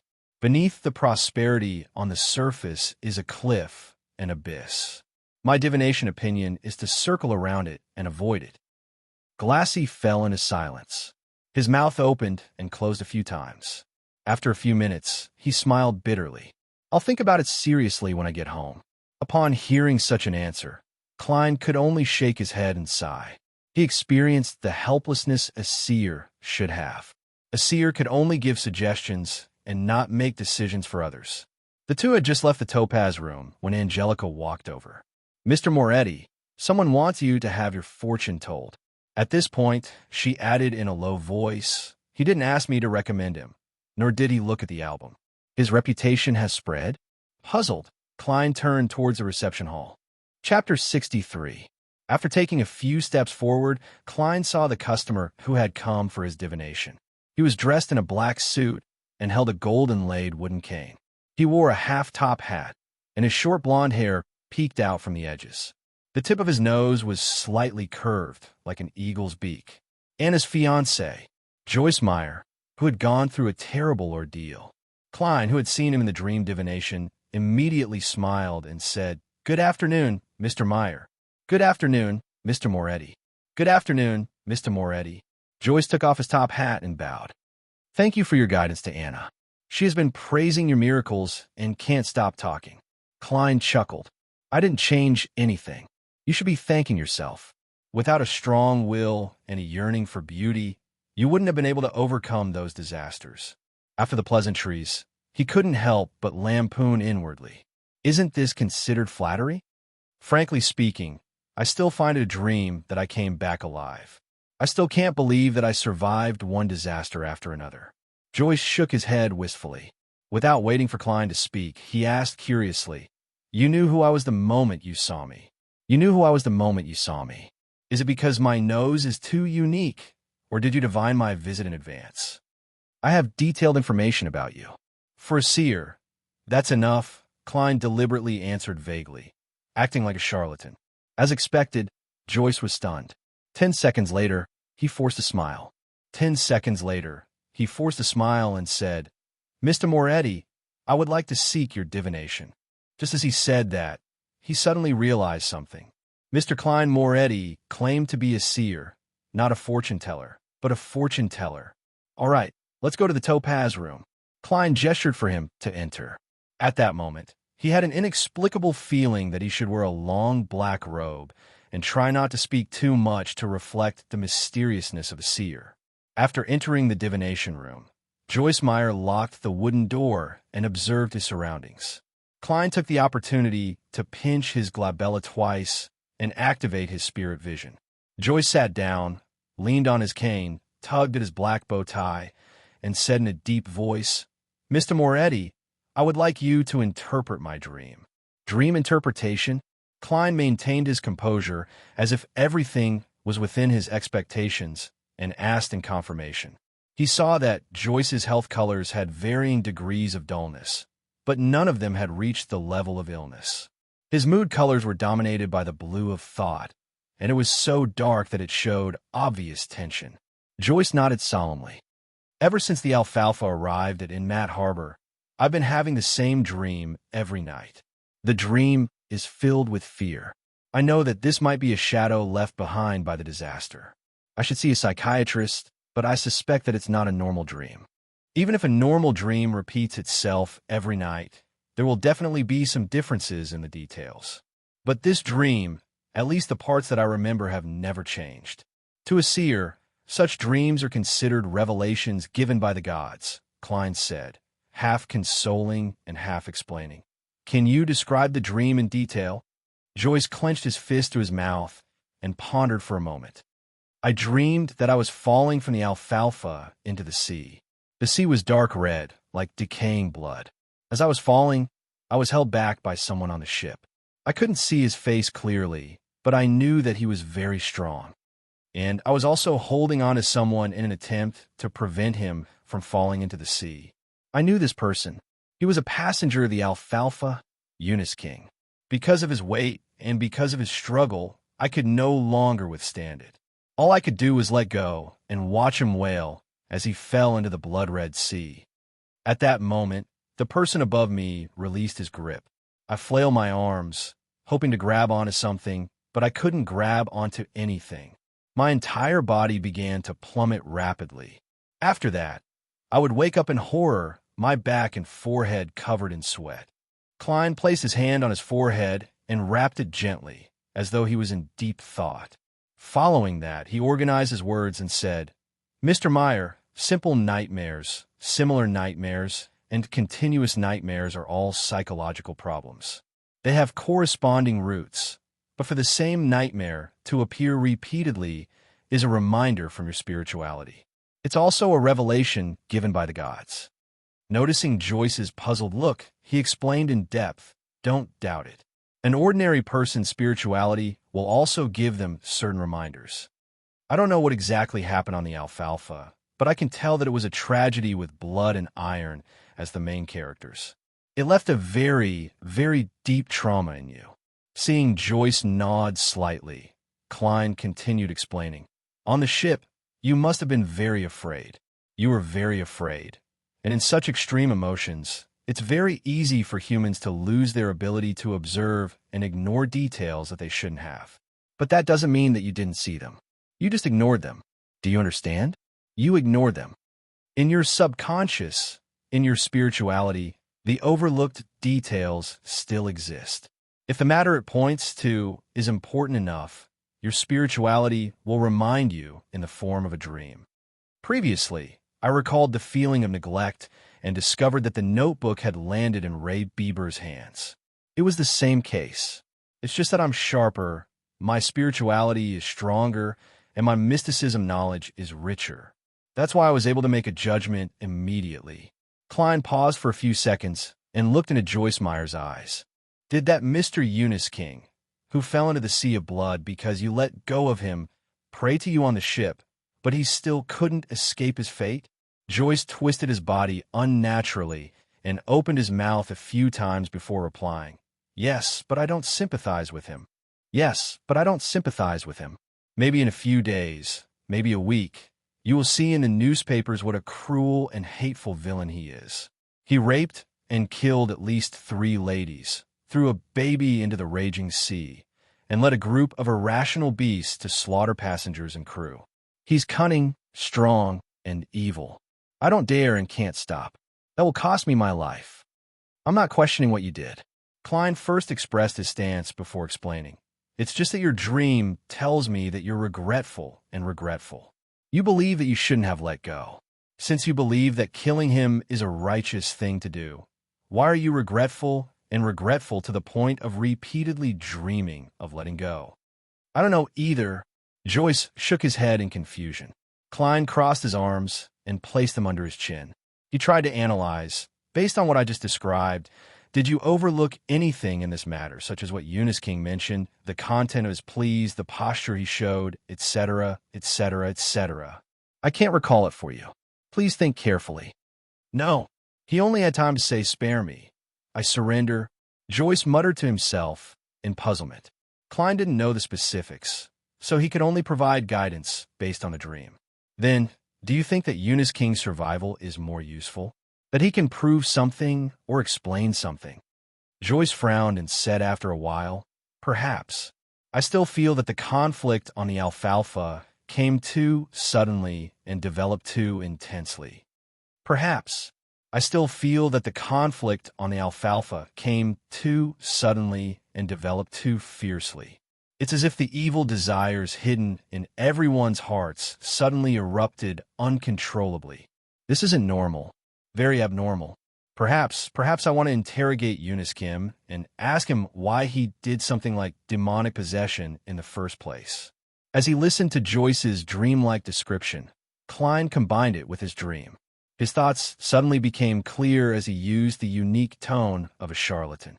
He said in a tone unique to a charlatan, "No, it's not just that." "What?" Joyce seemed to jump in fright. Klein crossed his arms and rested them under his chin. He stared deeply into Joyce's eyes and said in a low but forceful tone, "Not only do you think that this matter is abnormal, but you also saw things that you overlooked. Not only do you think that this matter is abnormal, but you also see some things that you have overlooked. And when these things that you have overlooked are linked together, you can deduce a terrifying conclusion. Therefore, your spirituality tells you that there's a person who is very suspicious.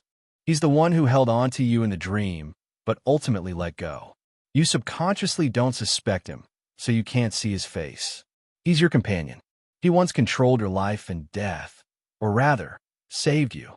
Joyce suddenly leaned back, slamming into the back of the chair with a dull thud. Sweat slowly seeped out of his forehead as his eyes were filled with chaos. I saw it, Clang." Joyce suddenly stood up, causing the high-backed chair to sway and nearly fall over. "Mr. Triss." He used all his strength to say a name. It was a round-faced, amiable, and shy boy. He's the hero who saved the survivors. Klein didn't disturb him. He leaned back slightly and waited silently. Joyce's expression changed a few times before it finally returned to normal with a pale look. He revealed a bitter smile and said, "I understand. I understand. Thank you for your dream interpretation. Perhaps I need to go to the police station." He took out his wallet and withdrew a one solely note. "I don't think money can reflect your value. I can only give you the price you set. This is your reward." Joyce pushed the note to Klein. "I wouldn't mind if you just gave me 10 pounds. One solely, you really look like your fiancée." Klein maintained his demeanor as a charlatan and didn't say a word as he pressed down on the bill with a smile. Joyce took a deep breath, put on his hat, and turned to the door. As he unlocked the door, he suddenly turned around and said sincerely, "Thank you, Master Moretti." "Master?" Klein snickered inwardly as he watched the man leave the divination room. He muttered to himself, "Something big seems to have happened on the alfalfa. If only Captain was here, he would be able to understand everything from Joyce Meyer's dream." Tuesday morning, Bakeland, Queens. Audrey, who had woken up early, found her golden retriever, Susie. She said in all seriousness, "Susie, you're also a beyonder. We're the same." "Pooey. No. We need to help each other better. Guard the door later, and don't let anyone disturb me. I'm going to perform a ritual." Susie looked at her master and wagged her tail helplessly. Chapter 64. After instructing Susie, Audrey paced back and forth, as though she was still worried. She wasn't sure if anything strange would happen with the ritualistic magic that day. How about this? Her eyes turned calm as she observed the process as a bystander. Soon, she came up with a new plan. Audrey locked the bedroom door and said to the golden retriever, "Susie, stay here. Susie, stay here. If Annie and the others try to force their way in, inform me immediately in the bathroom." To prevent any accidents, her personal maid had a key that could unlock the door. Susie looked at her and wagged her tail thrice. "Very well. I'll let you choose what you want for lunch today." Audrey clenched her fist and shook it gently. After giving her instructions, she entered the bathroom and saw a square bathtub that was 3 to 4 meters long and wide. There was clear water swirling in the bathtub, White steam permeated the air, and the fog was suffocating. Audrey cleaned up the rectangular table that was originally filled with bottles and jars.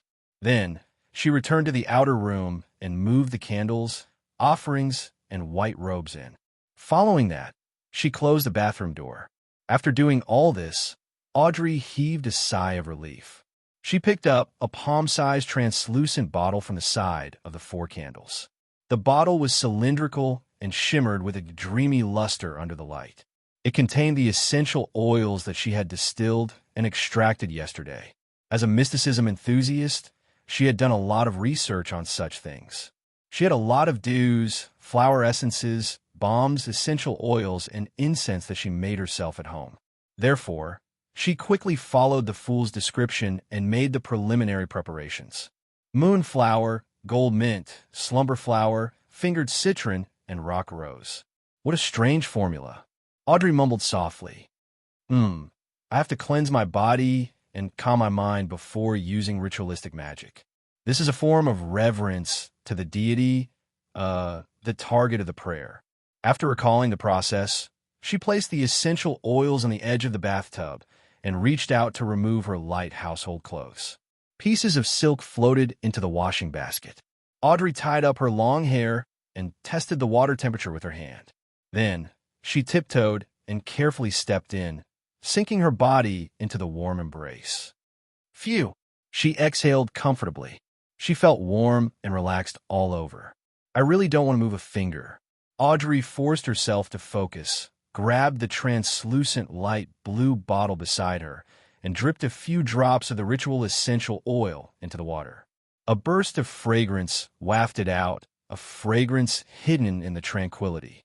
Audrey took a few breaths and nodded in satisfaction. Not bad, it smells good. It's so relaxing, so comfortable, I don't want to move at all. I really wish I could just lie here quietly. Quiet, quiet, quiet, quiet, quiet. After an unknown amount of time, Audrey suddenly heard a dog barking. She suddenly opened her eyes and looked around in confusion. She found that Susie had opened the door and come in. She was squatting outside the bathtub with a helpless look in her eyes. Rubbing the corner of her eyes, Audrey felt that the temperature of the water had dropped significantly. I fell asleep? She asked subconsciously. Susie looked at her without barking or wagging her tail. Ah, that bottle of ritual essential oil is really effective. Yes, really good. Audrey laughed dryly and explained in a cheerful tone. She stood up and took a towel. As she wrapped and wiped her body, she said to the golden retriever, Susie, continue guarding. Susie, continue to stand guard. Don't let Annie and the rest come in. After the golden retriever left, she secretly stuck out her tongue, threw away the towel, and put on the clean white robe. Closing the bathroom door, Audrey seriously recalled the ritual she had recorded. She picked up 4 candles and placed them at the 4 corners of the table. White bread at the top left, Fana Potter noodles at the top right. It smells so good, but it's a little cold. No, this isn't the time to be thinking about such things. Paella at the bottom left, Desi pie at the bottom right. Audrey followed the fool's description and set up the altar seriously, shaking her head twice. After finishing her preparations, she lit the 4 candles, picked up a silver knife, and stabbed it into the stack of coarse salt. After chanting the Hermes sanctification incantation, Audrey took out the knife with gorgeous patterns and placed it into a cup of water. After gathering her energy, she pulled out the silver, holy blade and meditated on the scene of spirituality spreading and spewing out from the tip of the knife. An invisible force surged outwards as Audrey circled the altar with the knife in hand. She felt that there was indeed a wall of spirituality erected around her, repelling all impurities and disturbances. She maintained her spectator state, not allowing her excitement and joy to affect the ritual. Putting down the silver knife, she picked up a light blue crystalline bottle and dripped a drop onto each candle. Sizzle. A faint fragrance emanated as Audrey's body, heart, and spirit seemed to obtain peace. She secretly took a deep breath and lowered her head in reverence. She began chanting the official incantation in Hermes. The fool that doesn't belong to this era. You are the mysterious ruler above the gray fog. You're the king of yellow and black who wields good luck. I pray for your help. I pray for your blessings. I pray for you to let me have a good dream. Slumber flower, a herb that belongs to the crimson moon, please transmit your strength to my incantation. Fingered citron, a herb that belongs to the sun, please transmit your strength to my incantation. Just as Audrey finished chanting the incantation and was about to meditate on the contents of her prayer, she felt a gust of wind within the sealed wall of spirituality. She saw the crimson star swirling on the back of her hand. Her heart skipped a beat as she hurriedly half closed her eyes, calmed her mind, and made a sincere request. When everything was over, she looked around in puzzlement, but she didn't discover any other strange phenomena. That's it. Audrey frowned slightly and muttered, "The king of yellow and black who wields good luck. The fool that doesn't belong to this era." In the captain's cabin of the Blue Avenger, Alger Wilson, who was dressed in a storm robe, silently recited the 3 descriptions he had heard in the afternoon, as though he was trying to find clues to the other party's identity. He shook his head and got up in frustration, but in the end, he didn't do anything. Alger wasn't at ease with the Blue Avenger, an ancient ship left behind by the Tudor dynasty. Although he already had control over it, his intuition told him that the ship still hid many secrets, just like the Blood Emperor. Therefore, he would use the ship to test the fool's abilities, but he wouldn't attempt unknown ritualistic magic on the ship. Alger pondered for a few minutes before leaving the captain's cabin. He went to the deck and said to the few crew members, "We're about to arrive at the Rorsted Archipelago. We're about to reach the Rorsted Archipelago, and we'll stay there for a day." The crew members immediately cheered and shouted, "Thank you, Your Grace." Because the Spectre ship did not need sailors, there were very few crew members, so they never had to worry about supplies. They could enjoy fresh food and clean water every day. However, sailing day after day and the scenery that hardly changed made them feel physically and mentally exhausted. It was as if they were always suppressing something, enduring something, until they could no longer control it. And the Rorsted Archipelago was a famous colony on the Sonia Sea. It had developed commerce and all kinds of industries. "I don't want to wait anymore." A sailor shrugged his waist and gave a chuckle that all men understood. On the public carriage to Zutland Street, Klein, who was leisurely reading the newspaper, was suddenly stunned. He seemed to hear illusory shouts. That formless whisper reverberated in his mind, causing his forehead to twitch uncontrollably. The indistinct shouts came and went quickly. In just 10 seconds, they disappeared without a trace. Klein pinched his forehead, resisting the throbbing pain that came from the depths of his brain. The inexplicable whispers that old Neil mentioned? Is it because my spiritual perception is too high? As thoughts flashed through his mind, Klein suddenly saw 4 black spots protrude on the back of his right hand at some point in time. They were like natural moles that were extremely inconspicuous. The 4 black spots that stemmed from the luck enhancement ritual quickly settled down, turning from dark to faint before disappearing. Klein stared at it in a daze as he made a guess about what had just happened. Did Justice or the Hanged Man try the ritualistic magic I gave them? Was my train of thought right? Those 3 descriptions can accurately point to me through the mysterious space above the gray fog, but I'm still far from being strong enough. I can't hear the contents of the prayers. I wonder if there's any information left above the gray fog. Yes, I'll enter tonight to confirm it. Klein was a little nervous and excited. He hurriedly raised the newspaper and covered his face, preventing others from seeing the changes in his expression. Soon, he arrived at Zutland Street and entered the Blackthorn Security Company. Before he could greet Roshan, Klein saw Captain Dunsmith come out with a piece of paper with a portrait in his hand. Take a look at this internal wanted notice. An extremely vicious and cruel beyonder has entered Tingen. Dunn, who was wearing a black trench coat without a hat, swept his gaze over and handed the piece of paper over. Klein took it and glanced at it. The first thing he saw was a sketch. The person in the portrait had a round face. He had an amiable temperament with a tinge of shyness. He wasn't too old, only about 18 or 19 years old. Triss suspected to be a beyonder. Initial assessment, is that he's a Sequence 8 instigator. Possibility of him being from a Theosophy order cannot be ruled out. The perpetrator of the Alfalfa tragedy. There are eyewitnesses who testified that he left Inmat Harbor and went to Tingen. His current whereabouts are unknown. Tris. Alfalfa. It was actually a Beyonder who committed the crime. Klein suddenly recalled the dream interpretation from yesterday afternoon and Joyce Meyer's description. So he immediately said, "That's right. Captain, I know someone who might be a very important witness." "I know, Joyce Meyer. I was asked by the Machinery Hive Mind team to help out last night, and I saw you in Joyce's dream. I also confirmed from many details that Therese single-handedly caused the Alfalfa tragedy." Dunn's gray eyes were unperturbed as he chuckled. "How boring, Captain. Thankfully, it was my day off yesterday, and I wasn't acting as a seer during work." Klein lampooned. He had the fear of being caught slacking by his superior. He asked, "Which sequence pathway is Instigator from? What kind of organization is the Theosophy Association? Was instigating others to kill each other a way for Triss to eliminate the hidden dangers of the magic potion, or was it a requirement for advancement?"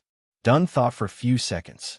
"It's time for you to come into contact with information regarding Beyonders and secret organizations. Don't always be instructed by old Neil to read historical documents." "Captain, didn't you recruit me because you wanted a history expert?" Klein didn't dare to point out the problem. "All right." Chapter 65. With the document signed by Dunn, Klein went underground and turned into the armory. "Dunn is right. It's time for you to learn about different Beyonders and the various secret organizations." Old Neil, who was dressed in a classic black robe, wasn't surprised when he saw the note. Instead, he echoed seriously. Then, he added with a smile, "After all, you'll be going to the underground market with me tomorrow night." "Tomorrow night?" Klein didn't hide his surprise as he asked in confirmation. Old Neil nodded and sighed. "I'm a person who can't sleep peacefully when I'm in debt. I always hope to pay it off as soon as possible. Why didn't you act like this before? Why did you have to drag it out until the very last moment before using ritualistic magic? So I'm not the only one who procrastinates. Wait, is there a need to put it in such a euphemistic way by saying that you're afraid that you won't be able to resist using the money to repay your debt?" Klein didn't expose old Neil. Instead, he urged, "Mr. Neil, please go to Cheney's Gate and retrieve the corresponding information for me." The armory was mostly filled with archaeological information and historical documents. There were some that involved Beyonders and secret organizations, but there weren't many of them. Furthermore, they were all basic knowledge. Old Neil slowly took a sip of his handmade coffee and smacked his lips. Then he picked up the signed and stamped document and walked out of the armory. Klein took his place and guarded the place. After about 10 minutes, the black-robed old Neil returned with a huge stack of information. "You can only read it here. You can't take it away," he exhorted as he placed the information on the table. "All right." Klein nodded heavily. He stretched out his hands and quickly flipped through the pages. He first browsed through them as a whole. Very detailed, as expected of the internal information of the Nighthawks. As expected of a church with 3,000 to 4,000 years of history, or even longer. Klein scanned through it and sighed inwardly. Not only did the information contain introductions to the various secret organizations, but it also listed many sequence pathways. Some were very complete, while others only had the potion name of the corresponding sequence. Some only described the Beyonders of the sequence, while others were completely missing and replaced with blanks. Suppressing his excitement, Klein began searching for the sequence pathway represented by Seer. Amidst the rustling of paper, he soon saw familiar words. However, his joyful expression quickly froze on his face. This was because the Sequence 8 and Sequence 7 after Seer did not have a corresponding potion name. Thankfully, there are at least 2 performances from Beyonders of these 2 sequences.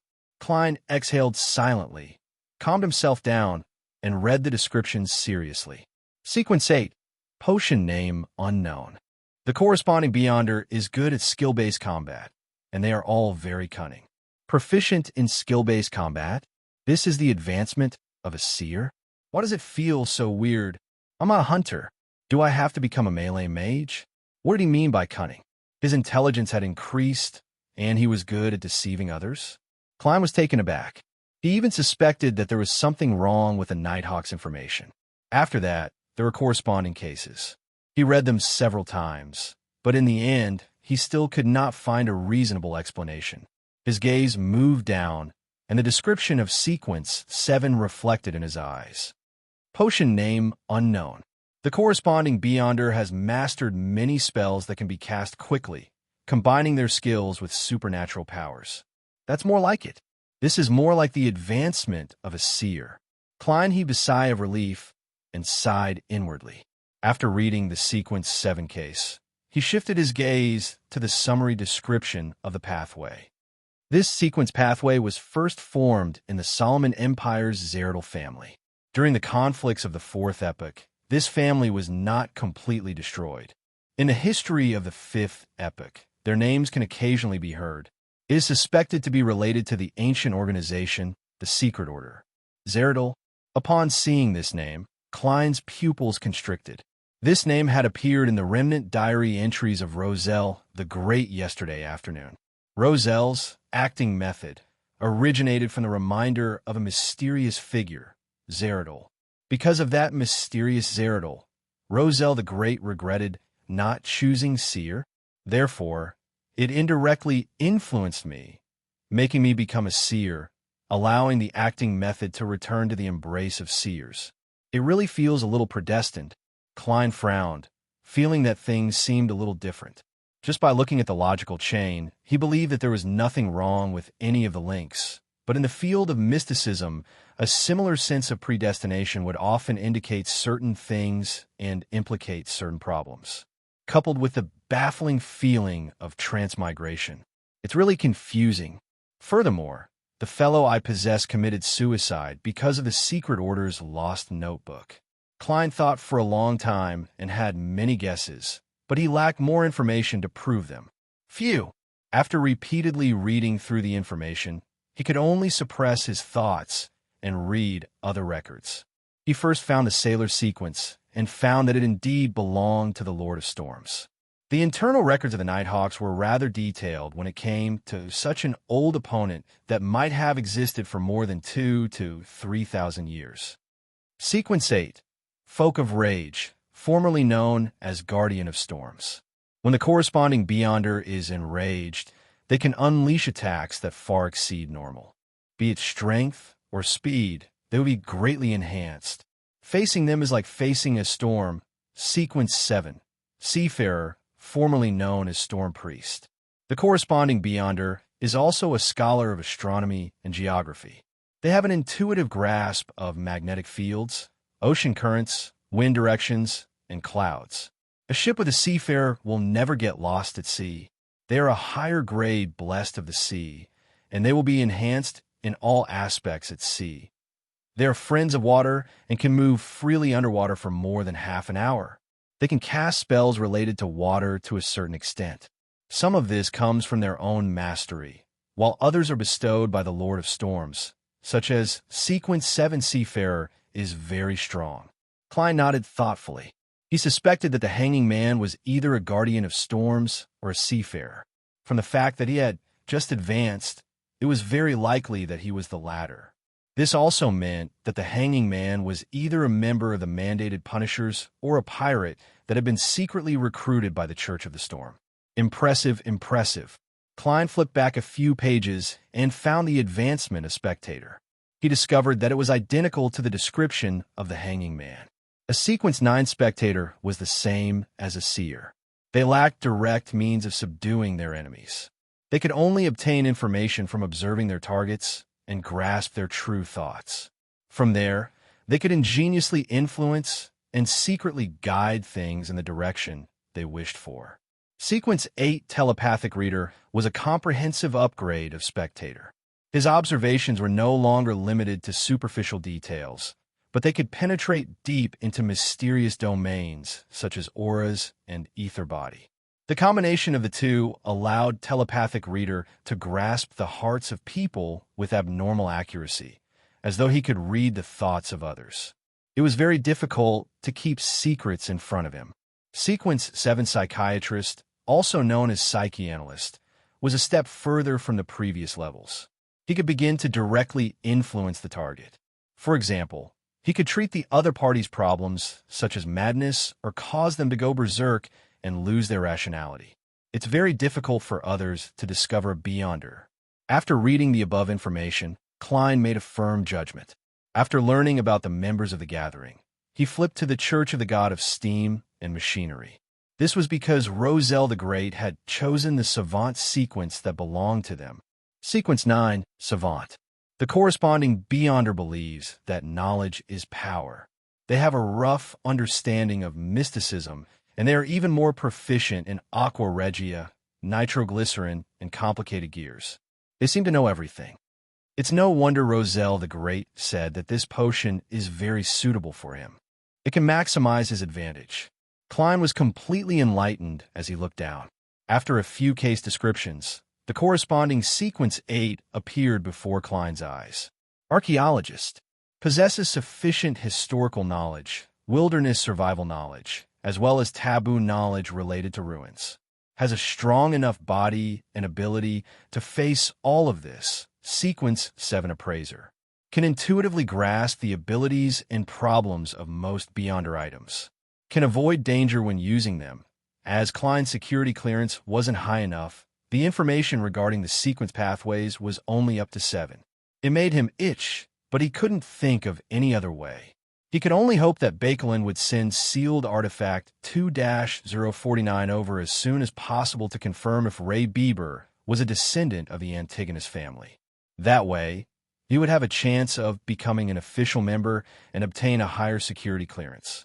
Reining in his emotions, Klein carefully read the information from beginning to end. He learned that Corpse Collector was followed by Gravedigger and Spirit Medium. He also learned that Sequence 8 of Mystery Prior was missing.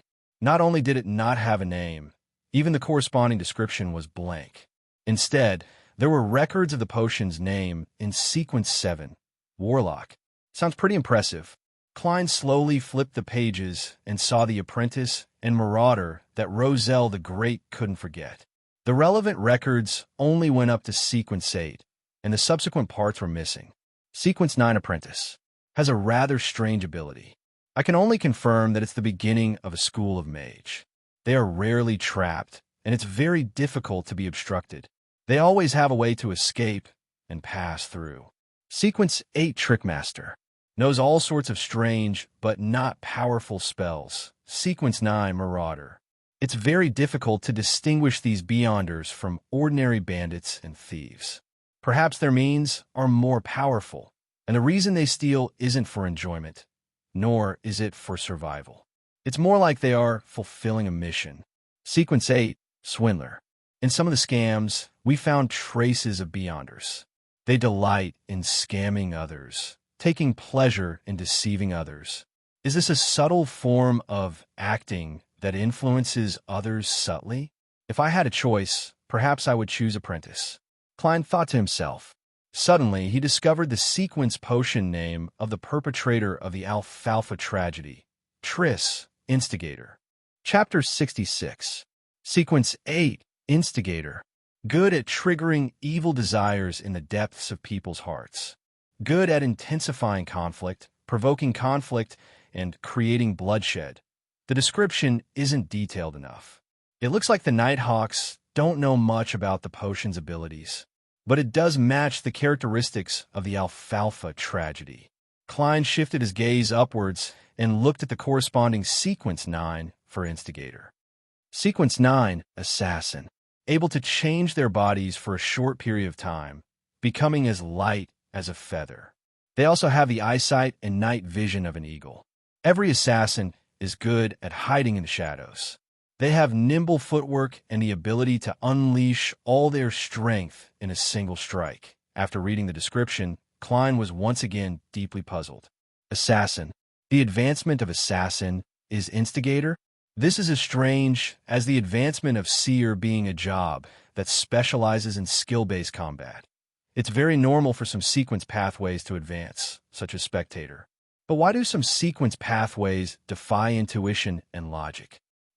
Not necessarily. Perhaps there are some hidden commonalities that I haven't discovered. For example, assassin and instigator would bring disaster to others, but I can't figure out the seer one no matter how hard I try. Could be old Master Gandalf's lineage.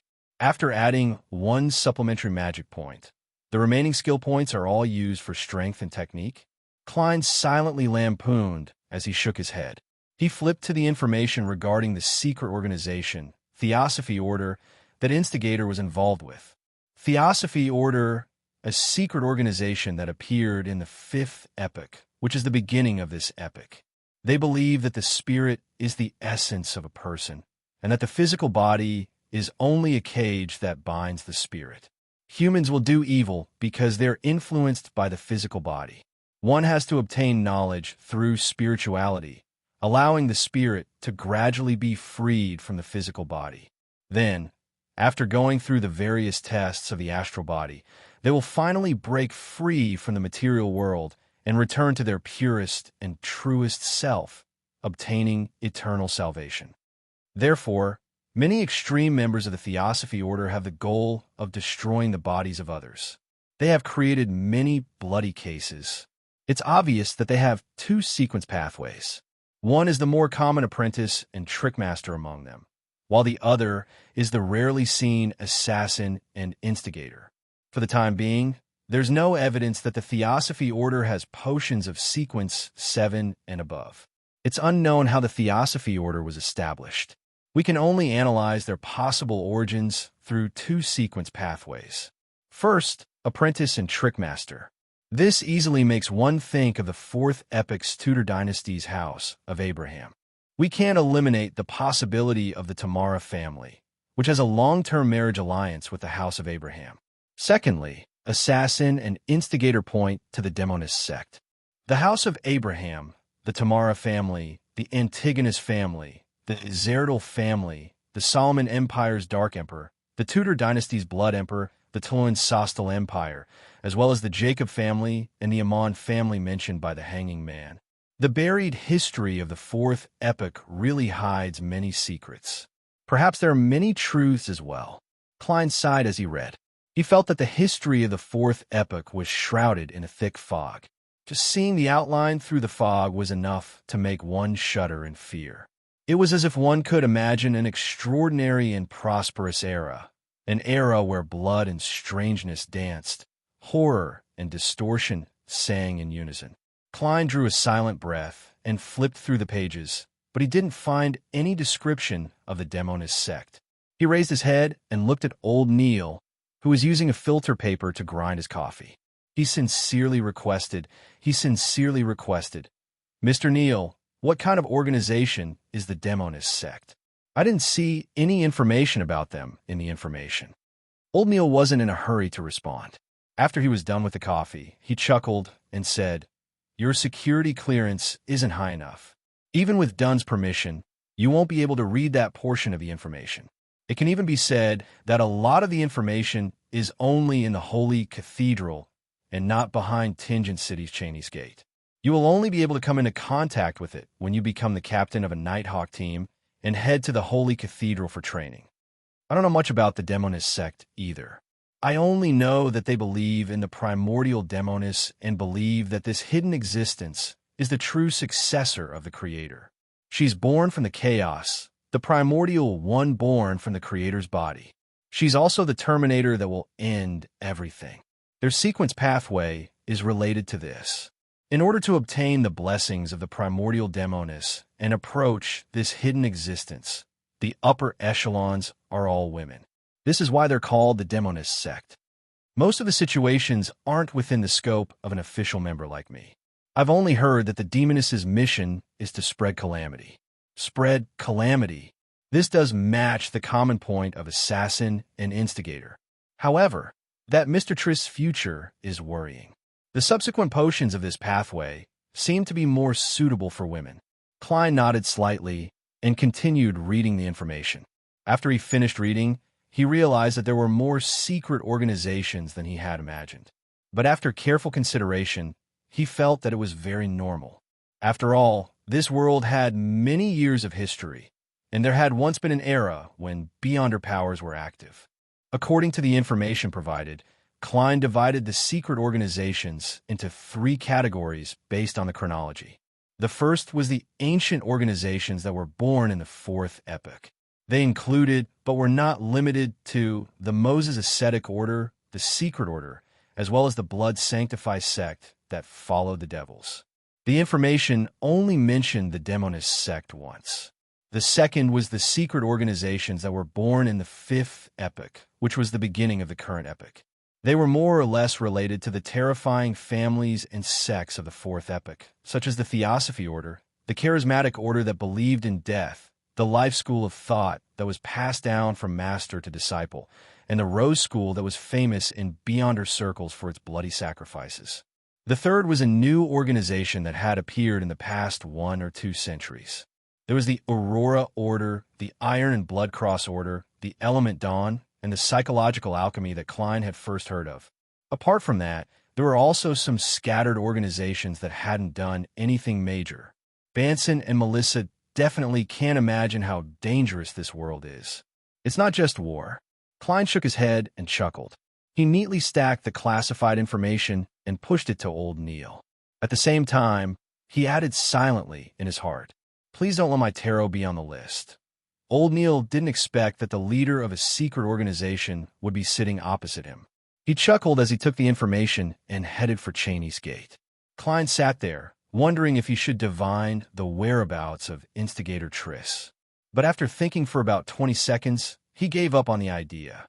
After all, he only had a rough idea of the other party's appearance and a name that he didn't know if was real or fake.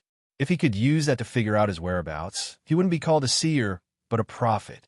When old Neil returned, Klein gathered his thoughts and continued his mysticism lessons to master more ritualistic magic formats. He spent the entire day studying and practicing. He didn't participate in the joint operation to capture Instigator Triss. He only heard that sealed artifact 2-049 from Bakeland would be delayed due to some special circumstances. The details were to be determined. As he had earned nearly 2 solely from his divination yesterday, Klein spent 10 pence on a 2-liter barrel of Enmat beer for Banson and a freshly baked lemon cake for Melissa on his way home. "Klein, I know how much you value us, but there's really no need. There's no need to always spend money on these things." Banson looked at the small barrel of beer and deliberated over his words. Melissa stood by the side and nodded silently. This is probably the difference in our spending habits. Klein sighed in amusement. "Banson, Melissa, don't worry. I bought this with additional subsidies. Yes, I can earn about 2 to 4 soli a week. I can't possibly tell you that this is the profit from my divination, right?" he added inwardly. "This job of yours is much better than I expected." Banson was taken aback for a moment before giving a pertinent evaluation. "That's right. I can even learn divination." Klein silently quipped and turned to walk to the kitchen. With the 3 siblings working together, a sumptuous dinner was served. After having their fill, Klein, Banson, and Melissa slumped in the living room. After a while, they got up to clean up, chatting and studying. When Banson and Melissa are asleep, I'll head above the gray fog to see the effects of the ritual. As Klein studied the history books, he glanced at his siblings. Westboro, Iron Cross Street. A 3-story apartment was immersed in darkness. There were no street lamps, so there was no additional light. Suddenly, a figure leaped out of a window on the 3rd floor and landed lightly on the ground like a feather. It didn't cause much of a commotion. With a turn of his body, he suddenly vanished, as though he had fused into the shadows, leaving only a vague silhouette. The figure sped all the way to the dock area and came to an empty corner where goods were piled up. After carefully observing for a while and circling the area twice, the figure left the darkness and entered the corner. One could see that he had a round and amiable face. He was none other than Instigator Triss, who had single-handedly caused the tragedy of the alfalfa. "How do you feel?" A mysterious figure in a black hooded robe walked out from the shadows in the corner. Her voice was clearly feminine. Triss revealed a kind and satisfied smile and said, "It's very comfortable. That's the scene I've been dreaming of and pursuing." I think I've completed the mission and am prepared to advance. The black-robed woman nodded indiscernibly and said, "Very good. According to my promise, I will give you the formula and the 3 main ingredients for Sequence 7. You will need to gather the rest yourself." "No problem," Triss replied as though he was prepared. The mysterious woman raised her hand and handed a book-like object to Triss. The book had an ancient and mottled bronze cover, and there was a strange star-shaped lock hanging beside it. Triss knew that the book contained the formula and ingredients, and he immediately felt excited. He suppressed his emotions and looked curiously at the name of the potion written on the bronze cover. "Which?" Triss exclaimed in surprise, unable to believe that the word written in ancient Hermes was this. "Which? I'm about to advance to a witch? What a joke." The mysterious woman covered her mouth and let out a soft chuckle. "After a long time," she replied. "After a long while," she replied. "Haven't you always been strange? Strange that our upper echelons are all women." Chapter 67.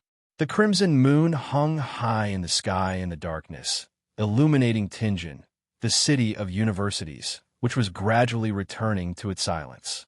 Klein stood in front of his desk, looking down at the deserted Daffodil Street through the oriel window.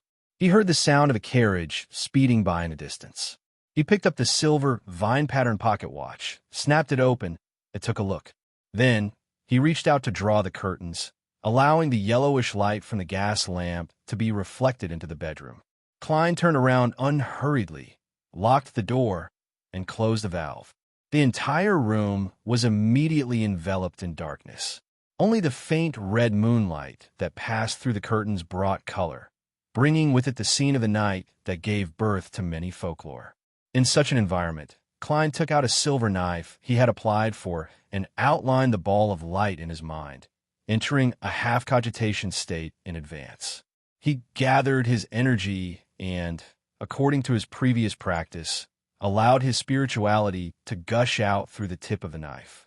He allowed it to move with his body and miraculously blend with the environment, sealing the room. He was guarding against any abnormal fluctuations that might occur later.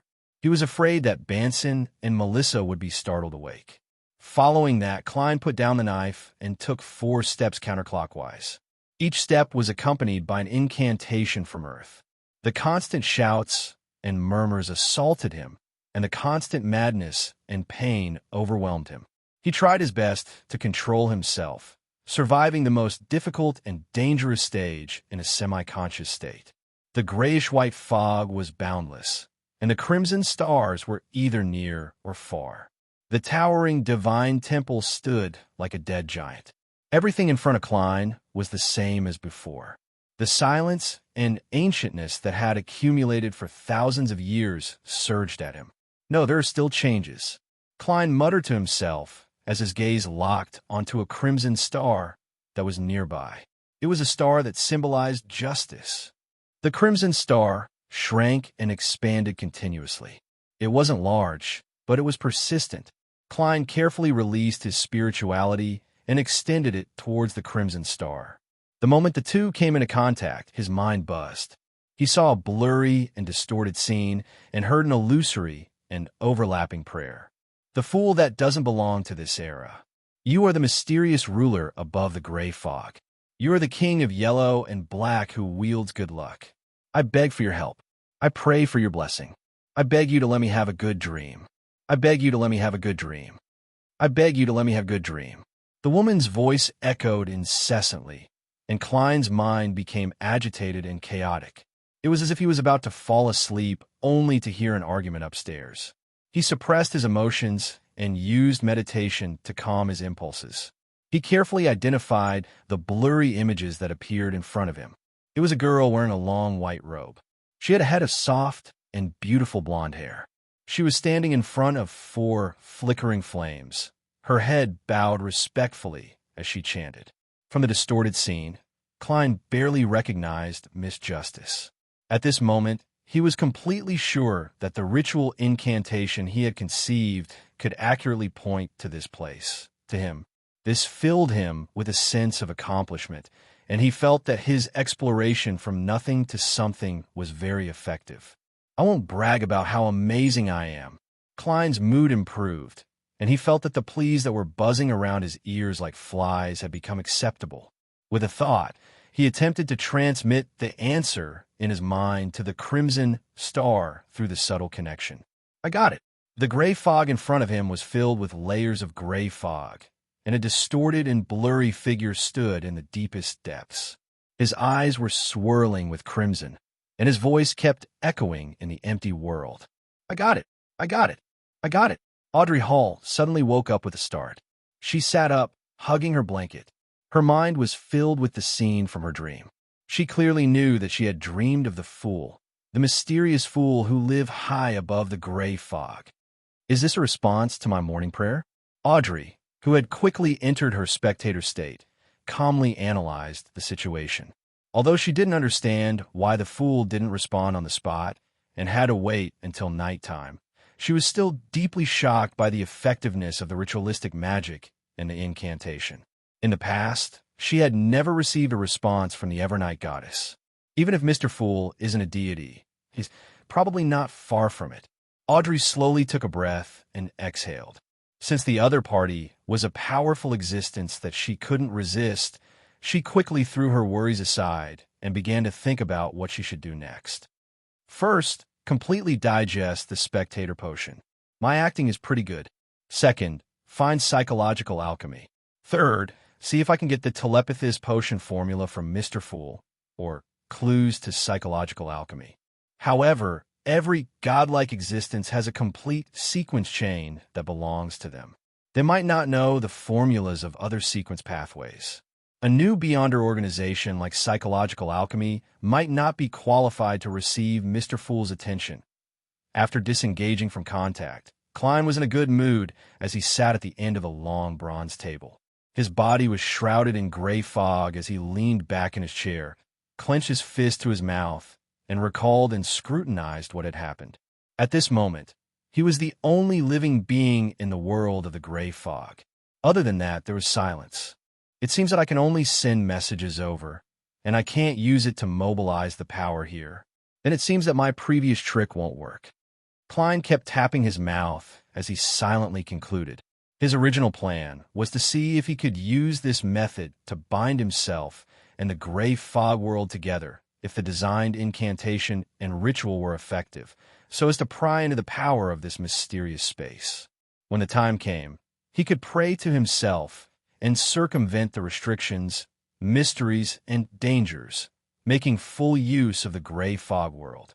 For example, he could first hold a ritual and pray to himself for the bestowment of spells.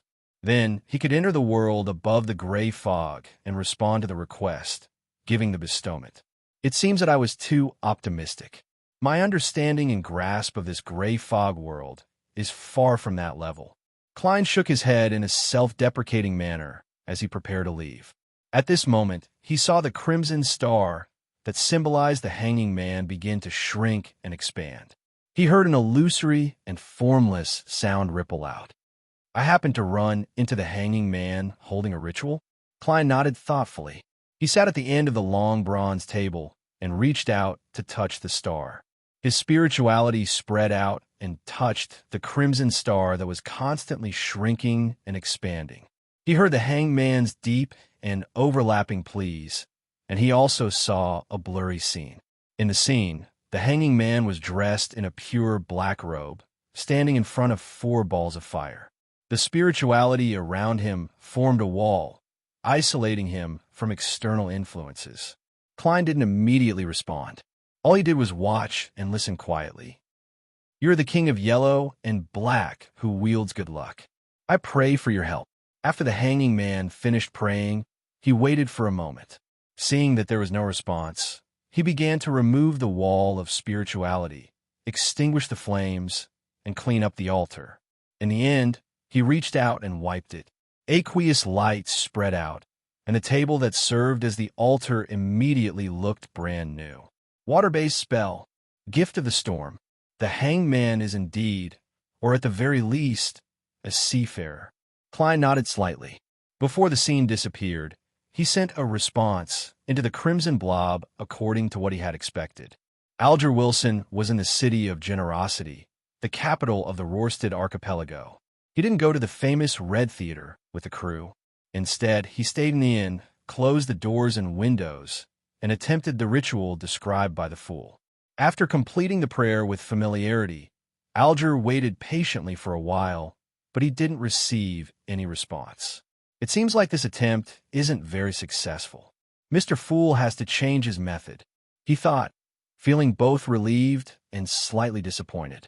After dealing with the aftermath, Alger planned to go downstairs and get a glass of Lanny Proof. Alcohol helped to unleash the powers of the folk of rage, so the mandated punishers of the Lord of Storms liked this drink. Opening the door, Alger was about to walk out when his vision blurred. He saw an illusory and boundless gray fog in the corridor. He saw a blurry figure sitting in the deepest part, as though he was sitting on a throne high above. "I got it."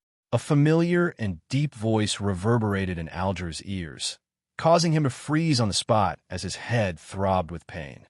Alger's eyes darkened as he looked at his surroundings, only to realize that everything was no different from before. It was still the same floorboards that creaked when stepped on, the same old candlesticks on the walls, and the same not-so-clean corridor. "I got it." The voice seemed to echo in Alger's ears. His expression darkened as he clenched his fist and hit his chest lightly, but he couldn't say anything respectful to the Lord of Storms. After a long silence, Alger's expression returned to normal, but his gaze deepened. Above the gray fog, Klein didn't waste too much time. When the remnant voices calmed down, he enveloped himself with his spirituality and fell into the gray fog, into the physical world. Light flashed in front of him like a movie that was fast-forwarded dozens of times. After a moment of dizziness, Klein saw the curtains illuminated by the crimson moonlight, as well as the blurry silhouette of a desk and bookshelf. He picked up his silver knife again and removed the wall of spirituality in the room. Then, amidst a sudden gust of wind, he quietly opened the door and looked down the corridor. Seeing that there was no movement from his brother, Banson, and his sister, Melissa's rooms, he finally relaxed. This luck enhancement ritual is a must-have at home or on a trip. It's hidden and magical. Klein muttered silently as he closed the door and walked to his bed. Chapter 68. In the evening, the shadows of the carriage and horses were dragged out by the setting sun. Klein, who had already informed Banson and Melissa, had dinner at the Blackthorn Security Company and was riding a public carriage to the dock with old Neil. He was wearing his cheap formal attire because he was worried that a conflict might occur in such an occasion. If he were to damage the tuxedo that he usually took care of, it wouldn't just be a heartache. When the sunlight seemed to burn, the carriage came to a stop. Old Neil, who was still wearing his classic black robe and round-brimmed felt hat, paid no attention to the gazes of others as he walked towards the Evil Dragon bar, diagonally across from him. Even though the bar was a little far away, and even though the door was heavily shut, Klein could still hear waves of cheers from inside. They seemed to be cheering for a certain hero. Just as he approached, he suddenly sensed something and turned to look at the warehouse opposite the bar. He saw a burly man in uniform standing in a hidden spot on the rooftop. The man carried a huge grayish-white mechanical box on his back and held a thick rifle with a complicated structure in his hand. And the grayish-white metal box and the rifle of the same color were clearly connected by pipes. High-pressure steam rifle? Klein muttered in astonishment. He turned to look at old Neil and said, "This bar can even obtain such a weapon?" This was a military-controlled item. Although it used extracted phlogiston, the size and weight of the high-pressure steam backpack were still astonishing. Only a true predator could carry it, and the bullets propelled by it possessed extremely high speed and destructive power. Coupled with a suitable aim, it was almost equivalent to a low-quality sniper rifle. "What?" Old Neil narrowed his eyes and looked over, equally puzzled. "Did something happen here?" Something happened? Klein surveyed the surroundings, and indeed, there were a few men with repeating rifles searching for something. "What's wrong?" Old Neil approached the bar and asked the burly man guarding the door. The burly man clearly knew old Neil. The muscles on his face twitched as he smiled bitterly. The bar was almost demolished just now. It said that a wanted man came to buy materials and was recognized, so he became like this. My lord, what did he do?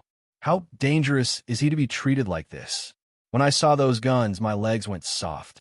They were even softer than after fooling around with Sonny the red hair for a whole night. He didn't know who the wanted person was, nor did he know that there were beyonders mixed among the people who came here to buy ingredients. A wanted man? Do you know his name? Old Neil asked with interest. His name is Triss? The burly man answered uncertainly. Instigator Triss? Klein nodded in realization and understood what was going on. Triss didn't know that he had been suspected by Joyce Meyer, so he swaggered to the underground market to buy ingredients. In the end, he was recognized by the machinery hive mind or the mandated punishers or nighthawks, resulting in an intense conflict. Has he been caught? Klein tapped the silver-inlaid black cane. From the looks of it, not yet. The burly man shook his head slightly and used his chin to point at the top of the warehouse opposite him. He rushed out before those terrifying fellows arrived. Whoa, I've never seen anyone better at running than him. Actually, you haven't seen the true abilities of an assassin. Otherwise, you would have been taken to an indescribable place to be re-educated. Klein lampooned. Is the market still open? Old Neil changed the subject and asked. It just recovered. The burly man answered affirmatively. That's good. Old Neil took 2 quick steps forward, reached out his right hand, and pushed open the heavy door. Klein followed closely behind and walked in. He was nearly knocked down by the stuffy heat and the smell of alcohol. There was a boxing ring in the middle of the Evil Dragon bar. 2 bare-chested men were engaged in an intense fight. Around them, dozens of customers were cheering for the person they were supporting. There was no lack of vulgar language among them. Old Neil ignored them as he led Klein around the boxing ring and into a billiard room at the back. There were 2 people in the billiard room, chatting and laughing with each other. When they saw Old Neil push open the door and enter, they immediately fell silent for a few seconds. After confirming the visitor, they quietly made way, allowing Old Neil and Klein to pass through the secret door behind them. After passing through several rooms, Klein's vision suddenly opened up. He saw a place the size of a lecture hall from his previous life. There were people setting up stalls with bottles and cans piled on them. There were also people walking among them, either scrutinizing, conversing, or comparing prices. A 20th of all profits will be given to Swain. Ah, he's the boss of Evil Dragon Bar, a former captain of a mandated Punisher team. He's even older than me, an old man who wishes to die of alcoholism. Old Neil introduced in a rambling manner. Klein thought for a moment and gave a sincere evaluation. It's a rather profitable business, because the cost was only to provide the venue and shelter. If you fancy an item but don't have enough money, you can borrow it from Swain. Of course, he will charge a very high interest rate. At this point, Old Neil clenched his teeth. Indeed, it's just like a casino. It provides usury services. Klein held his cane and sized up his surroundings as he asked curiously. What's going on? He asked curiously. Mr. Swain is a seafarer? The captain of a mandated Punisher team should be a Sequence 7. No, he's just a folk of rage. Tingen isn't a coastal city. Here, the Church of the Goddess is more powerful than the Lord of Storms. Old Neil sneered. Actually, Swain had the chance to become a seafarer, but he was afraid of losing control, so he chose to give up. Just as Klein was about to ask the bar owner if he had ever nearly lost control, he suddenly sensed a strange phenomenon to his left. There seemed to be something hidden there, whispering and narrating. Klein turned his head and saw a pale-faced young man. He was wearing a tattered linen shirt and blue-gray trousers, unique to the working class. His eyes were unfocused, but there was a hint of madness in them. He was constantly muttering something. His spiritual perception is very high, or is it distorted? Klein muttered with a frown. What had triggered his spiritual perception was the other party's spiritual perception. Normally, the perception brought about by spiritual perception would definitely result in a certain interaction. It was almost impossible to hide it from others, but this others referred to spirit mediums who had cast their powers, as well as powerful figures with similar specialties. It was actually very difficult for a beyonder like Klein to distinguish between them. Only when the other party's spiritual perception reached a certain level, or when there was an abnormal distortion, would he be able to discover it. When their eyes met, the pale-faced young man with messy black hair strode over with a half-crazed and half-sleepwalking expression. He stopped in front of Klein and stared at him in a daze. Suddenly, he laughed loudly. "Ha ha, the smell of death, the smell of death. Ah!" Before he could finish his sentence, he suddenly screamed. His eyes closed tightly as blood-colored liquid flowed out. "Ah, damn it." The young man covered his eyes, hugged his head, and struggled and rolled on the ground. After a while, he calmed down and lay there panting. Throughout the entire process, none of the customers or vendors who set up stalls gave him a sidelong glance. Klein pressed down on his half-top hat and stared dumbfoundedly at old Neil, using his actions to express his surprise and seek advice. Don't mind him. His name is Ade Missile, an orphan. His nickname is Monster. He was born with high spiritual perception and often sees things he shouldn't see and hears things he shouldn't hear. Therefore, he often talks nonsense and often gets hurt. Old Neil explained with a shake of his head. He can tell that this body of mine has died once. Klein frowned and lowered his voice. He asked in puzzlement, the Nighthawks, mandated punishers, and machinery hive mind have never thought of recruiting him into their team? No, we don't have a sequence potion that's suitable for him. Old Neil sighed. Yes, this is equivalent to being born with half a sequence's beginning. Klein asked curiously, then which sequence pathway is suitable for him? The sequence 9 he's suitable for is called Monster. That's where his nickname comes from. Unfortunately, only the life school of thought has grasped the beginning of this sequence pathway. Old Neil replied in a low voice. He and Klein tried their best to avoid the people around them when they conversed, so as to prevent information from leaking to mysticism enthusiasts. Life School of Thought? Klein recalled the information he had previously read. This secret organization appeared at the beginning of this epoch. Its exact origins were unknown, and it was mainly passed down from master to disciple. Their specific theories and beliefs were also rarely leaked. Klein only knew that they divided the world into 3 levels. The world of absolute rationality, also known as the world of absolute truth, the world of spirits, and the world of matter. It said that this secret organization has even produced a prophet. Isn't this the corresponding sequence pathway of a seer? I don't understand. Klein shook his head repeatedly as he watched Ade Missile struggle to get up and wander off to another corner. He reined in his thoughts and followed behind old Neil. They passed through one stall after another and discovered that there were plants such as moonflowers, fingered citron, night vanilla, and minerals such as pure silver, topaz, and rubies. It's indeed quite complete. Klein muttered softly. The mysticism enthusiasts around him, young and old, male and female, would pause in their footsteps from time to time. At times, they would distinguish between each other and communicate, making the place rather lively. Walk around by yourself. I'll pay the bill.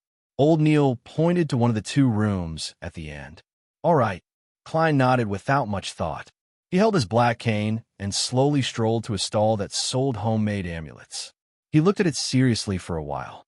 Just as Klein was about to speak, he suddenly heard someone from the stall behind him ask, Is this powder ground from cow teeth pianol? Cow teeth pianol? Isn't this a supplementary ingredient for the spectator potion? Klein turned around in thought and looked at the questioner.